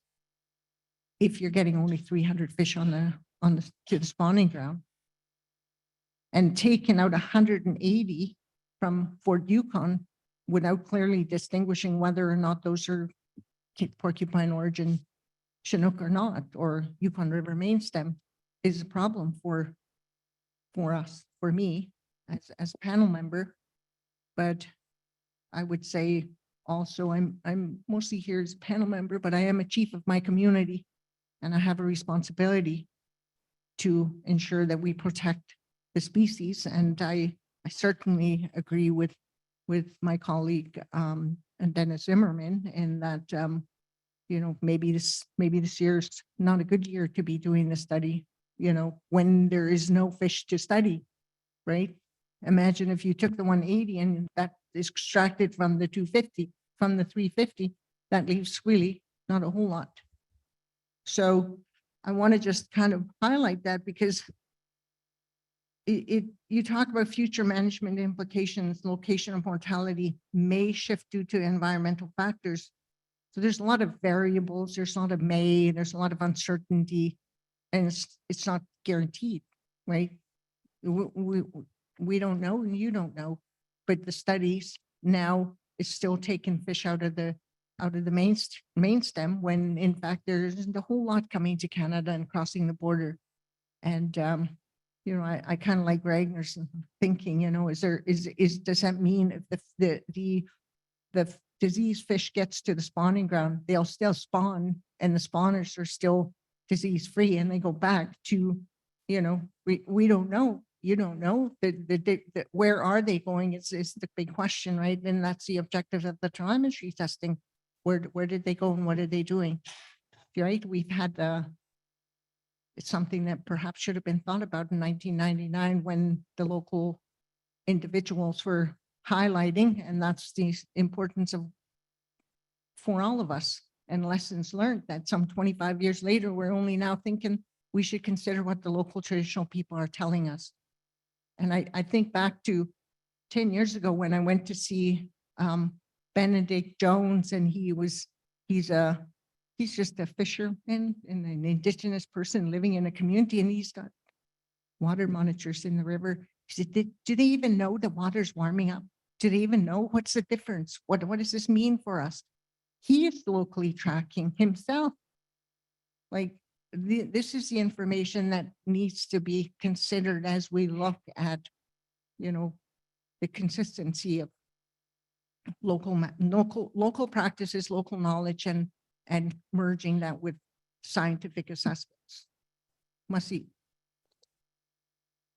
We have a question online from US Advisor Brooke Woods, please. Hi, good afternoon. How is my audio? We can hear you loud and clear. Please go ahead. Great. Hi, Holly. Thank you for the presentation. I have a question about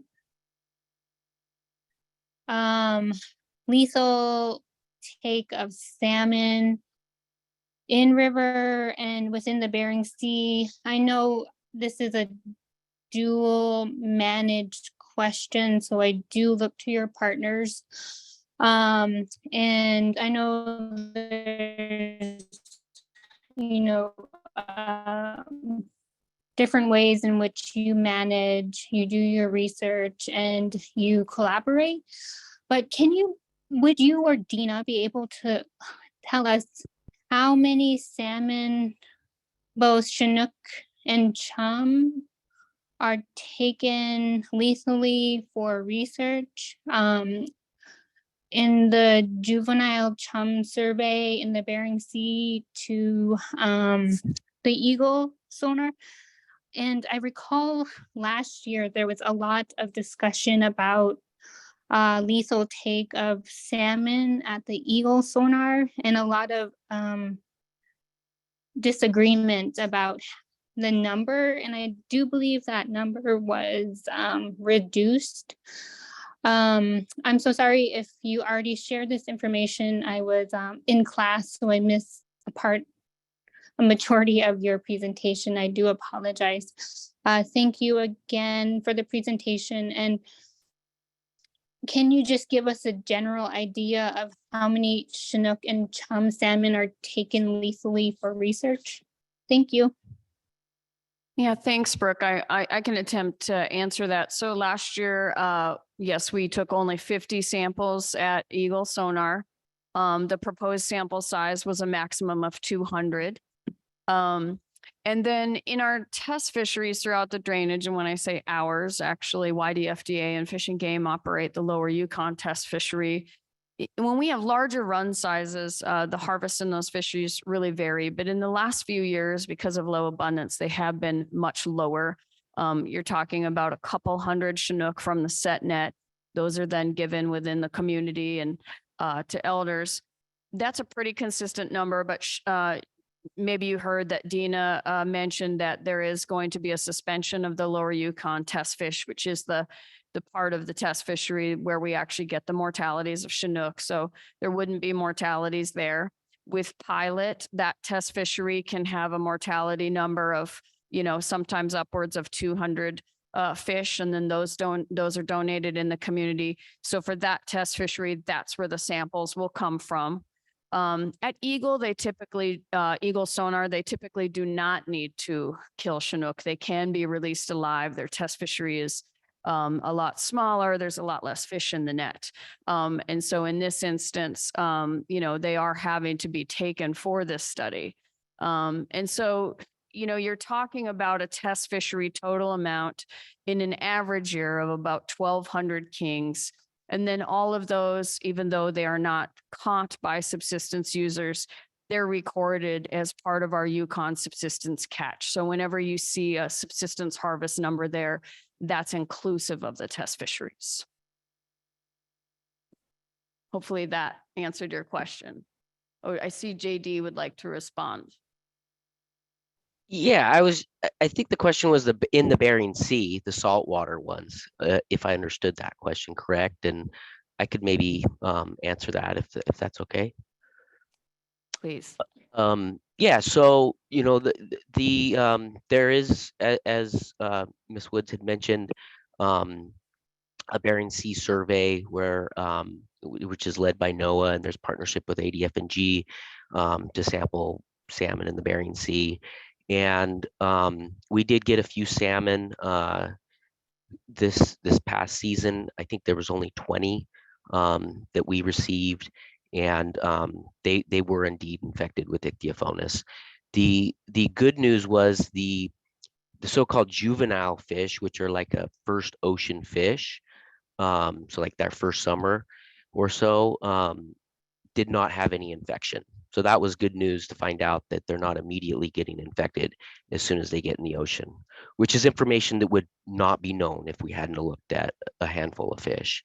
The year before, we had about, I think, twice the sample size, about 50 or so. And so because there's lower numbers, we got fewer fish this year. And the infection did go up between last year's 50 fish to this year's 20 fish. And so, we try to double up on those studies. They're being sampled for other things like diet content, things like that. And so different organs can go to different labs that are trying to figure out this very complex puzzle. And so, so hopefully that'll answer your question in terms of what's being sampled in the marine environment. So far, it's just been, it was 20 fish this year and 50 last year. Okay, we have two more questions in the queue, and then perhaps we'll take a break. But Canadian panel member Elizabeth McDonald, go ahead. Thanks, Steve. I was going to start off with an easy question on slide 3, if I could. Does that harvest that's indicated on there include Canadian harvest, or is it just the US harvest? When we take a drainage wide, it accounts for all harvest to account for the drainage wide run, because it's all stocks as they come into the river. So we use all the harvest plus the fish that escape below to create that drainage wide estimate. I think the other slide, this is the one with the estimate from pilot to eagle. So then, yes, you knew the answer. It is just the estimate of Canadian origin harvest, because that is a Canadian origin estimate. Perfect. And I just want to point out that minimum there is probably not actually the minimum, because there's the Canadian harvest share, which is extremely important to Canadians. So I do want to bring that up. That means the border obligation wasn't met that year, because it's just at the spawning escapement goal. So I just want to point that out, just because of how important that is to Canadians, that we not lose that as well, because I feel like we always talk about the escapement goal when it comes to Canada, and we forget about the harvest share. Thanks very much. As a manager, I don't forget about that part of the objective, but for the purpose of the slide, yes, it was left off. I apologize for that. Perfect. Thank you. And then I was going to address more the values parts that Dennis and Pauline has spoken to, and I very much agree with them on what they stated. But they're much more eloquent than me, so I'm going to focus on the science side, because they do a better job of expressing those concerns. So I'm going to start off by encouraging Canadians not to ask any technical questions on this presentation, because it will detract from the main message. And the main message is this project should not proceed for multiple reasons. So if we ask technical questions, it's going to distract from that. So I very much encourage people not to ask questions. Last week, I talked to Murag. She's the one doing the non-lethal blood sampling work in Fairbanks. And she said the main problem with her project is she did not get enough sample sizes last year. She got 40 samples. And that shows if ADF&G is serious about partnering and finding a non-lethal method, then she should have had way more samples than that. And so that's my encouragement to ADF&G. If you are serious about finding a non-lethal method, you should really be working with her when you've killed so many fish and she couldn't even get a blood sample from those fish. And then I feel oftentimes like maybe Alaskans don't think Canadians understand why Alaskans find this project so important. And I want to reassure you, we do understand why you think this project is needed. I understand the importance to management and why you want this information. But like Sebastian said, I think he's right. We are likely going to have a sampling method that's non-lethal before we have to worry about a fishery. But not only that, there's another way to get that information you need to answer that management question without killing a single fish, additional fish. And that's by looking at eagle and infection levels there and the difference between estimates. You can get that information without taking a single extra fish out of the water. And so what's left is I'm taking off all the management benefits because I think that can be addressed another way. What's left is a science question, and that's to understand ick. And again, Canadians think that is extremely important. We want to understand Ichthyophonus. It has a huge impact on the population in the run. We want to understand that. But is it worth killing fish? And right now the answer is no, it is not worth that. So sorry, I have to put notes or I forget my train of thought. So right now, the way the sampling is, you are essentially going to be killing all the fish that would come and spawn in the Yukon area. You're essentially killing all the fish that would go spawn in the porcupine if you add those all up. And right now we have extinction of small populations on our side, where there are no more fish coming back to our small populations because there are not enough fish coming across the border, not enough fish entering the mouth of the river. And if you do this project, you may be taking the one spawning pair that is returning to a small population. And now that population will be extinct because of this project. So the question right now is, what do we need right now? We need to get every fish we can to the spawning ground, every single one. And this project is not helping that. That project is detracting from that and doing the exact opposite and removing fish from our spawning ground. To help to put that in perspective, I would say Canadians feel the same way about this project as Alaska Natives feel about bycatch out in the ocean. They are both downstream fisheries that are removing fish from the people who need them. They are both fisheries that are occurring and are going fishing when there is no harvest share of Canadian Chinook. And at the end, I think Canadians are unified in this approach that this project should not happen. It is going to push our fish into extinction more than they currently are, and we cannot have it.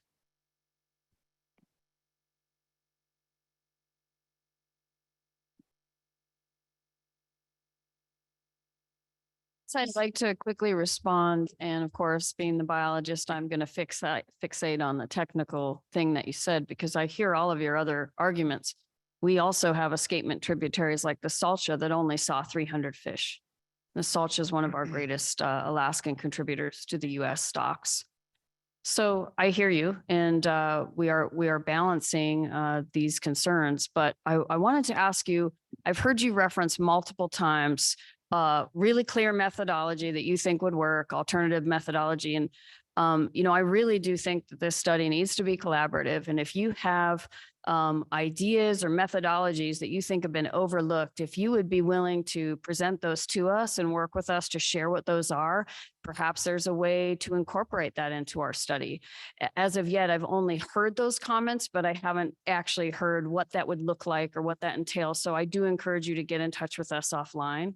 And I also want to say that we are working with Morag Clinton, and she would be sampling at our sites as well. We are trying to coordinate the methods of how she gets those, because again, the blood handling is a very complicated sampling process. So we are in no way not getting her what she needs. We are coordinating with her, and she will be included if she wants to be in all of our sampling locations. Thanks for bringing all of those concerns forward. Okay, final question before the break from Canadian advisor Brandy Mays. Carly Knight, excuse me. Thank you. Can you hear me? I've actually decided I'm going to include my comments in my testimony later, so I'll forgo my spot. Thank you. Okay, we are a little bit past time, but Mr. Co-Chair, is it all right if we take a 10-minute break at this point? Yes, Mr. Co-Chair. Okay, so we'll break to about 5 past the hour, so an abbreviated break, but 10-minute break, and then we'll resume. Thank you.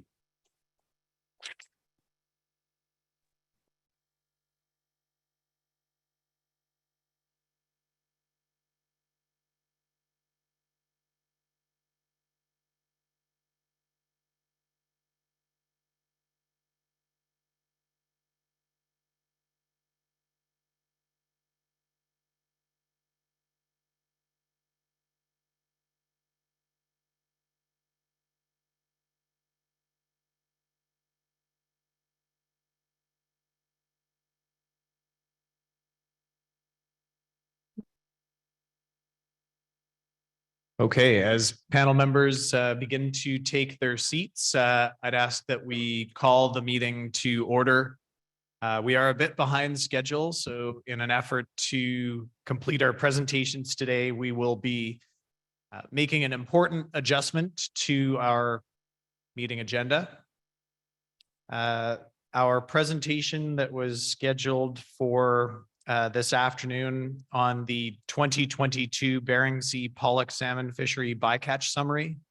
That presentation will be moved to tomorrow after 10:30 in the morning, and it will follow the Alaska Peninsula Area M fishery overview presentation. So again, for panel member benefit, we will be moving the 2022 Bering Sea pollock fishery salmon bycatch summary to tomorrow morning.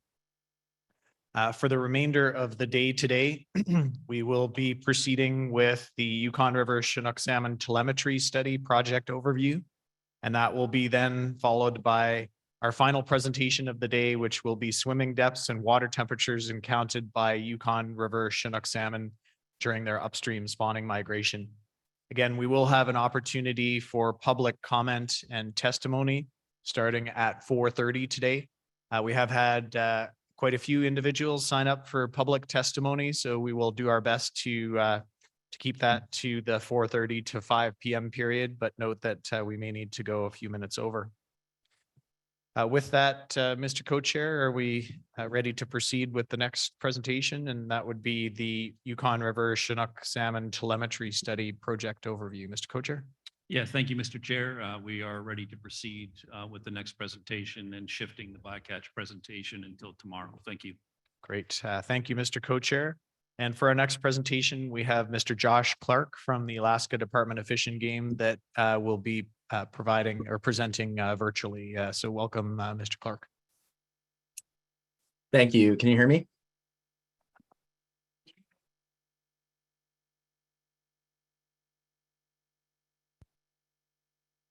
Yes, we can hear you. Go ahead. Okay, please. just checking. All right. Good afternoon and welcome. My name is Josh Clark. I'm the Yukon Area Assistant Research Biologist for Alaska Department of Fish and Game, and I'm here to discuss the upcoming Chinook salmon radio telemetry tagging study. After the presentation, Zach Liller and Fred West, who are also online, will be available to help me answer questions. Next slide. So the concept of DBE, or the difference between estimates, has been a key topic of discussion in recent years. Assessment data collected since 2019 suggests that 30 to 50% of adult Canadian origin Chinook salmon are disappearing from the in-river population of Chinook salmon between Pilot Station and Eagle specifically. And this is likely due to en route mortality. However, there is a degree of uncertainty with this hypothesis since there's a limited monitoring of en route mortality currently in the river, which has made this theory difficult to test with existing assessment projects. Next slide. To reiterate what most of you already know, this DBE question isn't new. It's been raised with regard to consistently higher estimate of Canadian origin Chinook salmon at Pilot Station than would have actually been observed passing Eagle sonar near the border. This has led to a call to investigate why this discrepancy between the predicted number of Canadian origin fish and those actually predicted at Pilot Station based on genetics is so different from what we're actually observing passing Eagle near the US-Canada border. In general, there's a variety of studies looking into Chinook salmon health and life history questions. A subset of these, including the Ichthyophonus study, which Holly just spoke to, are focusing directly on potential causes for the question of DBE. While these are important, they cannot clearly tell us if mortality is occurring and where. Next slide.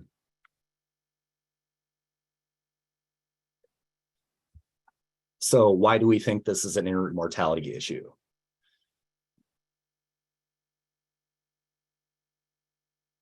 GCL, the Gene Conservation Lab, and the sonar program have thoroughly reviewed their methodologies, and there's been no indication that any of their methods are in error. The most likely this most likely means that Canadian origin fish are being removed from the migrating population. Since there's been no indication of substantial harvest in recent years due to the closures, we're left to hypothesize that this is likely an undocumented large-scale natural en route mortality event. Currently, Ichthyophonus disease-associated mortality is the leading hypothesis to explain this recent phenomenon. And this Chinook salmon telemetry project, we're hoping will provide direct evidence needed to evaluate the size and location of any en route mortality events that may occur over the next 3 years, and will inform on ongoing fish health studies designed to investigate the potential causes of en route mortality. Next slide. So the primary objective is to determine the proportion of Canadian origin Chinook salmon tagged near the mouth of the Yukon River that failed to reach the US-Canada border due to suspected natural en route mortality. That's the primary objective, but we're also looking at additional research topics while we're undertaking this study. We're hoping to describe where the suspected natural en route mortality is occurring along the Yukon River main stem. We're going to evaluate differences in the proportion of fish that likely died en route by stock of origin, age, sex, and size. And we're hoping to evaluate potential correlations between suspected en route mortality and potential biological and environmental stressors. For example, disease, river discharge variability, and water temperature. Next slide. So our plan for the 2023 through 2025 tagging project will be operating from early June through early to mid-July annually. We're shooting for a target of 500 tags to be deployed annually. We're going to be using individual assignment genetic methods. So every single fish that we tag will have a small chunk of tissue removed from the axillary process, which is a non-essential swimming fin located on the underside of the fish close to the tail.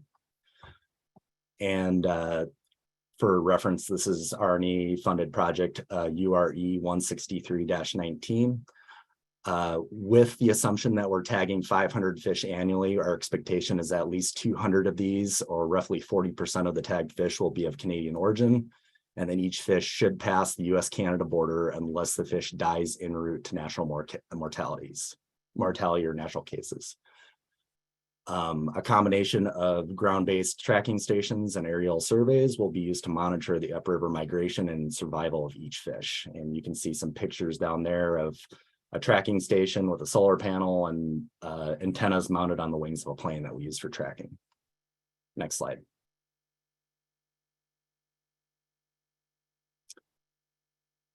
So in collaboration with YDFDA in Amonic, operations will be occurring using 2 crews in and around Amonic. So one crew will be focusing on the south mouth, where generally fish early in the season first enter the river.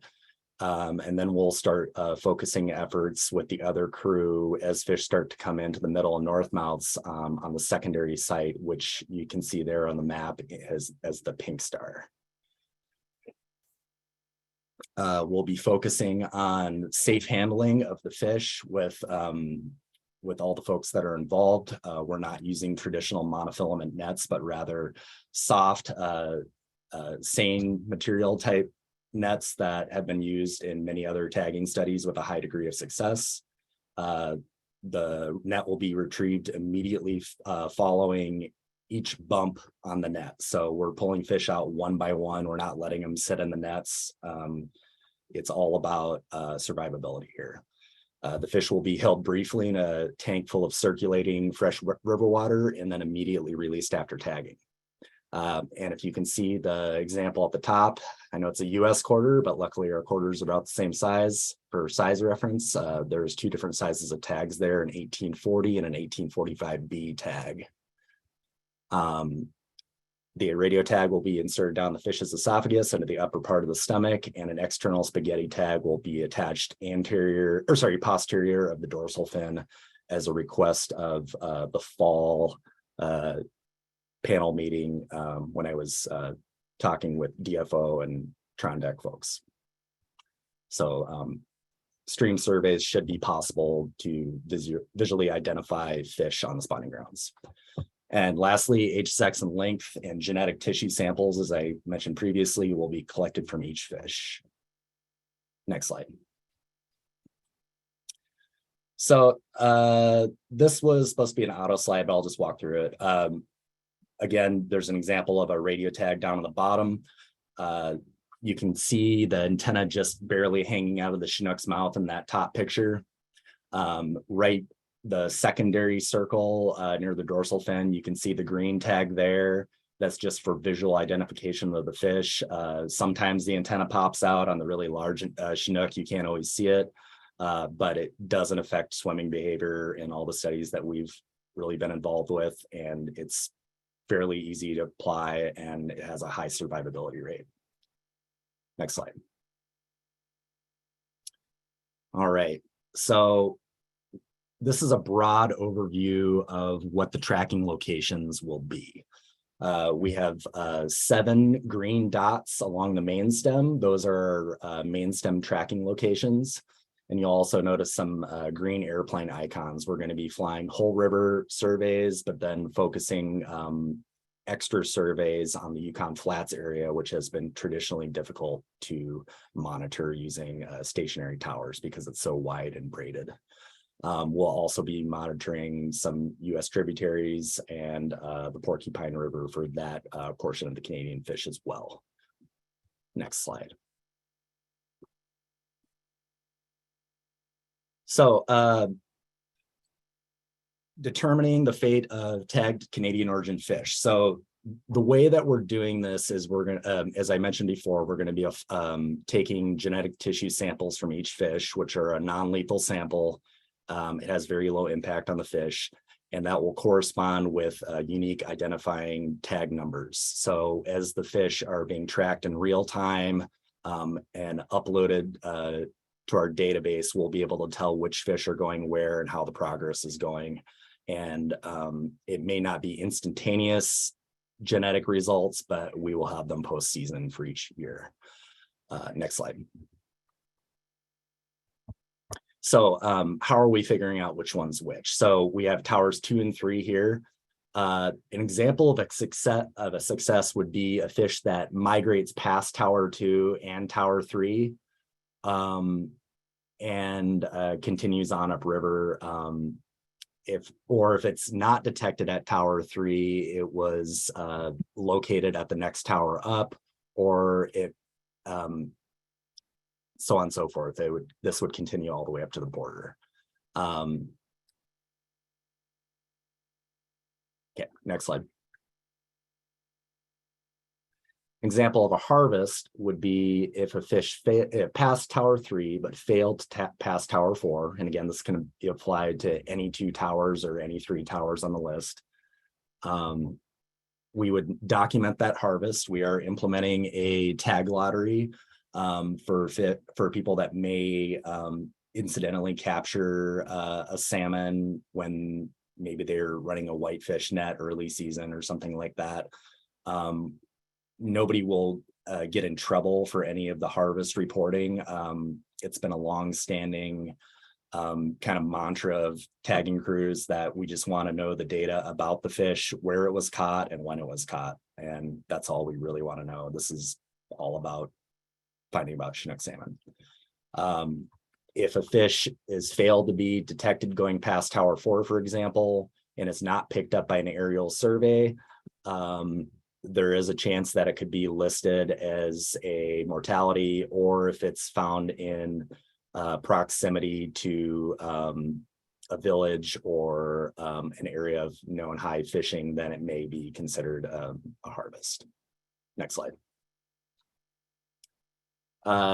And that was, I should have said next slide earlier, but we assume that tag loss is going to be negligible.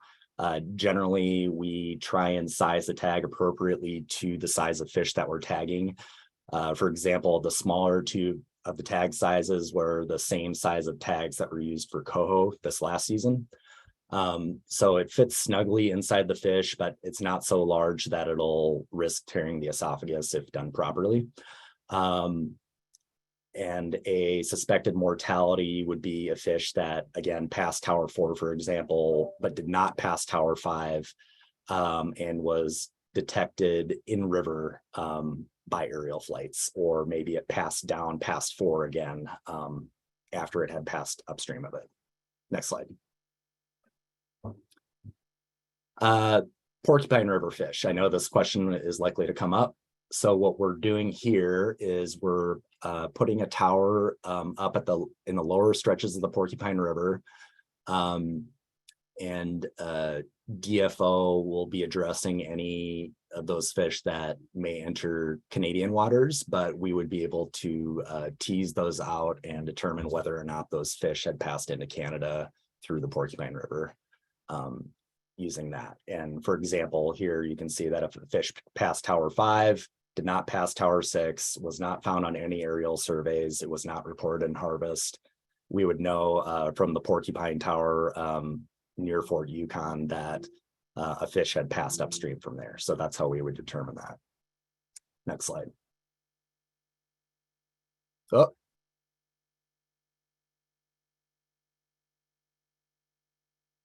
I think we missed one.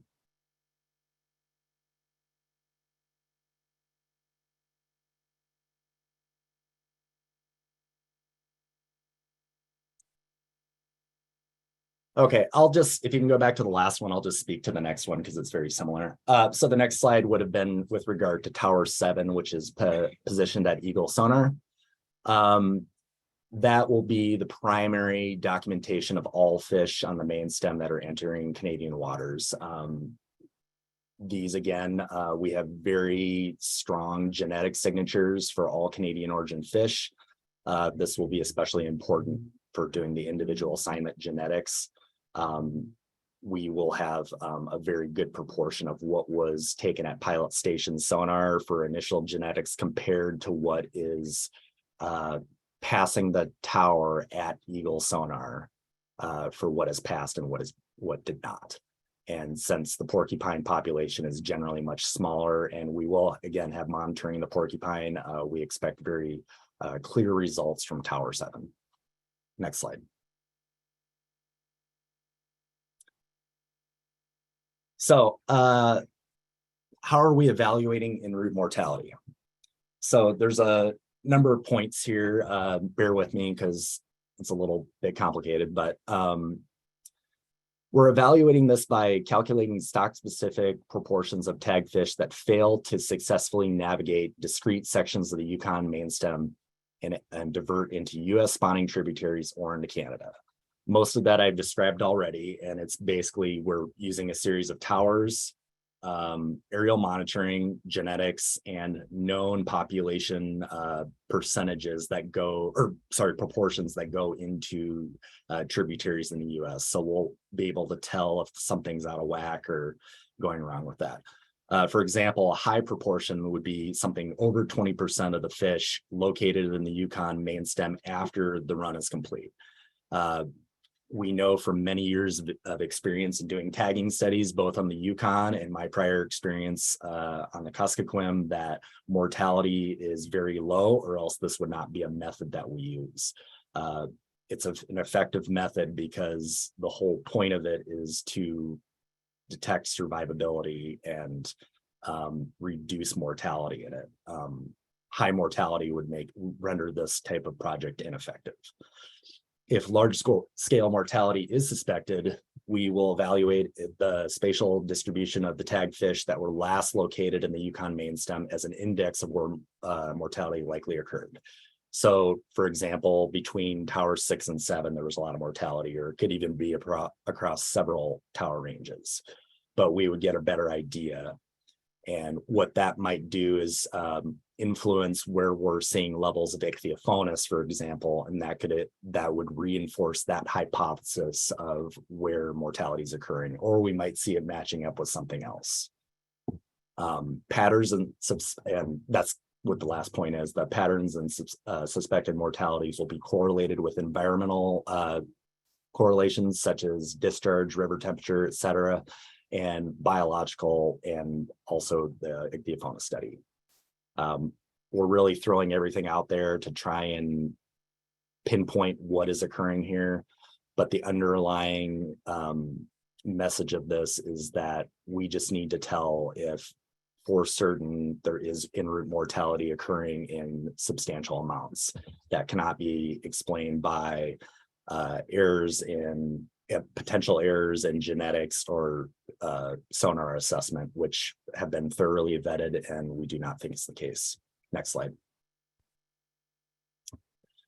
So we're doing a fair bit of collaboration on this. I've been in talks with guys at DFO about monitoring on their side of the river. I'm sure they'll be able to answer any questions about that. Having a few talks with Fish and Wildlife and Division of Sport Fish, potentially monitoring in US tribs. We have been making flyers out and reaching out to other assessment organizations within the US. Canada has our flyers as well, and I believe they are doing the same thing on their side. And ADF&G is supportive of any organization that would like to collect additional health information from tagged fish encountered during harvest or carcass surveys for this project. Next slide. And here's some examples of the informational flyers that we made up. This is just that figure that you've seen many, many times with the difference between estimates, explaining what's going on there. A broad description of what this presentation was about on the right side. And we're going to be distributing these at the stakeholder meetings coming up in the next couple months. And the next slide. Again, going back to the tag recovery, we don't anticipate any substantial harvest this year as in recent years. But if there is incidental harvest, we would, of course, like those data. And we're implementing a tag lottery to try and get a hold of what is occurring out there. If somebody catches, for example, a small Chinook early season before the closures happen, or if they happen to get an incidental harvest of Chinook and a whitefish net in its tag, we would get those information, and that would be very helpful to us. And I think with that, I'll open it up to questions. And once again, Zach Liller and Fred West with Fish and Game are both online as well. Questions from panel members. We'll start with US member Virgil Uppenhauer. Please go ahead. Thank you. My question is there a mortality signal that is sent out that the airplane, when it flies, or I assume there's airplanes flying to detect them, that it would be able to detect the mortality signal so that you'd know one died right there? And if it did, would they be able to identify which fish it was? Yes, that's a very good question. There is a number of codes that you can assign to the tags that we're purchasing. These are through advanced telemetry systems. And the codes that can commonly be put out are, it's what's called a MORT code. And the MORT code, Zach Liller, feel free to weigh in if I misstep on this, but the MORT code generally functions from when a fish stops regular movement. So a lot of times the MORT code, in my experience, would go off when a fish reaches the spawning grounds, when a fish isn't moving a lot. It may not actually be dead. It may be a female that's sitting on a red, for example. But what I've noticed in at least the past, when I've looked over these data files, is that the MORT code will shut off and you'll get regular movements again if the fish has spawned and died and there's still a tag in it and the remnants of that fish are moving downriver. It'll look like it's still alive. So we will look at those somewhat, but since the focus of this study is on the main stem of the Yukon, we're looking more for a fish that fails to continue upriver migration, does not enter a tributary, or moves up past the location, then we see it gradually moving downriver. So the best we might have is if we intercept a given tag with an aerial flight. Otherwise, the more likely scenario is that we would have a a general spatial position of where that fish is in river, say, for example, between Fort Yukon and Eagle, or something similar to that, the lower stretch of the Porcupine, for example. One final question is, how long does the mortality signal transmit once the fish dies? So if the mortality signal started sending and the fish did not move anymore, it would continue sending, I believe, until the battery dies, which we put a cap on those so they don't continue pinging. So I think they're set to die after, I want to say 5 or 6 months for this study. But again, if the fish starts rolling back down river, that mort signal will fail to keep sending, and it'll be a abnormal movement, or it may be showing up as a regular movement. But we would know at that point where the fish had stopped moving. Thank you. Yep. Question from Canadian panel member Tim Gerberding. Go ahead. Yeah, a couple questions. First, very simple. You said when you were showing us how you inserted the tags, that you did it in such a way that there was high survivability. What exactly do you mean by that? So there is some mortality associated with that? Yes, it's extremely low mortality. Other studies that I've worked on, of all the fish that are tagged, it's generally in the area of over 90% success. It's high enough that if it was any lower, we wouldn't really consider this study, and I'll elaborate on that. So, for example, if we get a fish in the lower river and it's one that had already sustained injuries, we're not going to tag it. If it's one that had seal bites or had encountered another net, or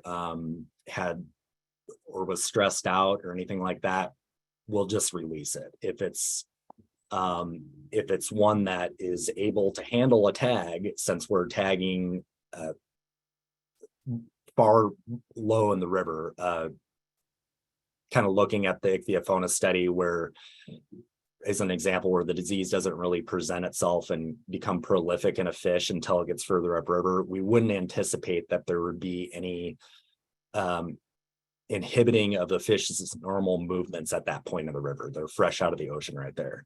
So this study is designed so that we are relying on those successes to inform us on what's going on. If it's super high mortality and that's related to the tagging, this project wouldn't work. That's kind of a long-winded answer, but I hope I answered the question there. Okay, well, thanks. And you mentioned this, and I'll follow with a question, but I mean, this seems really interesting to me, but I think that that really to have value, or as much value as it can have, it really does need to continue into Canada all the way to the spawning grounds, because, we believe without enough evidence that there is significant en route mortality past Eagle. I mean, I know we heard in the Ichthyophonus presentation that once the fish got to Eagle, it seemed like there was a lower prevalence of Ichthyophonus. But in spite of that, we have reason to believe that there's a pretty significant en route mortality between Eagle and various spawning grounds, maybe due to stress, other factors. So, I mean, that would be great if this could be designed and executed in a coordinated way to really include Canada. But final question might sound goofy, but when you watch the Iditarod or Yukon Quest dog race, they have these little trackers, and they're satellite trackers, and you can see exactly where the dog teams are. I mean, could you put satellite tags in these fish? That's a really good question. You can. I'm trying to think of the best way to answer this. You can, but they're extremely expensive. One thing that any of these studies is limited by is, of course, the funding sources. You can certainly do that, but the problem with the satellite tags is the first thing is the money that goes into them, and then it's also the idea that depending on what you're trying to get out of those. So if the satellite tag is collecting individual data, such as an archival tag that other studies have used, those tags have to be recovered, which means flying every tributary of the river with a helicopter to physically recover them. If you're just looking for the satellite signal, it's kind of hard to do this effectively. I don't believe the technology is quite there yet with esophageal mounted satellite tags. I believe it's an external tag, so they do use them in at-sea research. I know Sabrina Garcia, or marine research biologist, is doing some work with satellite tags at sea, but it's something that's been a bit difficult in river. I hope that answers the question. Okay. Yeah, just final comment. I mean, I fully would expect it would be way more expensive as far as the tags went, but but then when it gets to installing the tracking stations and the, you know, the airplanes, it becomes a lot cheaper at that point. But thank you for that. Yeah, of course. Next question from Canadian panel member Robert Perry. Hi, thanks for that talk. That was really good. Quick question for you. You talked about correlating it to environmental variables, 500 fish. How many years do you see that you would need to have some sort of meaningful idea about the correlation? I can see, 10 fish dying here, 5 here perhaps, and then your N is awful small. So I was just wondering how many replicates do you need? That's a very good question. I don't have a great answer for you right now. I think it's one of those things that if there's something there that right now the project is slated for 3 years. If there's something substantial that would show up that is not something that we've seen before, that could be grounds to extend the study further. When I used to work with Zach on previous tagging studies, there had been a few that started and they were only slated to run for a year or two, and they ended up running for 8 years. So for that exact question, I don't know, but I think I'd be open to discussing that with people that are more informed on that topic. Thanks for that. I see this as having a lot of merit. Not to kick the cat, but I think the Ichthyophonus one is a little more vague and you're going to have a lot more troubles with it. And anyway, I'll leave it at that. Cheers. Okay, thank you. Next question from U.S. Advisor Brookwood.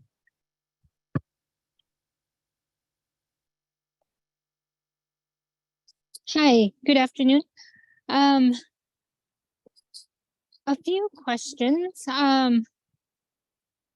Could this tagging study be conducted when we have more robust salmon numbers coming into the river?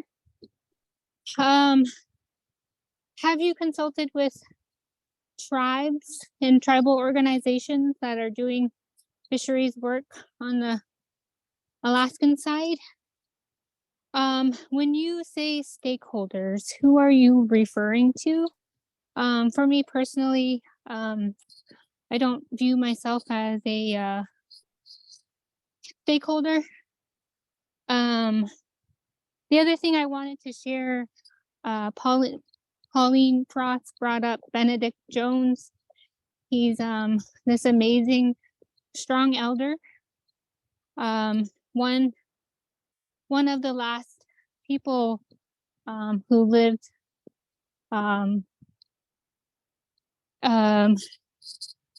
in a very old way of indigenous peoples on the Yukon. So a very respected person who's been doing his own science and understands the river and the salmon.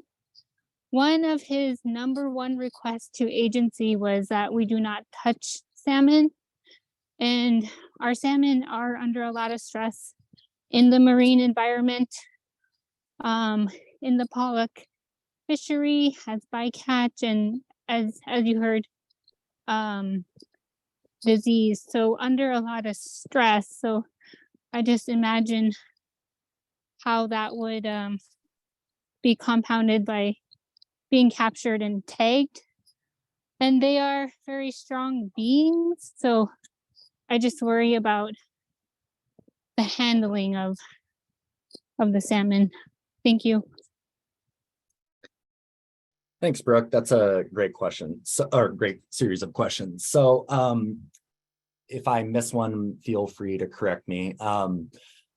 So in regard to looking at other years for the study, I assume you mean years that have larger populations, not just for Chinook, but also chum. So with the question of chum, I'll start there.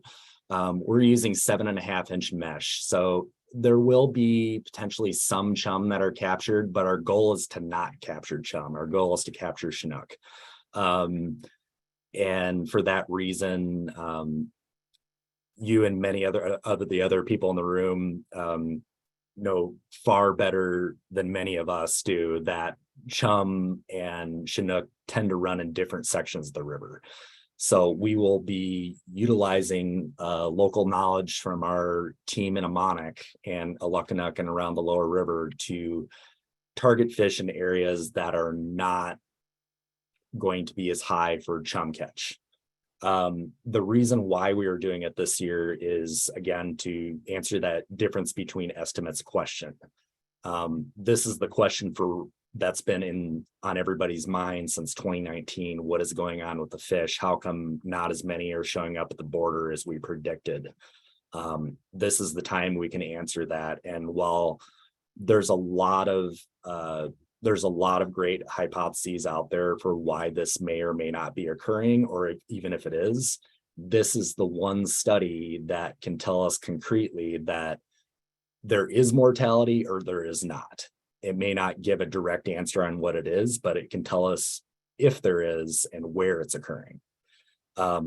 So that being said, I've talked with this at other meetings. I presented to the JTC last month, and we've been in talks about this both with brief mentions to the panel this last fall, and then also to the JTC in the last fall. And that includes representatives of TCC and BSFA. I've been working again with YDFDA to implement this project. And we care very deeply that this succeeds and are not messing around with the fish. Again, it will not work if there's too much mortality. The types of tags that we use, a little background is, as most of you know, fish really generally do, or salmon in general, do not eat much once they enter the freshwater environment. They're on a one-track mind to get to the spawning grounds. And that is the whole reason that these esophageal radio tags work. Most fish species require a surgery or an external mounting of these tags to get the tag on the fish. But since salmon more or less cease eating when they enter the freshwater environment, it's just as easy as sliding into the upper part of the stomach. So there's no incisions that are made for the radio tag, and the external tag is like a light piercing on the fish. And so we do believe very strongly in the practices that we've been implementing in these studies throughout the AYK region and the state, that they are successful, and we have very good training programs for the crew on how to very gently handle the fish and look out for signs of the things I mentioned earlier about potential injuries, but also if a fish is just too stressed out, we're not going to put a tag in it. We're just going to let it go, and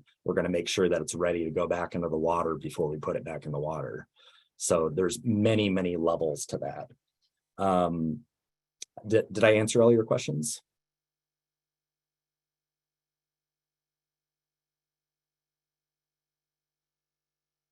I believe so. Thank you. Yeah, thank you, Brooke.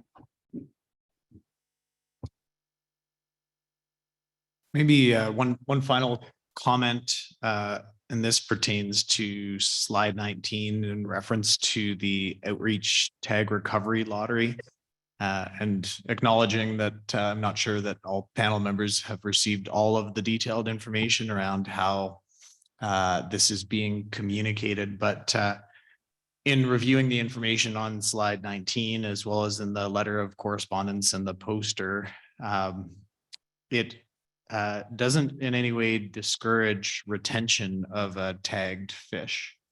It speaks to encouraging voluntary reporting of harvested or found tag fish. But neither in the letter nor in the poster does it suggest that tagged fish should be released. So perhaps as you embark on your communications with respect to this project, conveying the importance of, as much as possible, ensuring that these fish, if they are captured incidentally in small mesh freshwater fish nets, which would be present in the river potentially in Alaska during the time of migration, that the primary objective should be to release the fish unharmed, as opposed to, potentially be suggesting that the individual should at all costs retain the fish in order to be able to enter the lottery. And then the second comment I have is perhaps more forward-looking towards future years, is that I think that for years 2 and beyond, I recommend strongly that the study design be developed in a collaborative manner through the Joint Technical Committee. There is considerable interest from governments in Canada in participating potentially in this program in the future, and ensuring that there is a collaborative approach to study design as opposed to a US program and a separate coincidental Canadian program would be strongly encouraged. Any final questions from panel members? Go ahead, Canadian member Robert Perry. I don't know whether I'm in a silly mood or not, but to your comments, Mr. Co-Chair, you might not want them to actually release those fish back in, since you're probably trying to get a level of bycatch. That might be an artifact of what's happening to the population. Just really depends on the size of the lottery. If they're talking $20 or 10,000, you might have a point. But if you want to actually measure what might be happening, you might just want to leave that alone. I'm not sure this is a bycatch study, but I'll let the study design, I guess, leads speak to that, but point taken. Any additional questions? Canadian member Elizabeth McDonald. Yeah, thanks, Steve. I have a question that's coming from a First Nation advisor who's prompting me, and I want to say that because it speaks to some support for this project from Canadians. So I do want to share that as well. But a suggestion is that if we're looking specifically at Canadian origin salmon, if it would be possible or beneficial to maybe add some additional tags further up the river, just when the Canadian component is a higher proportion within the river. Yeah. Thank you. And I think that feeds into the recommendation around a collaborative Canadian and US approach to future study design. So again, perhaps this would be a recommendation or a request of the Joint Technical Committee to perhaps adopt an inclusive approach to study design on both sides of the border in future years. Any final questions?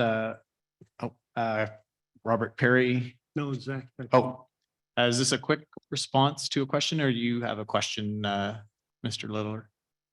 Thank you, Mr. Co-Chair. Yeah, I was just hoping to provide a tiny bit of additional context to several questions that have come up, and I will be brief.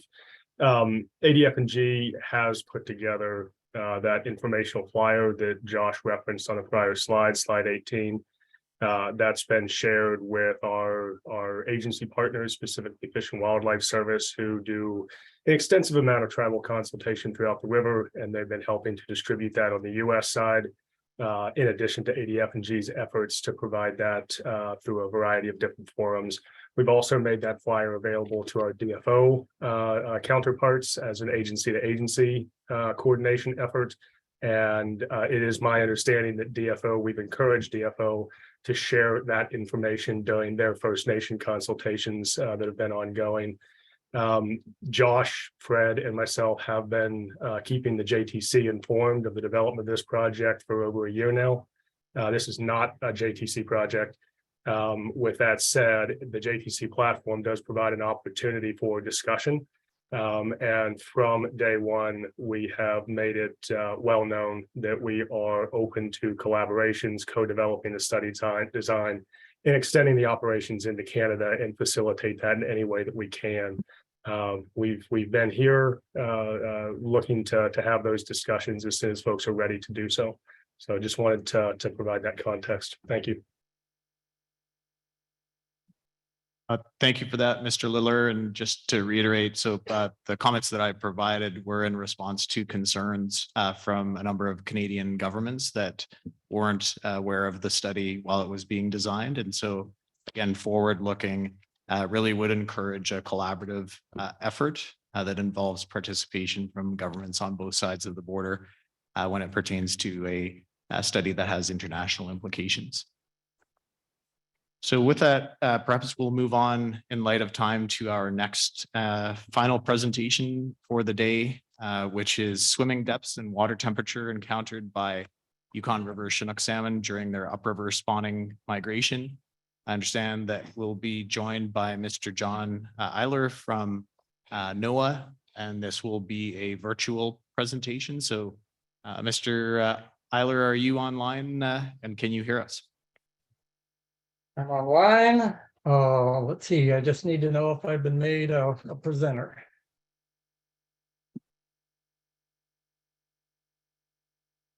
Hello? We can hear you and see you. Yes, go ahead. Okay, well, let's see. They need to make me a presenter. So did someone do that?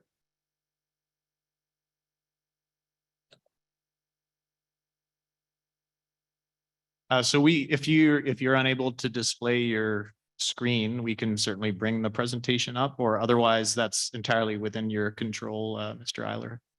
Okay. Okay, so you've made me a presenter. That was the question.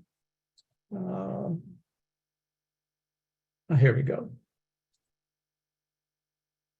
Okay, can you see that?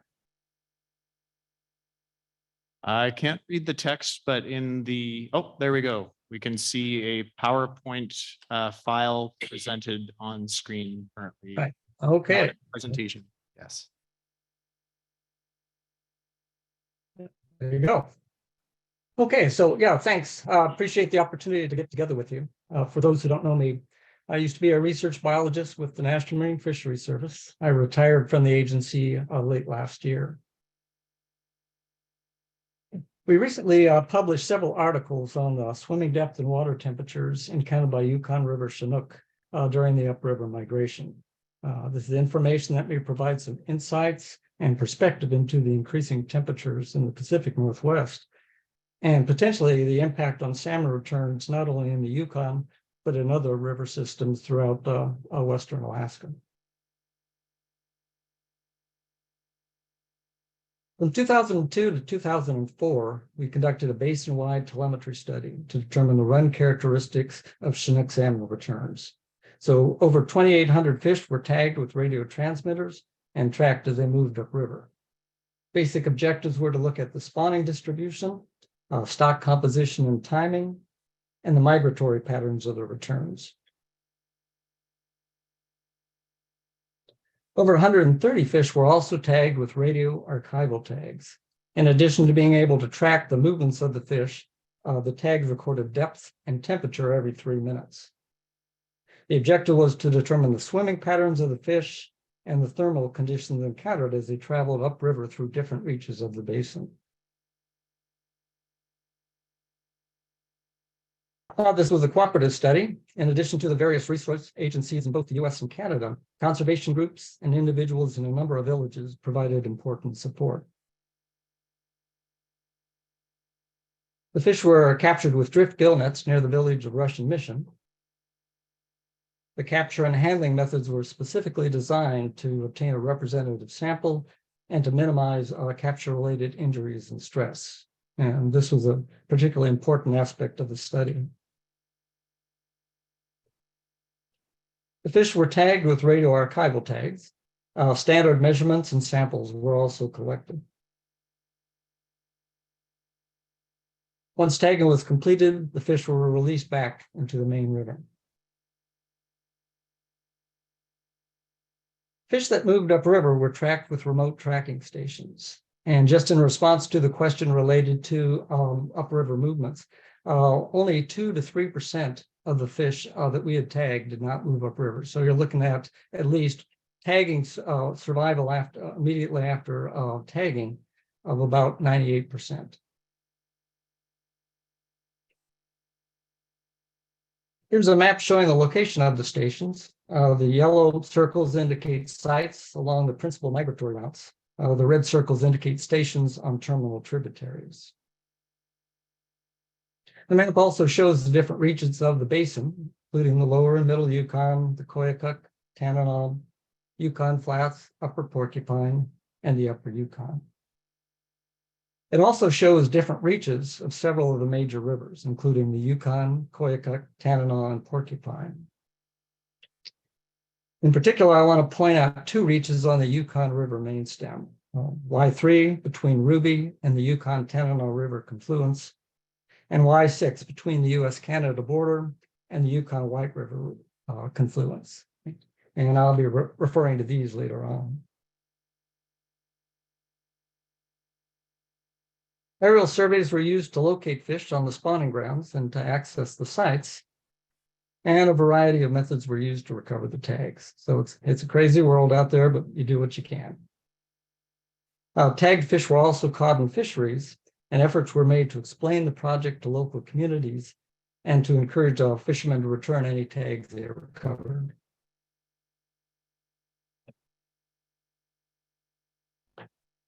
$137 salmon were tagged with radio archival tags. Most of the fish in 2002 and 2003 were tagged during the middle of the run.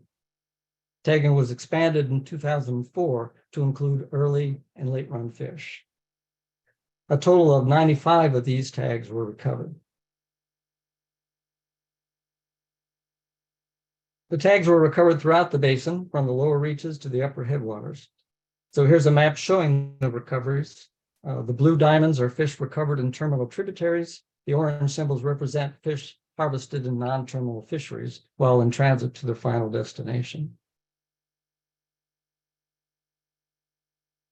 Here's a breakdown of the recoveries by region. Tanana and Upper Yukon fish made up about 57% of the sample. 18% of the fish were recovered in some of the other regional areas, and 25% were harvested in non-terminal fisheries.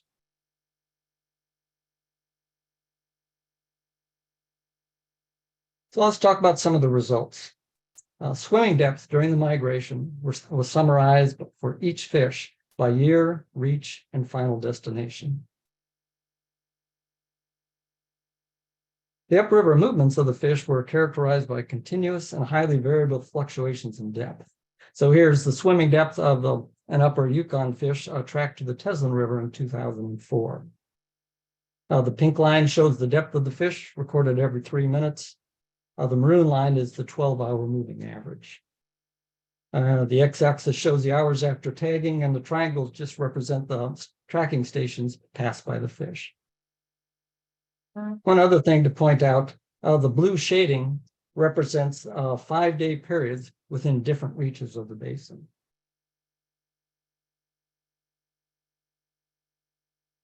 So here's the 5-day pattern exhibited by the fish as it moved through the lower river. The darker sections represent the time from 6 in the evening to 6 in the morning. So essentially you're looking at day versus night. Although swimming depth became progressively less as the fish moved upriver into shallower water, it continued to exhibit this variable pattern. And here's the pattern as it moved through the lower Teslin River and entered Teslin Lake. A similar pattern was exhibited by a Tanana fish returning to Salcha River, with continuous fluctuations in depth as it moved upriver. And as you can see, this pattern was observed throughout the migration.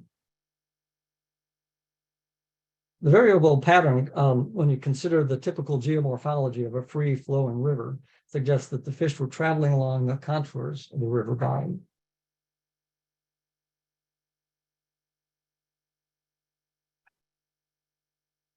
The patterns exhibited by these two individuals were similar to those of other Upper Yukon and Tanana fish, as well as fish returning to the other regional areas. For example, swimming depth was highly variable for all the fish passing through reach Y1, ranging from less than 5 meters to over 20, with depths exceeding 25 meters for over 61% of the fish. This graph shows box plots for upper Yukon and Tanana fish as they moved upriver to their final destination. And as you see, depths were comparable for both stocks during all three years of the study, with upper Yukon fish swimming somewhat deeper as the fish approached the Yukon-Tanana River confluence. And this may relate to bank orientation by Tanana fish as they prepare to leave the main stem.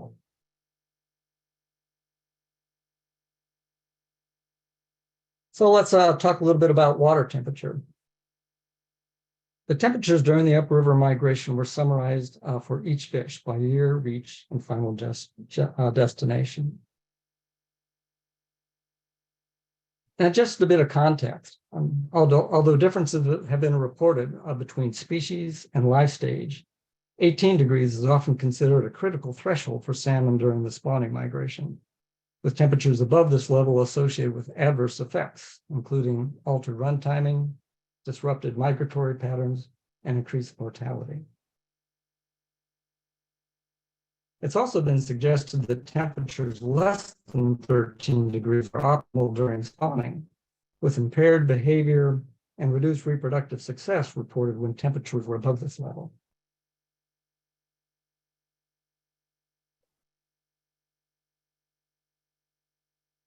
So here's the temperatures for the Teslin fish we looked at previously. The blue line shows the temperatures recorded every 3 minutes. The x-axis shows the hours after tagging, with triangles representing the tracking stations passed along the way. The red line indicates the 18-degree threshold we just talked about. And again, the blue shading represents 5-day periods within different reaches of the basin. Now, a couple of things stand out. There was a significant increase in temperature in the lower main stem, with temperatures often greater than 18 degrees. This was particularly pronounced in reach Y3. This was followed by a general decline as the fish moved upriver into the Yukon Flats. There was also a pronounced decline in Y6 downstream of the Yukon White River confluence. One other thing to notice, here's the 5-day patterns exhibited by the fish as it moved through different sections of the main stem. Compared to depth, the variation observed is fairly minimal.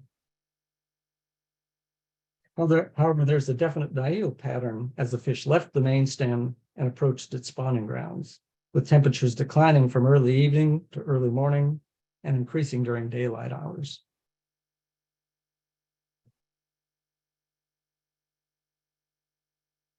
You see a similar pattern for the salsa fish we looked at previously. Pronounced increase in temperature in the lower main stem, particularly in Y3, followed by a significant decline as the fish left the main stem and approached its spawning grounds. Here again is the 5-day pattern exhibited as the fish moved through the lower river, followed by a pronounced decline as it left the main stem and a distinct diel pattern as it approached its spawning grounds.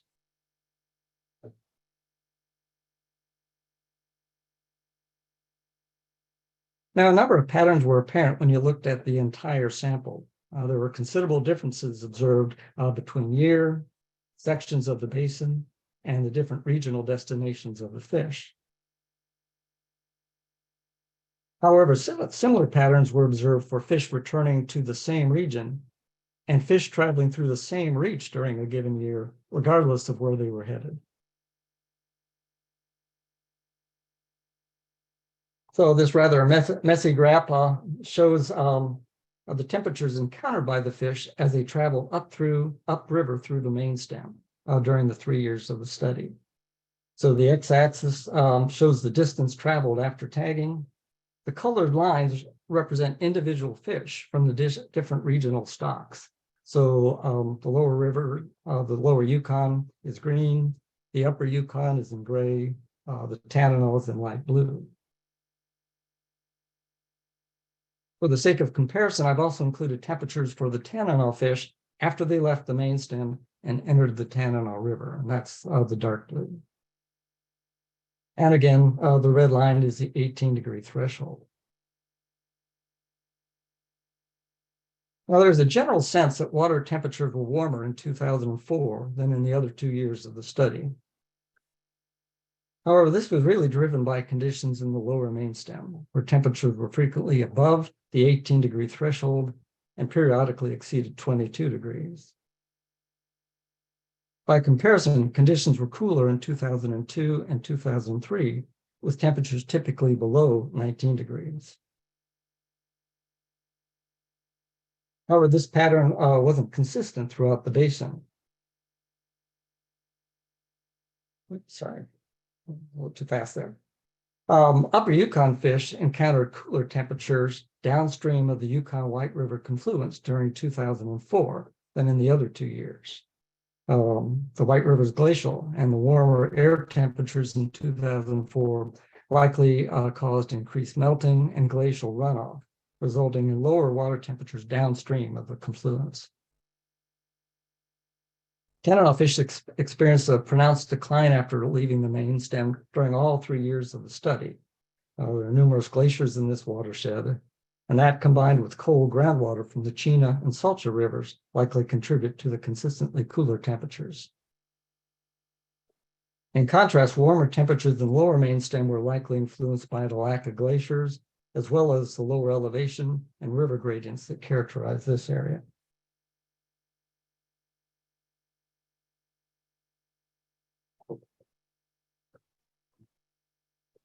There's been a lot of discussion related to the cumulative effect of temperature on migrating salmon.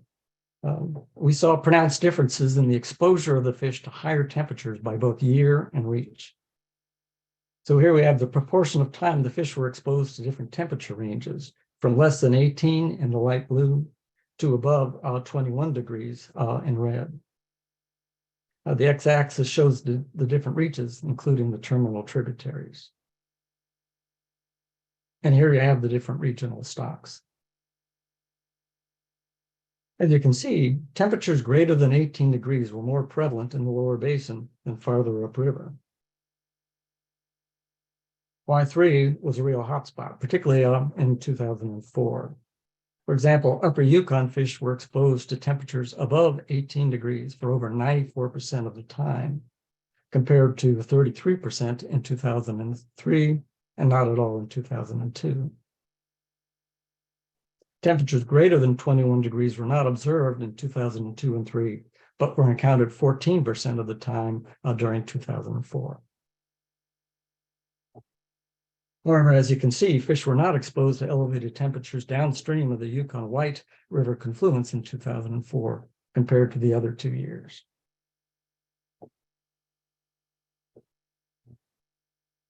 Just to complete the picture, here are temperatures encountered in the terminal tributaries.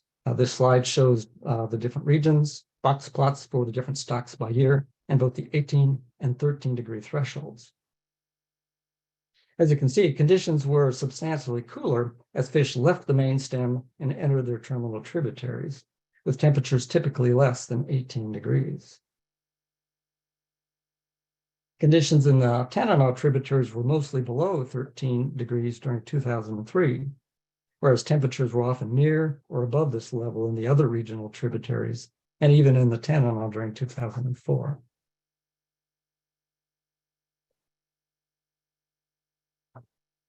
Another thing to think about, as I mentioned, there was a pronounced diel pattern observed as fish left the main stem and approached their spawning grounds. This pattern was observed for all fish tracked to terminal tributaries.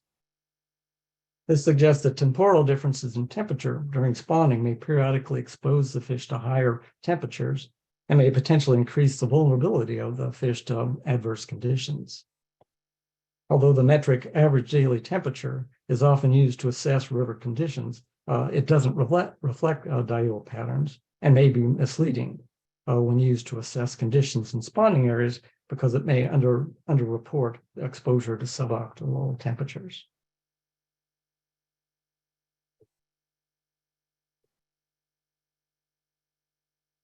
As you know, the upriver migration presents a formidable challenge for salmon due to the extended distances traveled, their reliance on stored energy reserves, the environmental conditions encountered, and the need to arrive on the spawning grounds with enough energy to avoid predation, compete for spawning sites and mates, and successfully reproduce. Any factor that increases metabolic costs during the migration may have a detrimental effect on the performance of the fish, of the production of gametes, and may ultimately determine whether they successfully reproduce.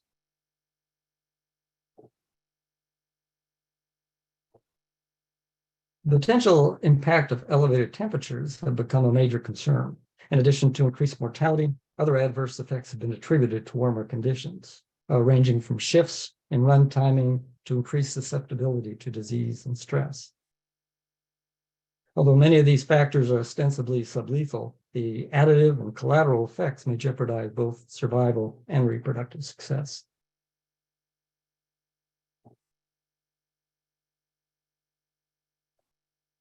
The temperatures encountered during our studies often exceeded 18 degrees, particularly during 2004, when temperatures greater than 20 degrees were frequently observed in the lower main stem.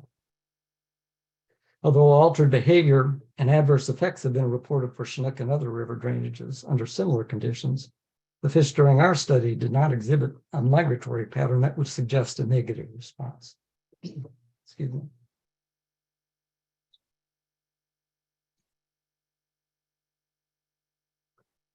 Most of the fish were tracked to terminal spawning areas or harvested in local fisheries. The movement rates of the fish were similar across years, in spite of the cooler conditions in 2002 and 2003, and the fish did not appear to seek out and use thermal refugia. Although temperatures in terminal tributaries were often near or above the upper range usually considered optimal for spawning, signs of pre-spawning mortality weren't observed, and the general behavior and appearance of the fish were similar across years. It's also worth noting that the movement patterns and spawning distribution observed during the basin-wide radio tagging study, when we had large numbers of fish tracked upriver, were similar across years, suggesting that the temperature differences observed had little, if any, effect on the upriver migration.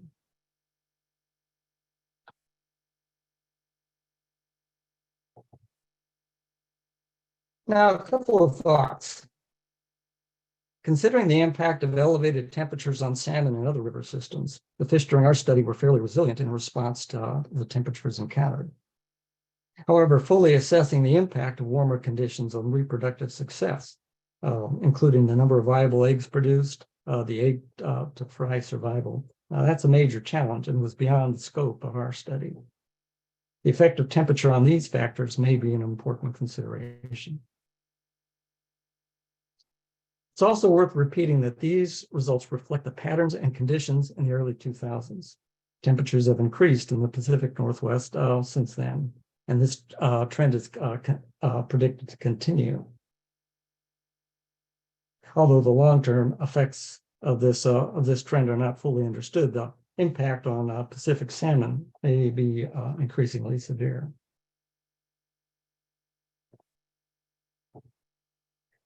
It's also been suggested that the effects of temperature are cumulative, with increasing severity associated with prolonged exposure. If so, this could have a differential effect on Chinook returning to the Yukon and other large river drainages. For example, upper river stocks may be particularly vulnerable to increases in temperature due to the extended distances traveled and the prolonged exposure of warmer conditions in the main stem. Lower river stocks may also be at greater risk due to the lack of glaciers and the lower elevation and river gradients that characterize terminal tributaries in this section of the basin. Assessment efforts that target these stocks could provide useful indices for evaluating the impact of warming temperatures on the entire return.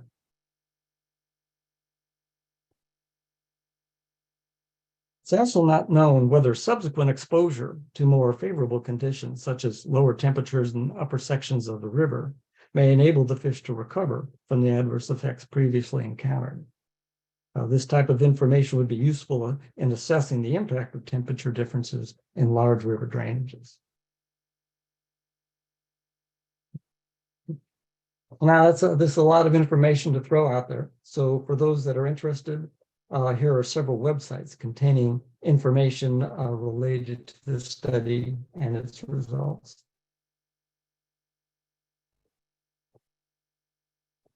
So in summary,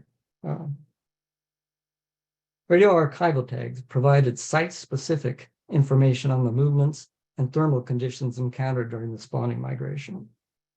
This information provides a baseline for comparing past conditions and migratory patterns with those of present and future returns. The swimming patterns were characterized by continuous and highly variable fluctuations in depth, and this is information that will be useful when assessing the upriver movements of the fish. The temperatures encountered by the fish often exceeded the thresholds associated with adverse effects. However, the fish did not exhibit migratory patterns that would suggest a negative response. And finally, assessment efforts that target key stocks may provide useful indices for evaluating the impact of elevated temperatures on the entire return. That's what I have. Thanks a lot, and I'd be glad to answer any questions.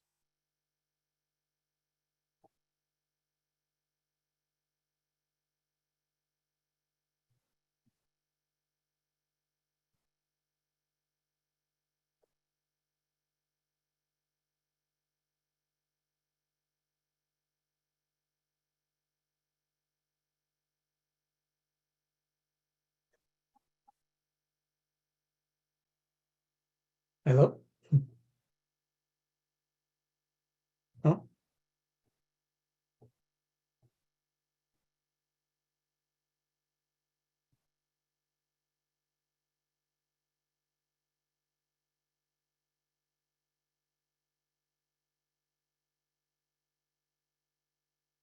Hello?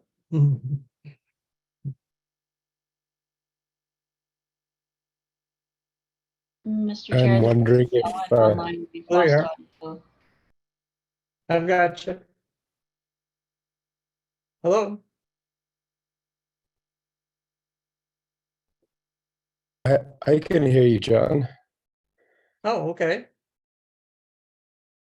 but I'm online as well. Is the panel able to hear me? Take it not. It doesn't If the seem panel that way, could does hear it? us, could Elizabeth nod her head? The camera's pointed at Elizabeth. She can hear us, but we just can't hear the chairs. Yeah, we can hear.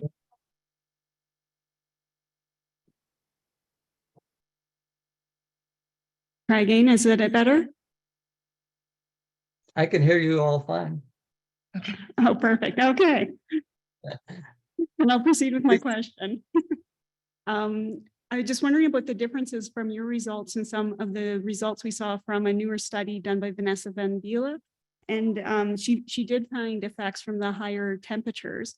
And I don't know if you've had a chance to look at her research or not, but my question gets to, were the temperatures encountered by them similar, or what was the higher temperature seen in Vanessa's study more extreme? And if not, I'm just wondering about maybe changing size of fish over time, and maybe larger fish are more resilient to heat stress or less. And I would love to hear your opinion on that. I'm aware that Vanessa has put out a new paper. I'm not really versed on what she saw. And again, I think it's important, like I mentioned in the summary, that these are 20-year-old data, they're baseline data, which the real value is that they provide a comparison with what was happening back then in terms of the patterns of movement and the returns versus what you may be seeing within either now or in the future. So that's not really being familiar with what Vanessa has come out with. That would be how I would answer.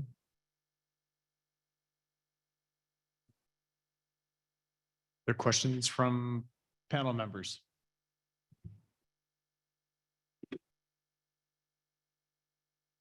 Not seeing any in the room. I'll just check with Ms. Layton. Any online? Nothing online. Okay.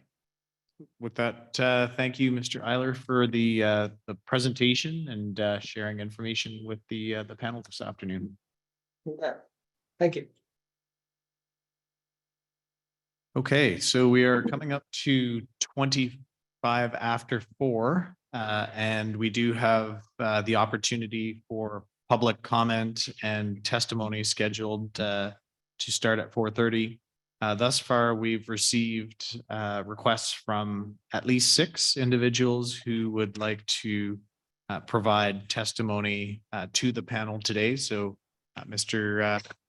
Co-Chair, if with your concurrence, we could proceed with public testimony at this time. Yes, I concur, Mr. Chair. Thank you. Thank you. And I will check with Mr. Keong. Do we still have the same 6 individuals who have requested to provide testimony, or are there additional members who have registered? Thank you, Mr. Co-Chair. In fact, the list of folks that will be providing public testimony this afternoon has grown to 10. We'll start off first with Kelly Scott, who's here in person.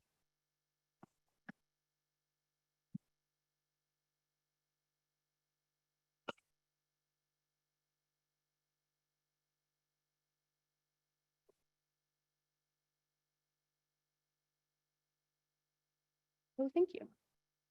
Okay, I have a mic and a table. Great. Thank you. Hi, everyone. My name is Kelly Scott. Okay. I'm here to talk to you folks about a program called Salmon in the Schools. Got the logo here on the sweater, which some of you folks might have heard of. Got the guide with me here. So I'm here on behalf of Rivers to Ridges, and we are an organization here in Whitehorse who focus on outdoor education.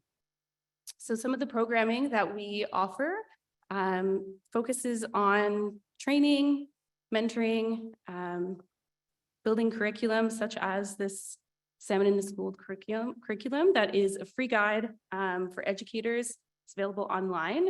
And we just finished our 7th season of programming. It is my 2nd year running this salmon program here in the Yukon. And our hope is to always highlight the need to connect with empathy, awareness, and community.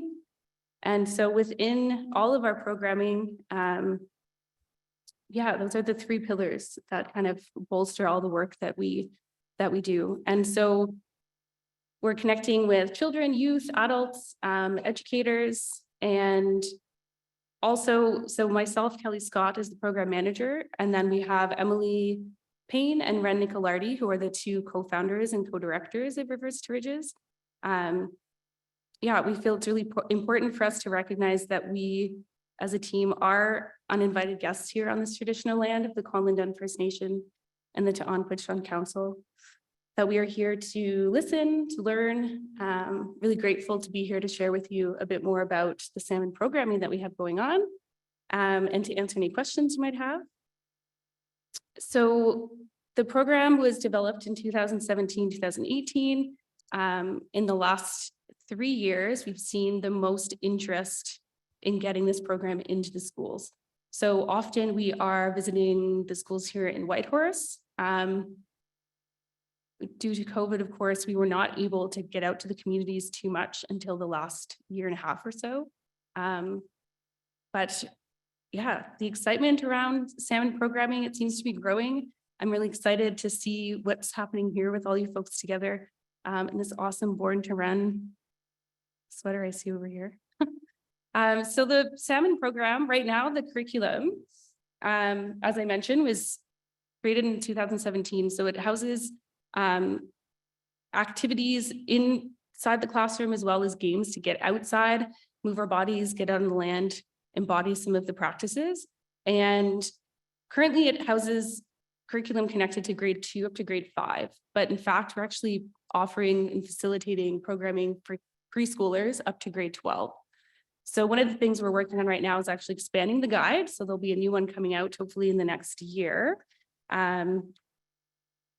So why we created this program was to support the Stream to Sea program that DFO covers, bringing in the tanks and into the classrooms. So this curriculum kind of bolsters that, driven by the concern for the low salmon population, wanting to support young students to learn more about this topic and create salmon stewards so that they can hopefully maybe in the future take on some of the jobs that actually you folks have or others who are out in the field, gathering the data and really focusing on the fact that the absence and the loss of connection, the absence of harvesting, what those effects are on all of us, on the local First Nations, as well as the land. And one of the things we share with the students is how salmon unite us all and how they're connected to every living organism on our planet. So when we start with that and focus on empathy, awareness, and community, it's really beautiful to see what comes across, what the students end up sharing when we finish our sessions. So some of our goals for this program are to create public awareness and, of course, education to learners, adults, younger ages through local relevant land-based activities. And so within this guide, there are some sections that highlight for folks to really make space as well for knowledge holders, land guardians, and elders to come in and share their knowledge and stories. And then also to have all these hands-on experiences and get out of the classroom and see what it feels like to kind of imagine what it's like to be a predator, what it's like to be a salmon, what happens when you add a new factor into the next round of the game, where it might be a factor that's with climate changes, or could be human impacts or natural impacts, and gathering that data through gameplay, which they can then put to use in different ways, whether it's creative ways or even similar to this last presentation with these sort of graphs. So lots of interesting follow-up that comes through with all these activities. And what I'm excited about as well is really branching out into these older age groups where we can really dig deeper into bigger questions about like the treaties and the agreements that are being made, the data that's being collected, the studies, and highlight that for them in a way that feels tangible. And, what a great example is this game from the Yukon Salmon Subcommittee that has the dicey roll, and you see at each part of the life cycle what could happen, what are the obstacles that salmon have to overcome, and you have this visual representation of these eggs that are beads, and you see they quickly realize after each roll that in fact your eggs are not going to survive, even though they're very hopeful. And it's just such a great visual to really see how many eggs you're going to start with and how few you end up with. And then that's where all the comments start coming out, like, I can't believe I knew they had obstacles in the ocean, but I didn't realize they have so many obstacles in their home streams.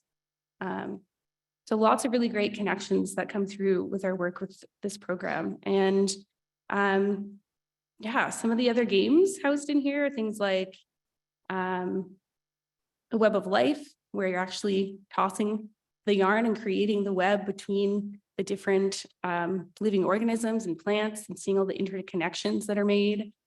Our big sort of overarching question with the groups are, what is your salmon story? And so that's our hope, is walking away from these short 2.5-hour sessions with the class, that they're going to create that salmon story for themselves if they don't yet have a connection. And if they do, then it's going to hopefully deepen that connection to move forward and share this information and become stewards and hopefully support seeing more salmon in the future and see that population grow. And I could just keep rambling. I have so many great games. I'm like, can we get up and go play a game? That would be really fun. I would love to come back at a lunchtime if folks are interested. We could do some gameplay. But that's kind of the general overview of the program itself. We just did our seventh season. So just to give you kind of a little bit of data on what's been happening, I would say in the last 3 years, We've reached over 1,000 students with this program in over 75 classes within the Yukon. And really, it's been this last year to 2 years where we've visited 44 classes, which is for us pretty big because this is one of our many projects that we have on the go. Yeah, really looking forward to starting another season, getting out there, maybe going to Alaska, making some new connections. Yeah, that's the Salmon in the School program. I would love to, yeah, if anyone has questions or comments, be happy to answer them. Question from US panel member Andy Bassett. Go ahead, Andy. Thank you. I had asked Kelly to come and give a brief presentation here because she's hopefully going to be integrated into some of the communication strategies into the future. You got a little bit of a briefing from the communications committee on some of our strategic planning and some of the ideas that we have, of course, focusing on youth is building kind of a sister city or sister school program between Yukoners and Alaskan fishers. So we're really hopeful that she'll be able to attend the educational exchange this year and get down into the Middle River, make some connections. And along with Serena, with Yurtva, hopefully we can work, kind of jumpstart that program, get it moving. So I just wanted to thank you for taking the time to come and yeah, thank you for giving us the space and inviting us. I would love to leave just a couple of little rec cards with some information about the Salmon program, if folks are interested in picking that up. And then also we just created a new program called Caribou in the Schools that is slowly on its way to being piloted. It's similar to the Salmon in the Schools, where it's a free educator guide that's also available online. And this Caribou in the School program is quite a big project that our team has been working on for a few years, alongside the 6 local First Nations who've guided us in what should be involved in that curriculum. So I'll leave these somewhere handy. And folks, yeah, and a few cards and such, so folks can follow up if they'd like. Yeah, thank you for listening. Thank you. And just maybe one comment from Canadian panel member Dennis Zimmerman, briefly before we go to our. Thanks, Kelly. We've got a long list of people that want to talk, but I thank you for that. I just wanted to mention to the panel, of course, this was, and Kelly has in the past, I know, acknowledged the Yukon River Panel and the RNE. So this was funded by the RNE for a number of years. So thanks for that. Yes, thank you for that mention. Thank you. Yes. And Victor, whom do we have next registered for testimony, please? Yes, Mr. Co-Chair. Next up to testify is Tiffany Andrew. I will be testifying via Zoom.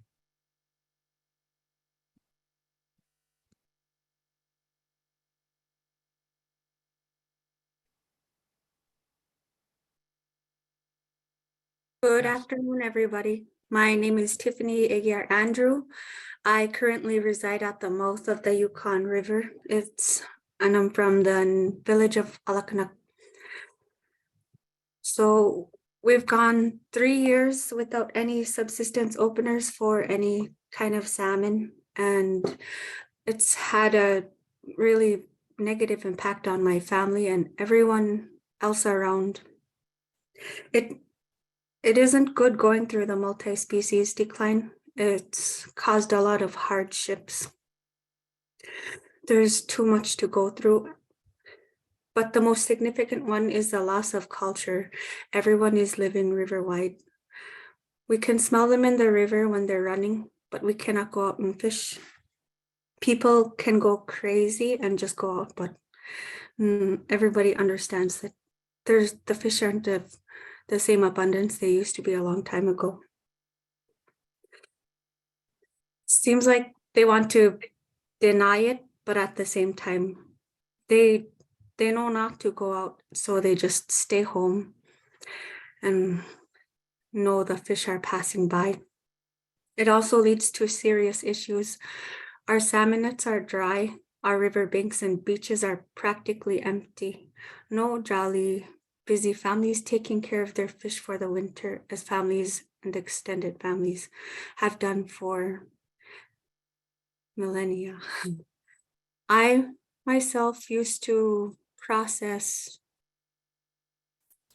fish for my family and my parents and siblings with their help.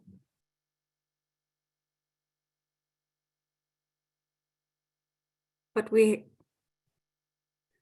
not allowed to. And on my other free time, I would go and help my aunts and them cut their own, because the more help they have, the faster they'll take care of them without wasting any fish at all. Right now, it's really impacting our culture. We can't even teach them they're at the rightful stages, like something from as simple as a baby touching a fish to something as big as learning how to store them for the winter. It's a really big cultural loss, and there's a really big gap going on too. And it's really affecting people. This has led to other issues that really do reach people negatively, mentally, physically, and emotionally. It's a hard battle for our people to just sit back and watch this historical decline happen and hurt the people of the river. Many people don't even have enough food to last for the winter, and one of my friends even admitted to making themselves eat once a day, and that being forcefully put on a rationing diet, even if they live on food assistance. And it was really hard to sit there and hear them actually say that, but it's what they have to do. Our people were raised that their riches were how full their freezers and storages were with subsistently caught food, and how much time we have with family and how much family we have. But recently, people are learning how to say they have no salmon in their freezers, and with less tears, but they still don't like it. It's weird to see people that are so rooted into subsistence that they're forced not to put something away that normally took up over half the food storage for the winter. And usually when we cut fish, that's when I would get the most time with my aunts and my cousins. And I think 4 years ago was the last time I've spent time with them like that. Nobody's been fishing for salmon.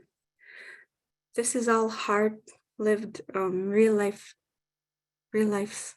happenings that our subsistence needs are not prioritized, and especially none are being met whatsoever. Thank you.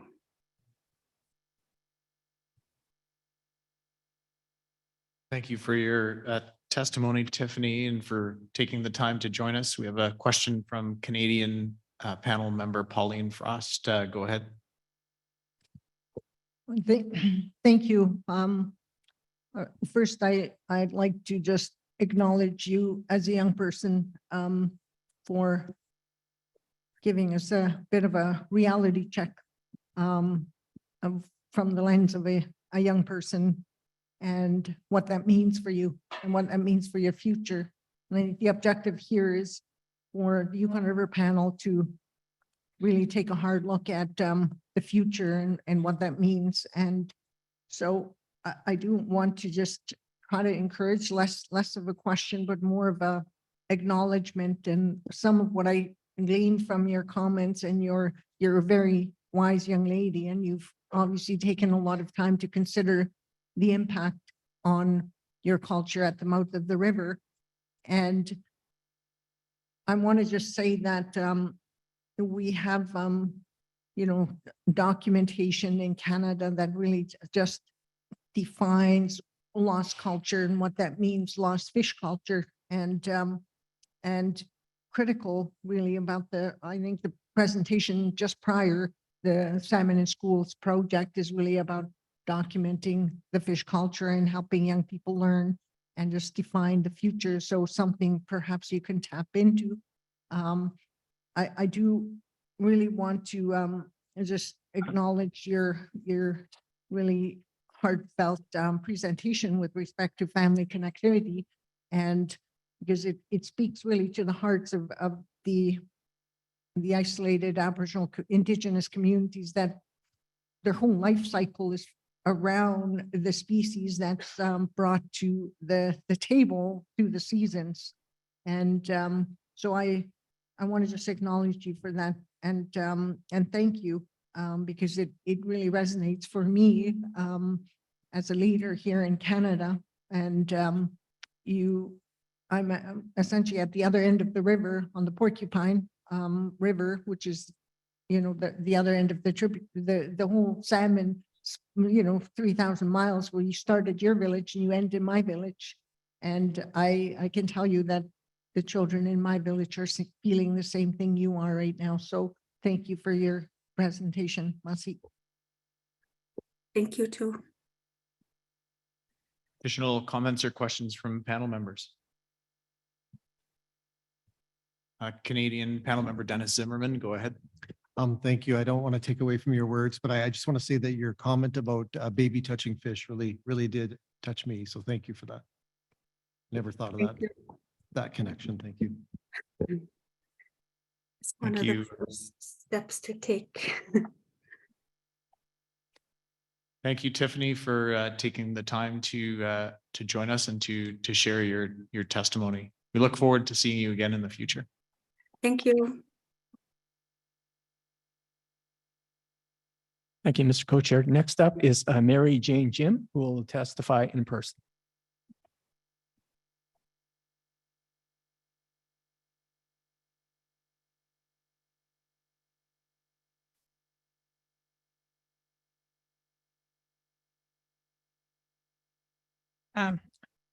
You'll have to excuse me. I have written my presentation on a computer because I'm not as disciplined as I'd hoped I'd be. If I talk to you, I'll take up probably the majority of the time. So I figured if I followed this script, I might be able to behave myself. My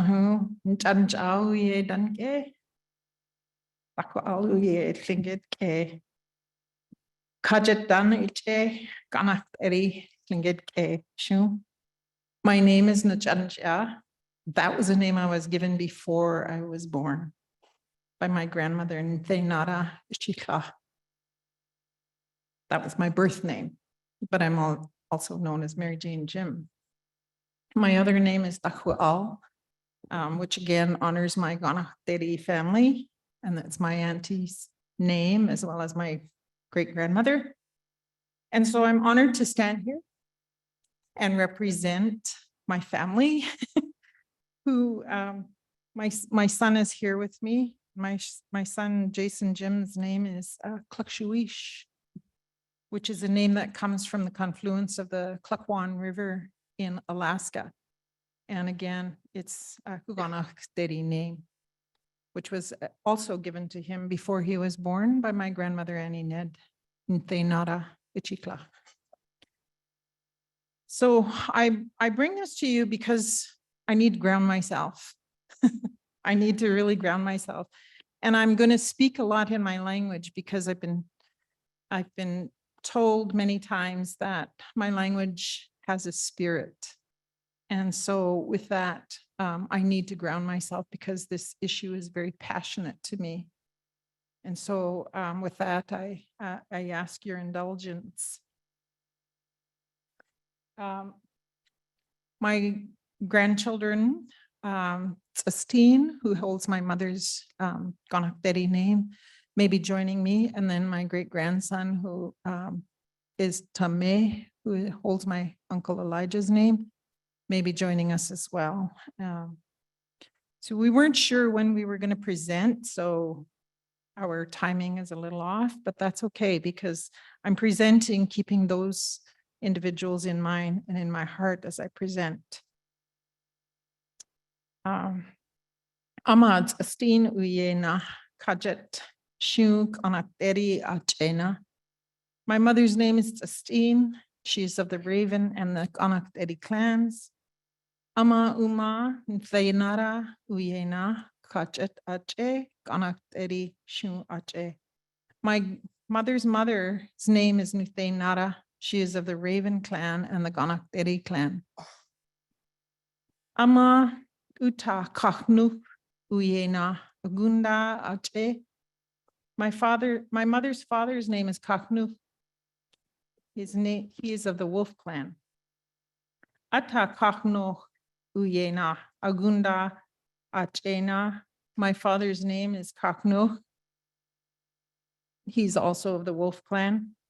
My father's mother's name is Magatsats Anama. She is of the Agunda, a Wolf clan. Ata Uta Katanaga Itan Ache Kajat Achena. My father's name, which is Little Jim, is Kutanaga Itan. Both of my grandmothers lived to be over 100 years old before they walked into the next world. And I was really blessed to be taught by them.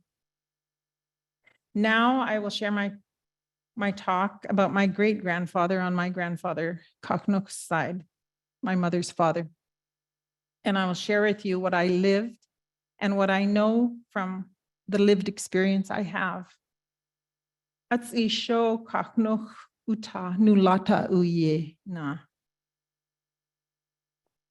My grandfather's father's name was Nulata. It is because of Nulata that our family could call Nahu their country. Nahu is also known as Kusua Lake. Ayetka Nahu da Juan da Kai Koche. Nfe nara ye Kachnuk ye Nahu Su Shou Man Gyun Shou Ga Yunanje Badunanashu Nuthainara, who is Annie Ned Smith, and Kachnuk, who is Patty Smith, lived in the Nahu area, the Kusua area where my grandfather was raised by his father, Nulara. From there, when he married my grandmother, they moved to Shu Shou Man, 52-mile lake on the old highway between the Takini River subdivision and the Dawson Trail. That's where they made their homestead. But that didn't stop them from going back to Nahu or Gyunshu-go. Gyunshu-go is the Takini River, King Salmon River, Gyu. Takini River country, which they now call their home. Tahina is its name, and the origin of the Takina, Ta, is the Tlingit word for King Salmon. Tahina is based on that name. They made their homestead there between that big part of the country. As I was a child, Nchanshara, Asuan Anje Tahina, Duchuaga Kei Yakwats, Kwats Unji, Kwache Ayet. When I was a child, I lived with my grandmother and my grandfather at the Takini River confluence of Duchuaga. And that's the Mendenhall River and the Takini River confluence, which is now called the Mendenhall place. I lived there with my grandmother mainly, because my grandfather, by the time I got to an age where I could remember, had already passed. While I lived there, nalat ato asuando aye aching chemelia what's ale. I paddled the boat for my grandmother so she could set the fish net for the king salmon. And I was probably 8 years old or 10 years old. And that's pretty big water to be paddling a boat in, but I learned and she taught me. And we brought out salmon the size of those. And oftentimes she would laugh because some of them were bigger than I was. So approximately 45 years ago, my grandmother was asked, when we moved from the confluence of the Mendenhall and Takini River, we moved over further down the Takini. But she was about 45 years ago, she was asked by Fish and Wildlife to suspend her fishing on the river, as the run was seen to be low that year. And they would not renew her license. Mind you, she didn't need one, she knew that, but she always abided the law and paid respectfully her dues. In her wisdom, she refused. She knew she had a right to fish, and she knew that other fisheries were putting pressure on the king salmon and the Yukon. So as we sat in the office of that building, which, by the way, had probably 3 flights of stairs that she had to walk up, and she was in her 80s by then. She sat in that building come 5 o'clock, and the fisheries officer was saying, "Okay, Annie, you know, we got to close the office now. You have to go home." And she said, "I'm not going home till you give me that license." "Oh, Annie, I can't do that." She said, "Well, it's too bad then, because you're going to fish for me and you're going to fill my cash up with fish." "Oh, Annie, I can't do that." She said, "Well, I sit here then." 5:30 rolled around and we were still sitting there. And at that point, I kind of realized that we're not moving. And I think he realized that too. 5:45 rolled around and he said, "Okay, Annie, I'll give you a piece of paper." So he gave her a piece of paper and she made me read it. She wanted to make sure it was the license so that she could put her fish net in. And then he said to her, "Can you just stop at like 10 fish or?" She said, "Adieu," which means no. She said, "I don't count my fish. I feed my family." But I think she recognized too that she had to play her role, you know, in the revitalization. So 45 years ago was a long time ago that we knew the fisheries was in trouble. It's not new. It isn't new. How did we get to this point? I have not fished on that river for over 20 years or 30 years. Both of my sons, Jason and Ian, were fortunate enough to witness and experience their respective grandmothers, Celestine, Stella Jim, Nee Smith, and Irene Smith, set their fish nets for the kings on the Takini River system. Unfortunately, Jason's children are not able to witness that. My grandchildren and my great-grandchildren haven't witnessed that. Up until about 4 or 5 years ago, Jason, your mom broke the law. I broke the law. And I said, my dad had shown Fantea, my granddaughter, Journey. He had taught her how to do the first ceremony, the fish ceremony for the first fish on the river and in the rivers, but he didn't teach her at Takini. He taught her at Tlakshu when the sockeye was still healthy there. So she knew that ceremony and she wanted to show us as her family, as her grandmother, because I didn't witness her learning with my dad. She wanted to show us that and have us experience that on the Takini. So we set a fish net. And I think that year we caught, that was about 5 years ago, we caught about 15 or less. I think it was about 12, Jason? About 12 fish for that whole community. And gave the opportunity for my granddaughter to do ceremony for the first time on the Takini River for probably over 35 years. It was important to us for her to experience that. And it was important for my grandchildren and my great-grandchildren to know that we actually could have fished in that river for the rest of our lives if we had been able to manage it.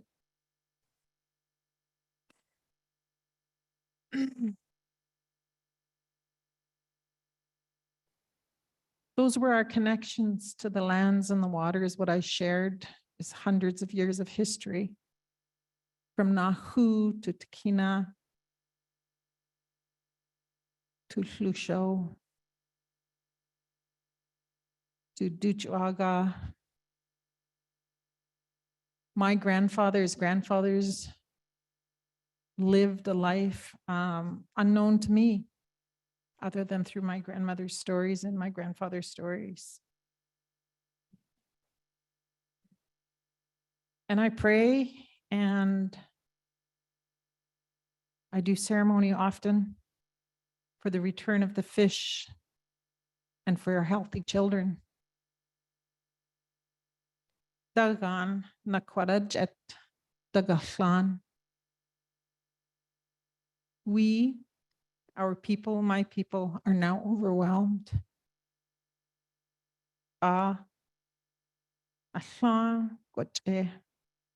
We ran out of king salmon. Ajunana mea Canadan. Ajudunana mea Canadan. Our children are not learning. Aju ashia An adasadla aju nii.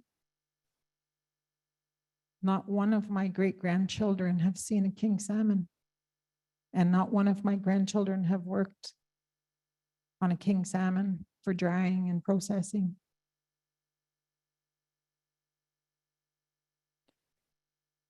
Ayitka, ing, kwashasho, kwajanada.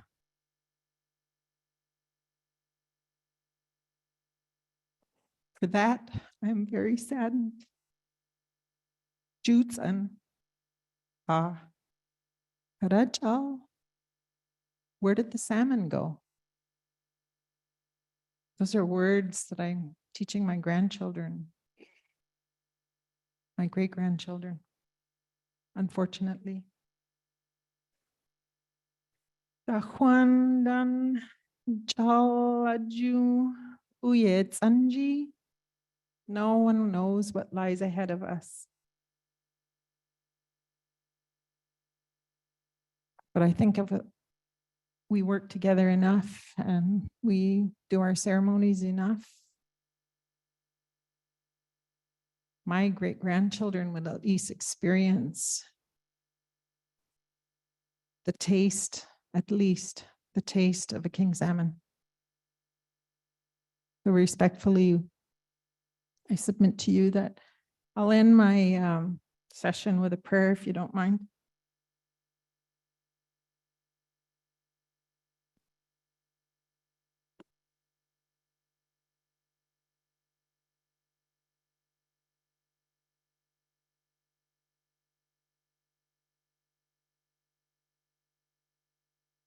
Nga Shonithan Uta Kwaringche Show Eating Utat Dagahlan Hi Kwandan Dagahlan Ukanataje Daduna Nashu the Shoshu Kedan Chakaradal Shu So Fan that's an Nanu that Ahuje. Finish cheese.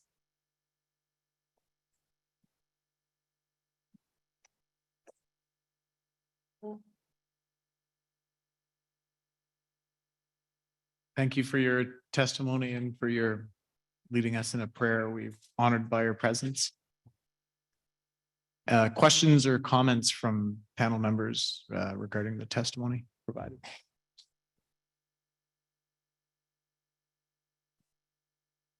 US panel member Eric Weingarth, go ahead.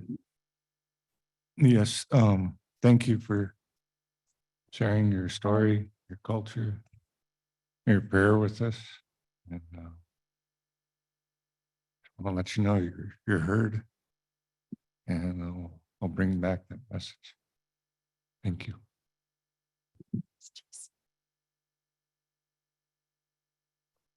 Thank you, Eric. Additional questions?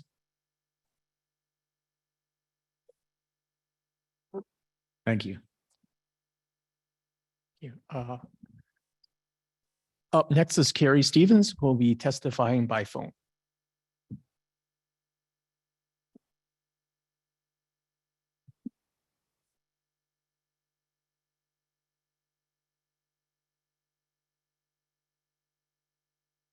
Good afternoon. Could you hear me?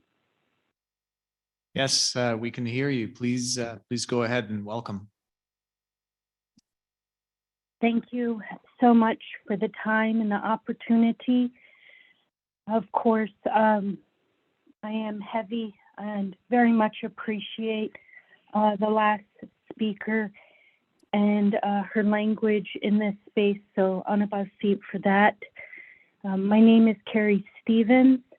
I am here in Fairbanks, and my husband is a traditional fisherman of the Upper Yukon. He is Deena.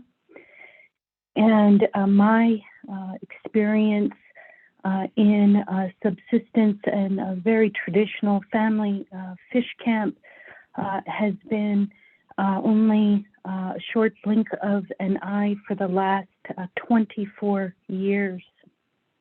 So considerably shorter period of time than those who spoke before me. Again, I want to have my utmost gratitude for all of you, many of you I know on the panel, both for Alaska and Canada, that you give your time and to the panel and in this work that you are constantly advocating for the salmon. And of course, that is why we are all here. And I just want to acknowledge that we are in absolute dire crisis, as I don't need to tell you. However, it does not seem to me that we are managing in a crisis. And that's very concerning to me. I am new relatively to these issues, but these are not new issues. And it is very hard for me to listen that, this is something that is new or that was not seen coming. Tribes along the Yukon have been warning of the collapse for decades. When I first met my husband in 2000, he caught 3 king salmon, 3 in the year 2000. This is a decades-long issue, and I just beg and implore of all of you for the salmon that conservative, precautionary management is put in place. And I have yet to see that, except for, of course, the burden on subsistence Alaska Native users of the Yukon, which the system I have watched divide in a very unhealthy way when it is no fault of the subsistence users of the Yukon, zero fault. And yet they are the ones who are currently facing restrictive management. May I say the only ones. And so I just beg and implore you to uplift solutions and question false solutions. We all know these issues, but I want to talk about a few management issues and solutions. Oh, I really want to applaud the federal government for investing in gravel to gravel, putting $11 million into this salmon crisis on the Kuskokwim and Yukon. I want to applaud them. I hope a little bit preemptively in that the gravel to gravel will really focus on the people of the place. The tribal governments will be invested in and hopefully co-stewarding in those efforts.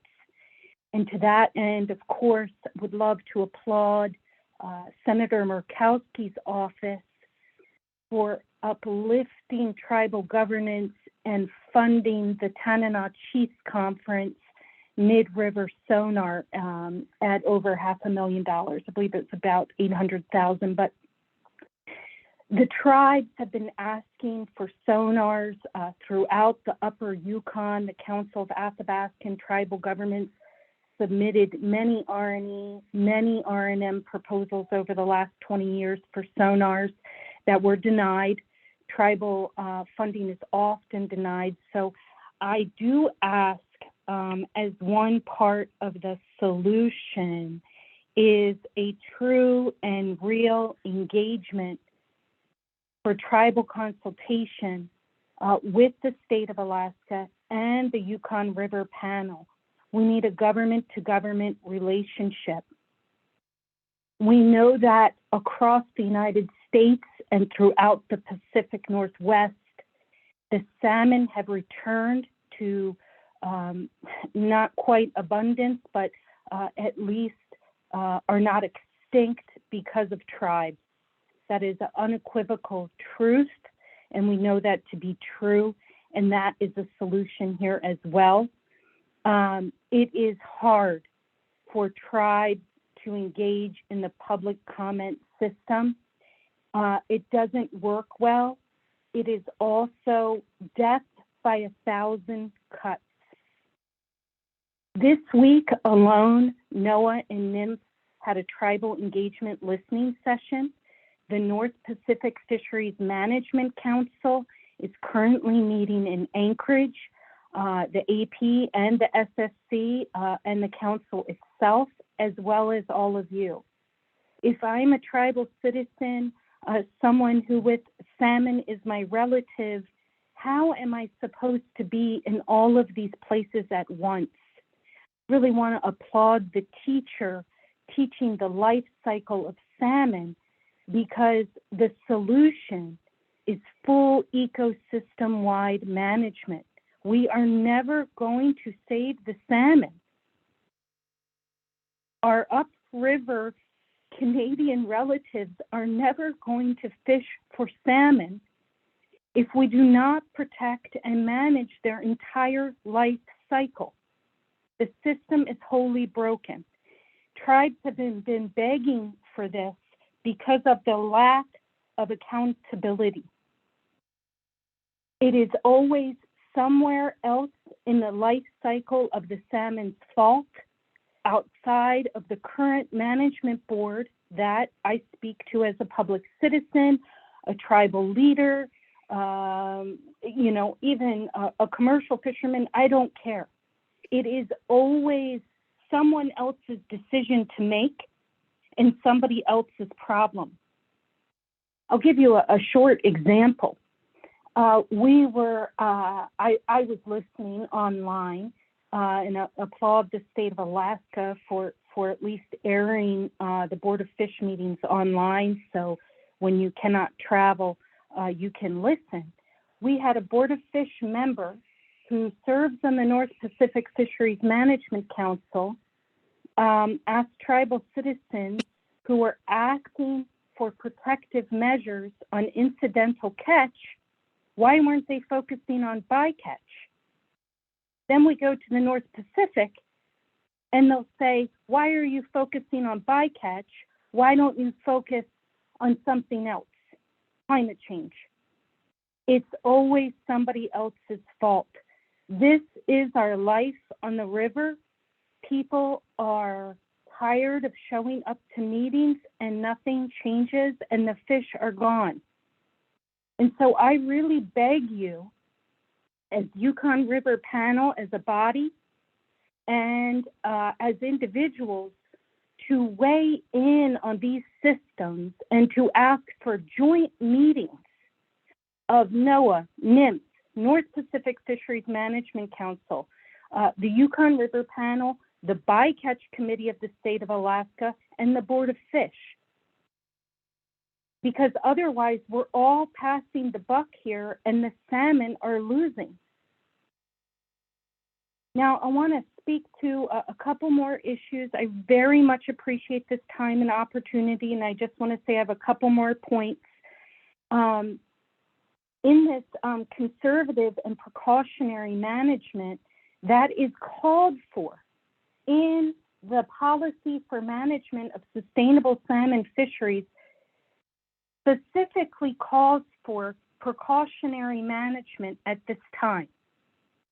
Yet it is not occurring.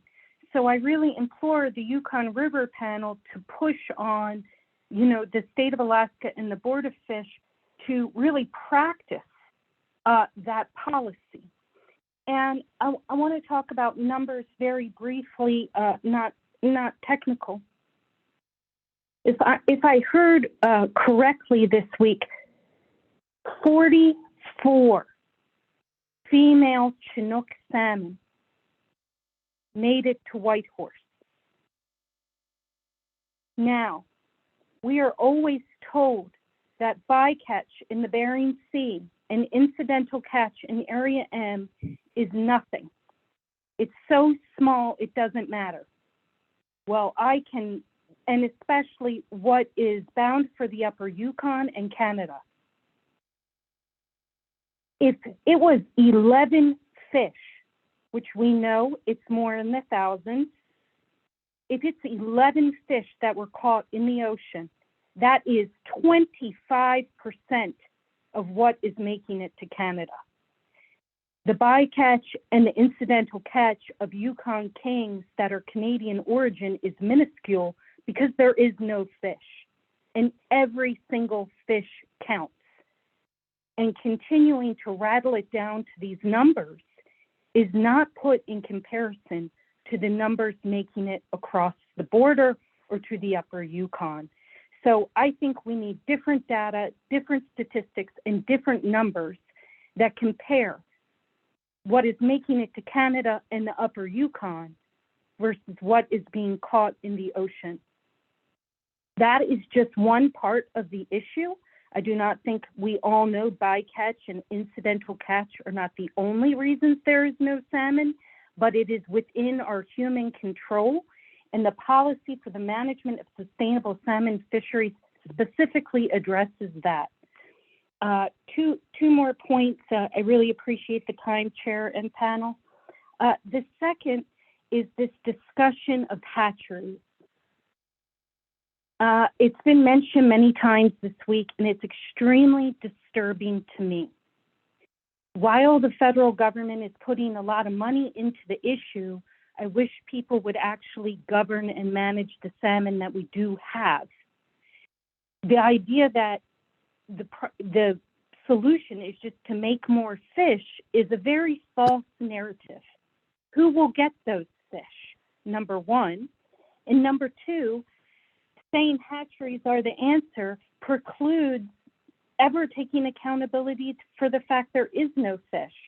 And I do want to point out that having hatcheries as the answer goes very specifically against the Yukon River Comprehensive Salmon Plan, which states artificial propagation shall not be used as a substitute for effective fishery regulation, stock conservation, and habitat management or protection. So the hatchery discussion is inherently insulting and really should end. Hatcheries are a part of the problem. They are not regulated in Alaska. Does everyone understand that 7 out of 10 salmon in the Bering Sea, 7 out of 10 are pinks, and they are starving out wild stocks. So we have bycatch, we have incidental catch, we have a total onslaught. The poor wild salmon in the ocean are being starved out by hatchery pinks. This is mismanagement. This should be addressed and not just say, we can't fix it, let's just grow more. That's problematic. And my last point, thank you for your patience so much. I really do appreciate the time, is mining impacts. I really think we need a full presentation on mining throughout the Yukon drainage. Again, very clear in the Yukon River Comprehensive Salmon Management Plan and the policy management of sustainable salmon to protect habitat, but we cannot know which habitat we need to restore and what we need to address if we don't know those mining impacts. And I'll just end on that positive note that here in my neck of the woods, the Fairbanks North Star Borough, U.S. Fish and Wildlife Service have only recently taken habitat mitigation around king salmon here on the Chinook, which is a major king salmon spawning area, and putting culverts. So I want to thank you so much for your time. My son, when he was in elementary school, he said, I wish I lived when my grandparents lived so that I could fish for salmon. This is what our young people are saying. Our youth are saying. They don't understand why no one is fighting for the salmon. My son watches his dad and I do our best, and he fears we will never, ever win because of capitalism, commodification, and commercialization of salmon. This is what our young people think of salmon management and governance. So I want to say a huge anabasi for all of you who give your time. So many of you are doing so many amazing things for your communities, and you show up at the panel, and I appreciate that so much. Thank you for listening to me. Thank you for taking the time to meet with us and to provide your testimony. Do we have any questions or comments from panel members regarding the testimony we received? Canadian panel member Elizabeth McDonald, go ahead. Hi, it's Elizabeth. It was really nice seeing you last week, and I always appreciate hearing your words. So I just really wanted to say thank you again for putting the effort to show up today and provide your insights. Thank you so much. I just appreciate you all so much for showing up. Thank you. Yes, next up is Ryan Peterson, who will testify in person.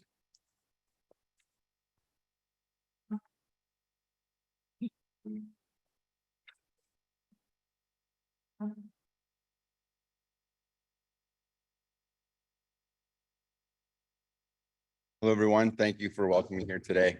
My name is Ryan Peterson. I'm from the Chinook in Dawson City, Yukon. It's good to see a lot of familiar faces still sitting here at the Yukon River Panel. I appreciate all your hard work and efforts. I started coming to the Yukon River Panel in approximately 2006 in Anchorage. And I was sitting up in my room for about 2 hours there, and I was trying to write something down to say to everybody here. And James McDonald said to me, Ryan, you just speak from the heart. And So I've been doing that ever since, and usually gets fairly emotional. So I'm going to try not to do that today. In 2013, the Chinook requested that our citizens go into a voluntary no harvest for the Yukon River salmon, Chinook salmon. And that has turned into 9 years of me not fishing. This year, if I'm not allowed to fish, will be a decade. I had no problem not fishing, knowing that what I was doing was for these people out here and for their children and for my children.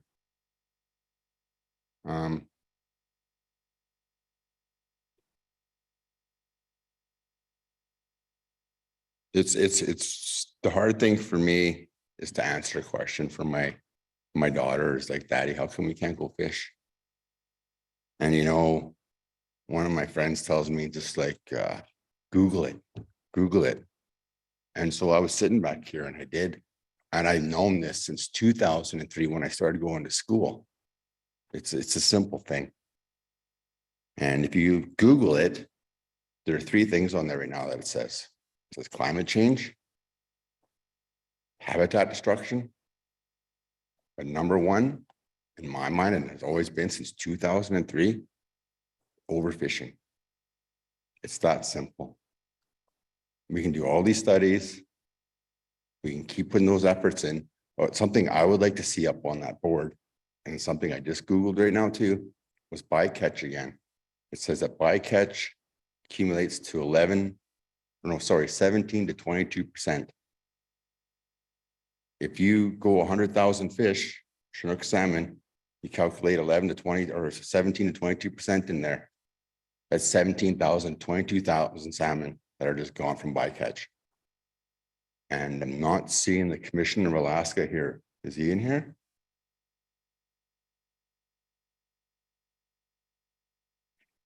We had a meeting at lunchtime, and something that really disturbed me was that everybody along the Yukon River, every single subsistence fishery is giving up their inherent right to a subsistence harvest of fish. But the pollock fishery is allowed to continue its fishery while it collects bycatch of our salmon, our inherent right to fish. It's not right. This isn't about money anymore. This is about a subsistence lifestyle. Thank you for letting me be here today and speak. Thank you for your testimony, Ryan. Very nice to see you. Thank you for coming from Dawson to speak with us. Do we have any questions from panel members regarding the testimony provided?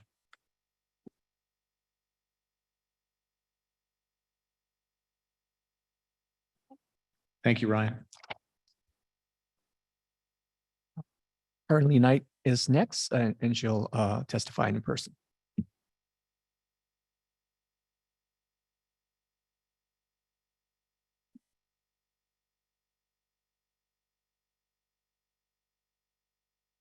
Great, thank you. I just had a coughing fit, so sorry if my voice is raspy. Masi Cho, Ryan, for speaking on behalf of the Han people, Trondhekwachin in Dawson City. I am employed by Trondhekwachin, so I'm also here speaking on behalf of leadership and the people of Trondhekwachin. So Drin Hozo, Shojre Carly Knight, Fish and Wildlife Manager, Trondhekwachin. Trondhekwachin quite literally translates to the people of the Klondike River. Located at the confluence of the Klondike River and the Yukon River in Dawson City, Yukon, Canada, which is just upstream of the Canada-US border. I'm also the appointed First Nation rep for Trondhekwachin to the Yukon River Panel and appointed to the newly formed Traditional Knowledge Committee for Canada. I'd like to acknowledge that we're on the traditional territories of the Kwanlin and the Tahnkwachan Council. Masi Cho for hosting the meeting. Again, thank you to Councillor Ryan Peterson for speaking ahead of me and providing input to the cultural value of salmon to the Han people, Trondhekwachin. I provided a testimony in December in Anchorage last year, which was more culturally based. So this time I will be focusing my testimony more on the technical level, specifically speaking to the escapement goal and the Ichthyophonus study. 22 years ago, the Yukon River Salmon Agreement was signed, which makes up Chapter 8 of the Pacific Salmon Treaty. This chapter outlines the international commitment to the restoration, conservation, and management of Yukon River salmon. The Yukon River Panel came to life out of that agreement. In 2022, neither Lukcho, Chinook salmon, or Thay, which is fall chum salmon, reached the Canadian border escapement goals set out by this panel. The 2022 Chinook salmon return was the lowest on record. The 2022 fall chum salmon return was the second lowest on record, second only to 2021. Earlier today, we saw a presentation from the Joint Technical Committee who presented two statistical models: maximum sustainable recruitment and maximum sustainable yield. The science behind the modeling is sound, but in my opinion, the recommendation of taking a hybrid approach between the two is not scientifically defensible, as the two models are not correlated. Therefore, the point of intersection is arbitrary. The Traditional Knowledge Committee, albeit in its early days, has discussed taking more of a value-based approach in managing our relationship with these salmon. There are shared values among the entirety of the river, from the mouth to the headwaters, and we need to come together as one to put the salmon first. We know that the Ichthyophonus disease is present in the river, so why not just take a precautionary approach to the US management strategy rather than lethally sampling for Ichthyophonus? This presents a huge disparity between not only modern science and traditional knowledge, but also a disparity between human and salmon people. I too am a biologist, yet I do not support this research and deem it to be unnecessary. Additionally, if a sample size of 50 in Eagle is not considered statistically rigorous, then why does sampling go ahead in 2022? Why is ADF&G now including Fort Yukon when the parameters don't include it? In that sense, I also question why Rampart Rapids is being utilized. There are existing non-lethal samplings for Ichthyophonus, including PCR testing from gill clippings, which can also screen for other diseases. From my understanding, there is subjective methodology in the ADF&G research in the categorization and severity of Ichthyophonus presence. The non-lethal sampling method that I mentioned actually can be quantified objectively. The further up the river you move, the higher the proportion of Canadian origin salmon that are lethally sampled. Ethically, how can ADF&G move forward with this research when it is so strongly opposed by Canadians?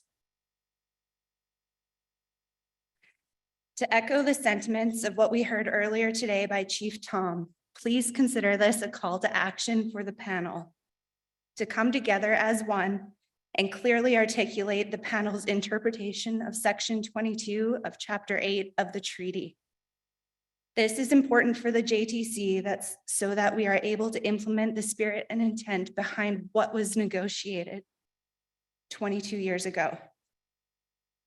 In doing so, this will provide clear direction to the Joint Technical Committee to inform their statistical models and values that inform their recommendation under the interpretation of Chapter 8, Section 22. Further, en route mortality is not represented in the JTC modeling approach, which is not acceptable when we are seeing a die-off of 30 to 50% of Canadian origin fish between pilot station sonar and Eagle sonar near the Canadian border. We know that these salmon are facing a plethora of different factors which are all working against them. For example, warming waters, parasites, diseases, unfavorable marine conditions, competition, etc. I'm asking the panel to acknowledge the significant rate of natural die-off and to allow for it in the considerations when deciding on escapement goals by utilizing a precautionary approach. We are indeed in unprecedented times with reduced numbers, fecundity, and productivity of salmon. The time is now to implement the restoration plan under Section 22. Further, I would encourage more resources being provided in effort to answer the outstanding questions regarding the marine life history of these populations, specifically the 1.5 to 5-year-old life stage. ADF&G's Salmon Ocean Ecology Program is doing some really incredible work, so keep that up. In closing, salmon are resilient by nature and can recover if given the time and space to do so. I'd like to thank the panel for allowing me to testify today. Masi Cho. Thank you for your testimony, Carly. Questions or comments from panel members?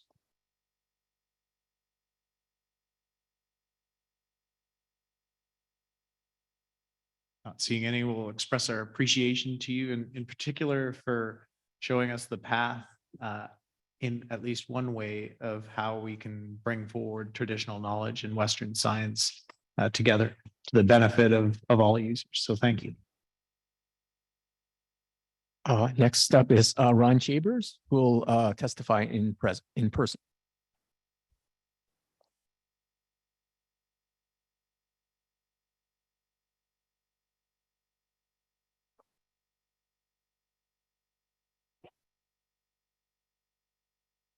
Yeah, I brought this real big, long scroll, but anyway, everybody, sure appreciate everybody being here because it's such a powerful thing to us all to not have something that we've had for centuries. And speaking of centuries, some of us are getting pretty close to it. There's people like Nigel, Ragnar, and Carrol, and there's a few others out there too that are pushing it. And the problem with that is that this is what we were talking about back in the day. And the reason why I felt I should get up and say something is that I'm one of the original panel members on the committee back when it started. And we're still talking about some of the same things, which is a lack of numbers of salmon. And I always thought that, as you learn to count more. We're learning to count less. And that's just something pretty strange. And it shouldn't be happening. But the only other thing is that I want to say is that there's other things out there that I haven't heard too much about, and they may have been discussed when I haven't been with the panel and the committee, is that we have things like, I remember as a kid in Tawny Lake, which is one of the lakes where the salmon spawn, and Tawny River and whatnot, is that we would catch hundreds and hundreds of whitefish to feed to the dogs. And Sam Johnson had dog teams, and seems like every family had a dog team from 5 to 10 dogs each. And they all had to eat summer and winter. And we caught hundreds and hundreds of fish. Not always whitefish. We also got suckers. We often did get pike, because if we ever used a net for pike, they just wound it up and tore your net apart. But they were still utilized. The part of the gap that I have seen, we've got the scientific studies and do all this type of thing, but we have no idea of what the predation is still out there, other than us as people.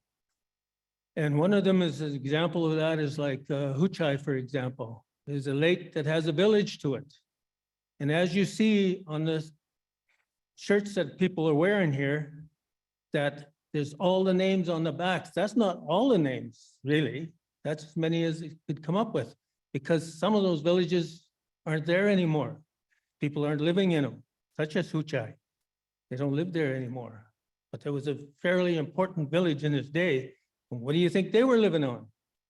And from my assessment is that 2/3, if not more, of what people were living on, especially in the north, I'm not going to speak for further south, but was fish, whatever variety of fish. And it didn't matter which ones, because each type of fish played their own role.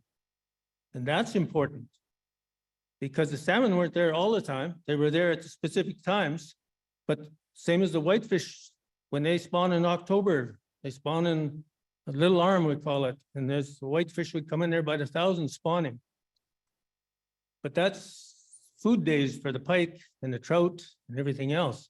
And of course, big fish eat little fish. And fish eat other fish's eggs. And we don't have those numbers.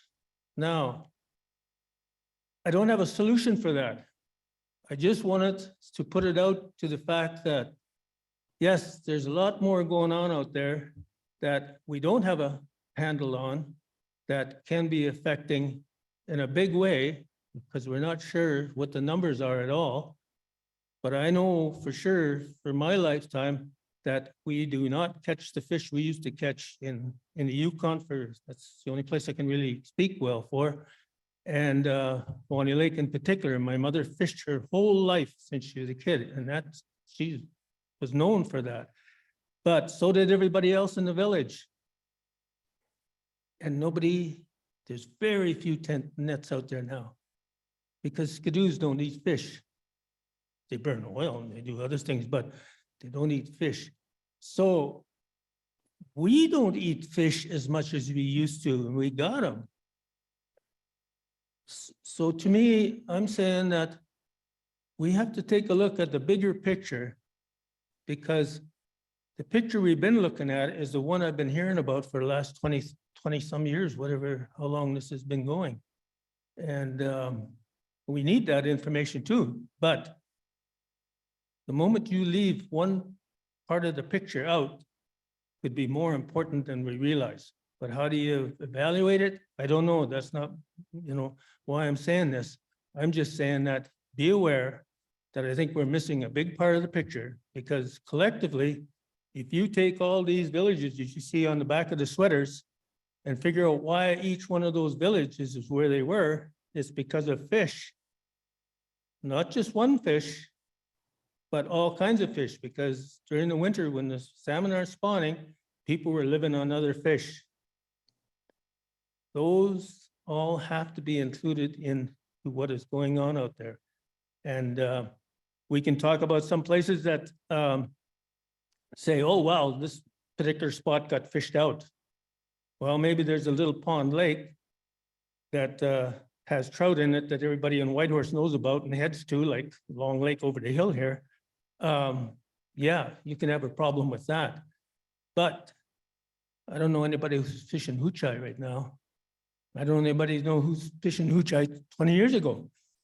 Excuse me. And I don't know anybody who's fishing hoochie 40, 50 years ago, is when some of the people were still there, or even longer than that. So I think we need to take a look in our backyards a little bit more again and put that in as part of the picture. I'm just giving you a general idea of what it was. But for example, I set a net here last spring and I caught a whole bunch of suckers at Asia. And I don't know how many I didn't bother counting them. Some of them I turned loose because I don't know what to do with all these suckers, but I went to Haines Junction and I went to give it, nobody wanted them. Even for their dogs. 50 years ago, it wouldn't have been a problem. People would have been asking me for suckers. We've changed who we are and what we are and how we do things. And we have to include that in the picture, I think, because we've been doing the science. And the science still isn't coming up with the answers for us. But I know darn well that a big 20-pound trout or 15-pound pike didn't get to be that size without feeding on something. And they don't care what type of fish they're feeding on. They go after brothers and sisters, those guys. One of the points at Huchai, I mentioned Huchai, for example, because there's a little tiny stream which you can just step across that has Chinook salmon in it, little fries. And I was actually there collecting some in the collection a few years ago. And the moment they stuck their nose outside that stream, the first thing they saw was a pike. So what I'm talking about is a collective information that I have. I haven't been doing a study, but I'm just saying that my experience and background and fish has always been part of my life, and it still is. And that's why I'm here now, and that's why I feel like I want to speak on it. But I just want to say that we need to take a broader look again to see if we're not missing some of this, because I don't think there's too much of a shortage in pike in some places. And I don't think there's too much shortage in Inkanu in some places. And we don't, and I know something about the suckers too, and they eat eggs. They like eggs. And they don't care if it's salmon eggs or whatever else eggs, as long as they can eat it. And I'm probably selling something out of school, but I've got a little sucker in my fish tank in Haines Junction. He happened to be left over when the river dropped, and my grandson scooped him out. He's a little pig, so, you know, he's got lots of relatives, you can bet on it, because those suckers, they have big numbers of eggs, suckers do, for sure. So I just want to put that out to say, maybe we're missing the obvious. I don't want to take everybody's time again, but as the opportunity's here, I saw a program on Yellowstone. Yellowstone? Yeah, it's in the States, you know, with the geysers and all that. They had numbers of elk going down. So the elk actually population was getting pretty high. So they introduced some wolves, and most of them they got from up here, as a matter of fact. And they shipped them out there. And then there was, of course, farmers weren't happy about that were in the area. But anyway, years later, this is about 25, almost 30 years ago, the elk population dropped. And I've mentioned this already to some of the Yukon members, is that the elk population dropped out there. And so they were looking at the wolves. But a ranger there was paying attention to some of this stuff. And he noticed that the elk weren't running away from these wolves pretty readily when the wolves showed up, which shows that it wasn't a high predation situation. And that happens with the caribou, does something similar. If there's not a lot of predation going on, the wolves can be out there and the caribou don't run. It's only when the hunt is on. So he noticed that. So anyway, he's thinking, well, you know, people thought they should get rid of some of these wolves because the elk population is going down so much. He didn't buy into it per se after a while because he started paying attention to that. And then the numbers were still going down. So then somebody said, well, the bears were attacking the calves. And he said, yeah, well, how come we didn't have much of a history of that before? Nobody really kind of knew, except he went and talked to people who lived outside the park, who were there for generations. And they said, well, the bears used to feed on the trout who spawned in the streams, but the trout aren't there anymore. And so the bears are now focused on the lambs. Oh, so we got a bear problem. Well, yeah, but now we have a trout problem. Well, what happened there? Well, the trout apparently are a certain size. It's like the kokanee salmon and Plawani, for example, certain size. They only get certain big. Somebody introduced lake trout into, I think, Yellowhead Lake or whatever it's named, and they get the big, and they were eating the trout, which affected the number of the spawn that was going in the river, which affected the bears, which the wolves got blamed for. So they had a fish problem. So to me, I thought, boy, have we been missing, are we missing something here?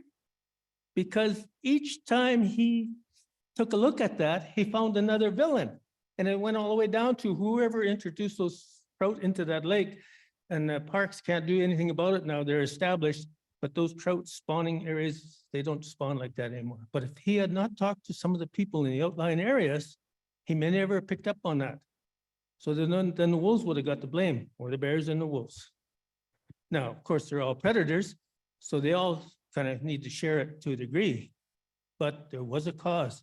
So I just want to put that out there so that we're not locked into anything. I just want that. Thank you for your testimony, Ron, and for taking the time to visit with the panel. It's nice to see you again. Do we have any questions or comments from panel members regarding the testimony that we've received? Not seeing any. Thank you, Ron. Yes, next up is Patience, and that's a good thing. Thank you, Ron. sorry, next up is Richard Dewhurst, who's testifying in person.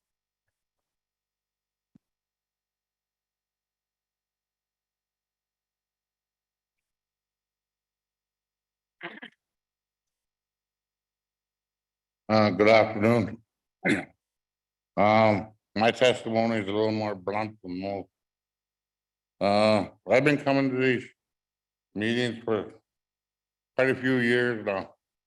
And a lot of faces have changed, but one thing stayed the same. The numbers of the salmon keep going down. And that's not right. You know, but 25 years ago, we quit fishing. My heart goes out to that young lady who was talking, she said 3 years ago. You know, try it for 25. That's something to chew on there. And we quit fishing 25 years ago. You know, you might as well say Teslin people have put Chinook salmon on the species at risk list themselves. And I would like to see the people downriver, all the way to the ocean, do the same. You know, all the people sitting around in this room here, do we want to be known as the ones who let the salmon go extinct, or the people who saved them? Thank you very much. Thank you, Richard, for your wise words and for providing testimony. It's nice to see you here. Questions from panel members, comments on the testimony provided. Thank you, Richard. We have Madeline Jackson, who will be testifying in person next. Welcome, Madeline. It's nice to see you here. Welcome. Thank you. Good to be here too. Welcome all the DFO and all the members, new and old. It is true that salmon is start running low. Back home, when people had commercial fishing license, they make sure they take that license away before the salmon hit the lake, so the salmon go to their spawning place.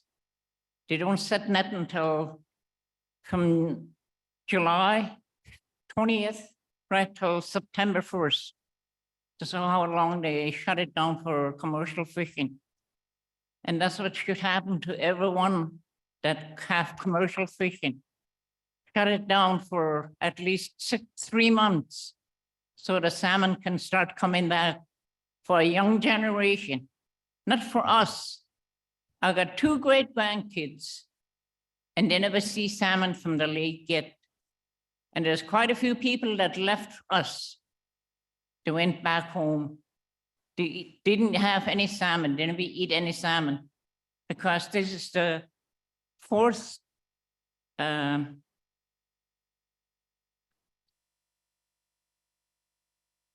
we shut that fishing down for ourselves so that salmon could come back for the young generation. And it is hard. I know the salmon goes through that lake, and I told my daughter, I said, man, that salmon is in the lake. Mom, don't even think about it, child. You got to think about young generation. They got to have a taste of what we had too. So I just leave it and go pick berries. So everybody in this community, in each community, should make sure they shut that fishing down for people so that salmon can multiply for young generation and young generation to come. That's who I'm talking about, not for me, but for young generation. So they know. I know how hard it is, you guys, when you bump heads with the government. Pretty soon they're gonna have big head and then they're gonna listen to you guys, I hope.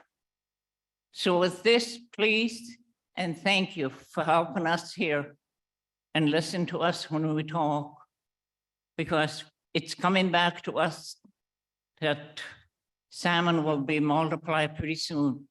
And I hope it pretty soon now, because I want to see my great grandchildren run that net. Well, geez.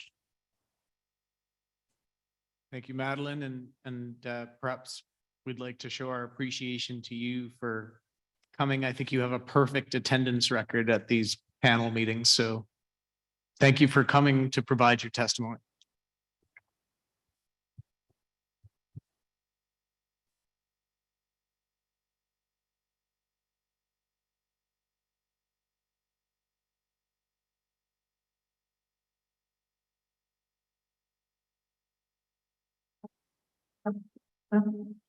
Questions from panel members or comments regarding the testimony we've heard? Go ahead, Canadian panel member Dennis Zimmerman. Thanks, Madeline. It's been many meetings and every time I write down something new. So this time I want to see my great grandchildren run that net. So thank you for that.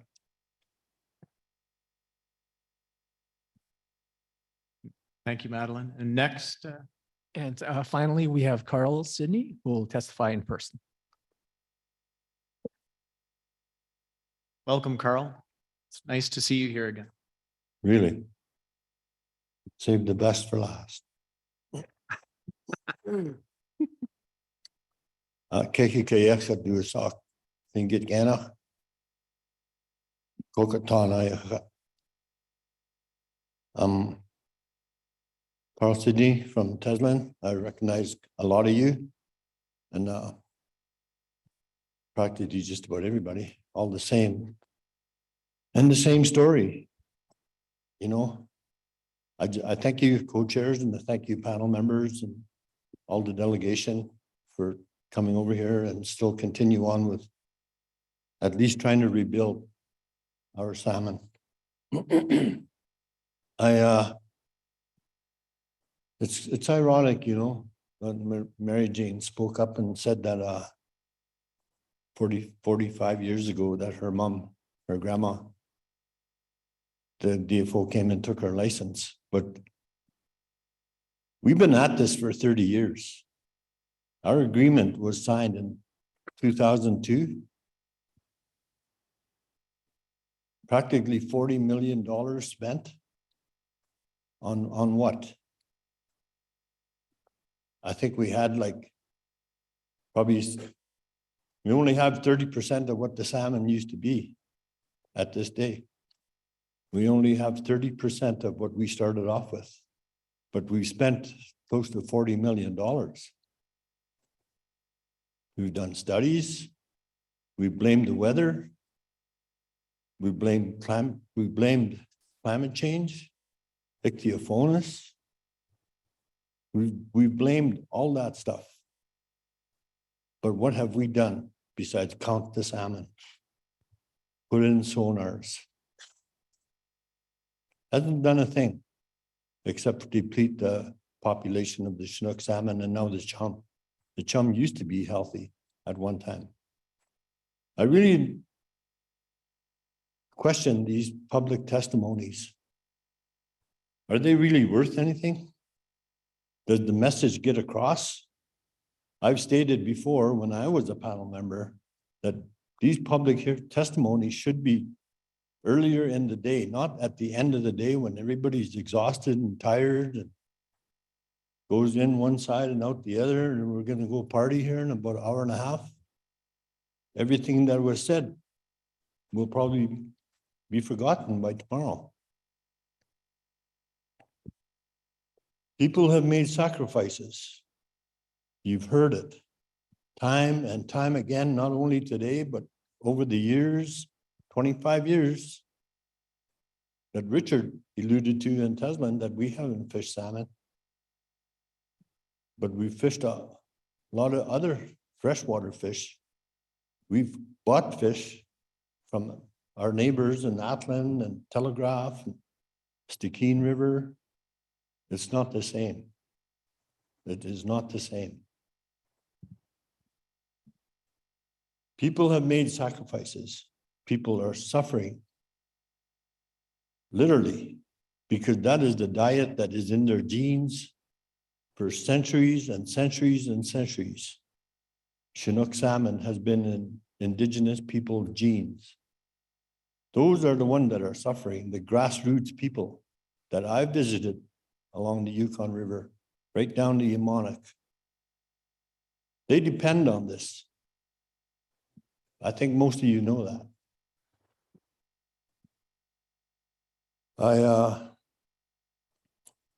We can't do nothing about all these other phenomena that happen, the climate change, the disease,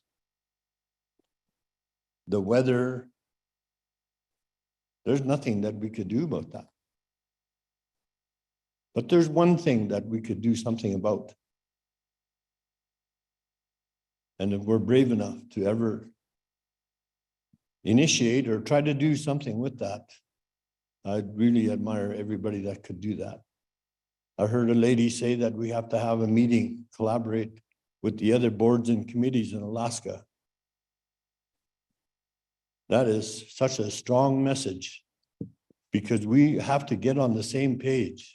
North Pacific Fisheries Management Council, the Board of Fish, all those big boards, the Yukon River Panel must initiate something like that in order to save the Chinook salmon and the chum salmon.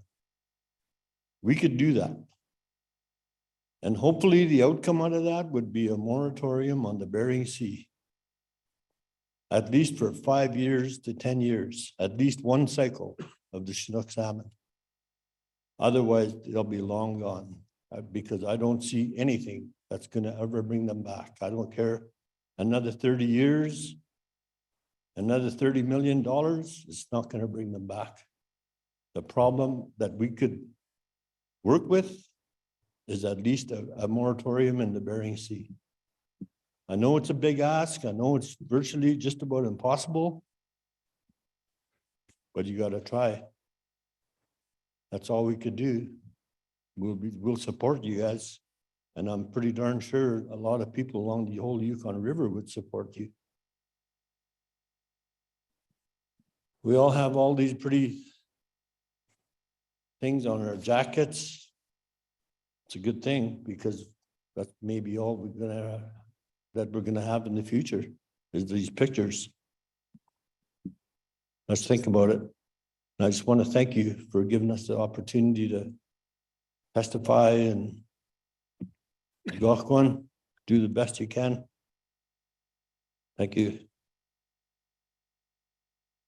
Thank you, Carrol. Questions or comments from panel members regarding the testimony provided? We'll start with Canadian panel member Pauline Frost. Winshish. Thank you. Lindsay. I want to just maybe make a comment, a few comments actually. I've been at the table for a long time, a lot of years. One thing I want to say is some 30 years ago, I fished with Chris Dewhurst at just after fishing was closed on the Teslin Lake and the Teslin River at Brooks Brook. And so I had the honor of seeing what it was like then and being part of that culture. So, but I also see what happens throughout the whole system. I've been involved, one as a chair of the salmon subcommittee for quite a few years and doing a lot of outreach, but also participating at the panel. So everyone that sits here at this panel table does so as representatives of our communities and the tributaries, and we speak from a place of passion and a place of really of caring. And I want to just say to the elders that spoke, and the young people, that we hear you, we acknowledge you, and we care, and we will do our utmost to ensure that we make the right decisions, and the right decisions that we make will be done in the best interest of the salmon. And I think oftentimes we realize, and we are told, that really it's time to stop talking about management because there are no fish to manage. Let's just talk about what do we do to protect the fish that remain there.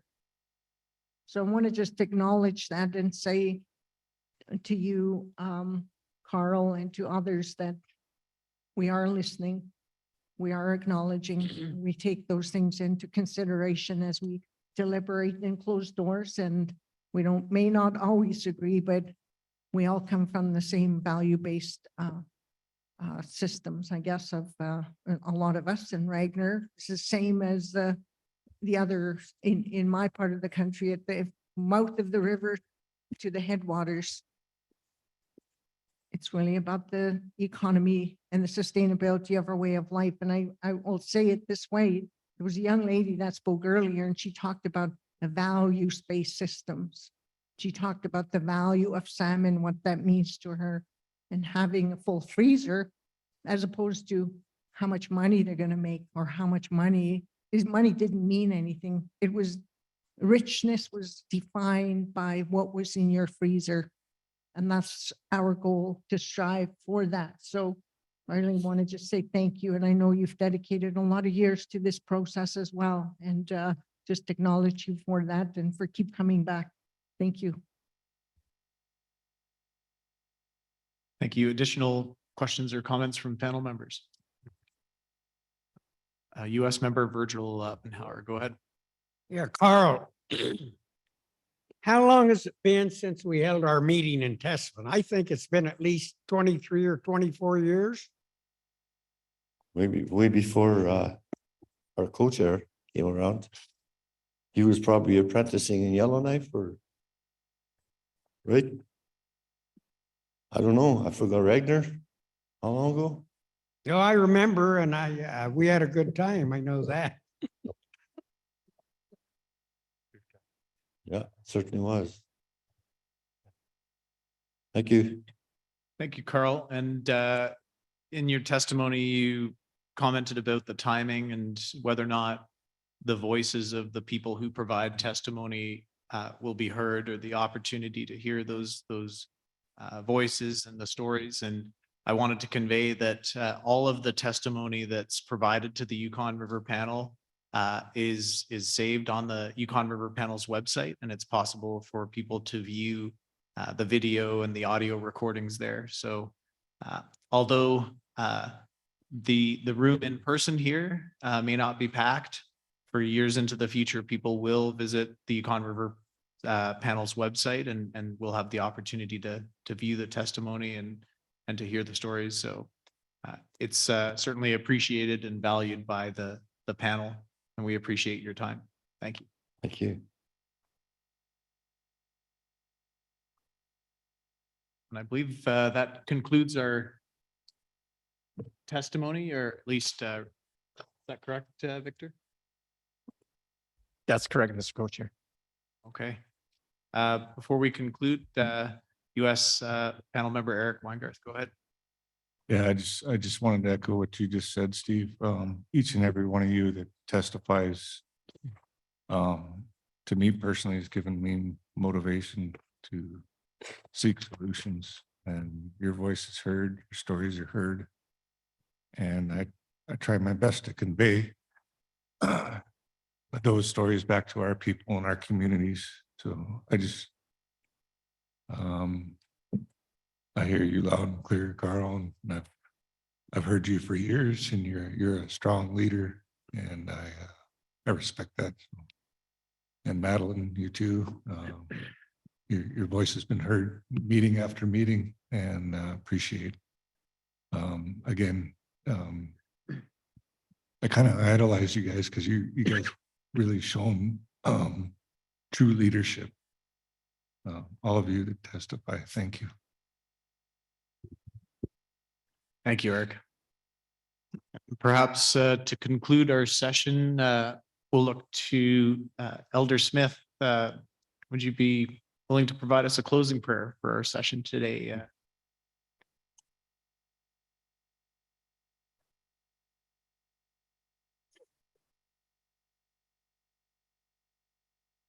Before I do my prayer, I want to share a little story that my mother told me.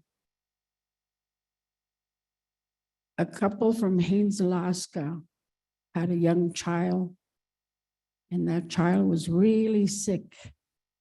The doctors did everything for him.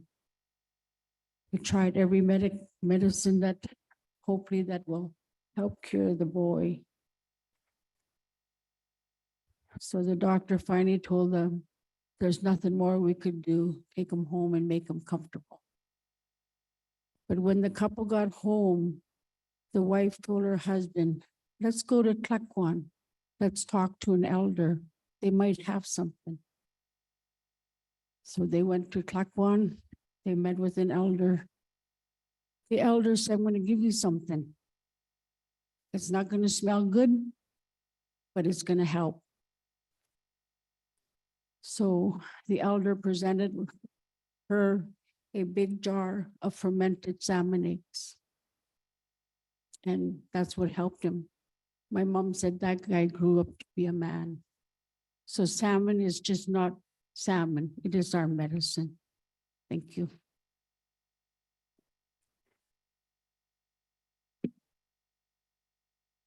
Creator of all creations, we give thanks today. We give thanks for all the knowledge that are shared here today and the importance of salmon that is in our genes, that we want to taste it in order to fulfill who we are as First Nations people. We give thanks for the beautiful gift of salmon and what it has to offer us. Medicine, it nourishes us, and it helps us in many ways, in many teachings of salmon. We give thanks, Creator, for the elders that share their knowledge in order to give us full understanding about how do we look after our animals. We give thanks for the elders that teaches us, share their knowledge, or show us when they ask, how do we know what to eat? The elders say, we will send young men out to follow the bears. And whatever the bear eats, we can eat it. Those are some of the traditional knowledge that is important in order for our people to carry the history of salmon. We give thanks, Creator, for the beautiful gift, the salmon and all the eggs. My dad said, salmon gives life to thousands and thousands and thousands of eggs in order to feed our people. We give thanks for that, Creator. And we give thanks for the people that are here today in order to come up with solutions, in order to overcome many, many things that are before us. We give thanks, Creator, for this day. Amen.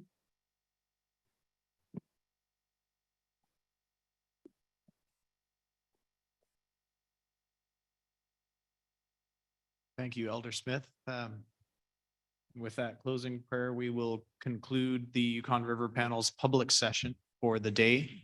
We will resume in public session tomorrow morning, Wednesday, April the 5th at 9 a.m. I'd like to thank everyone for your participation and your patience today, and look forward to seeing you tomorrow. For individuals who are participating in our meetings in person, the Yukon River Panel will be hosting a public reception this evening at 7 p.m. at 103 Main Street, Miner's Daughter. So please join us at the public reception, 7 p.m. Miner's Daughter, 103 Main Street.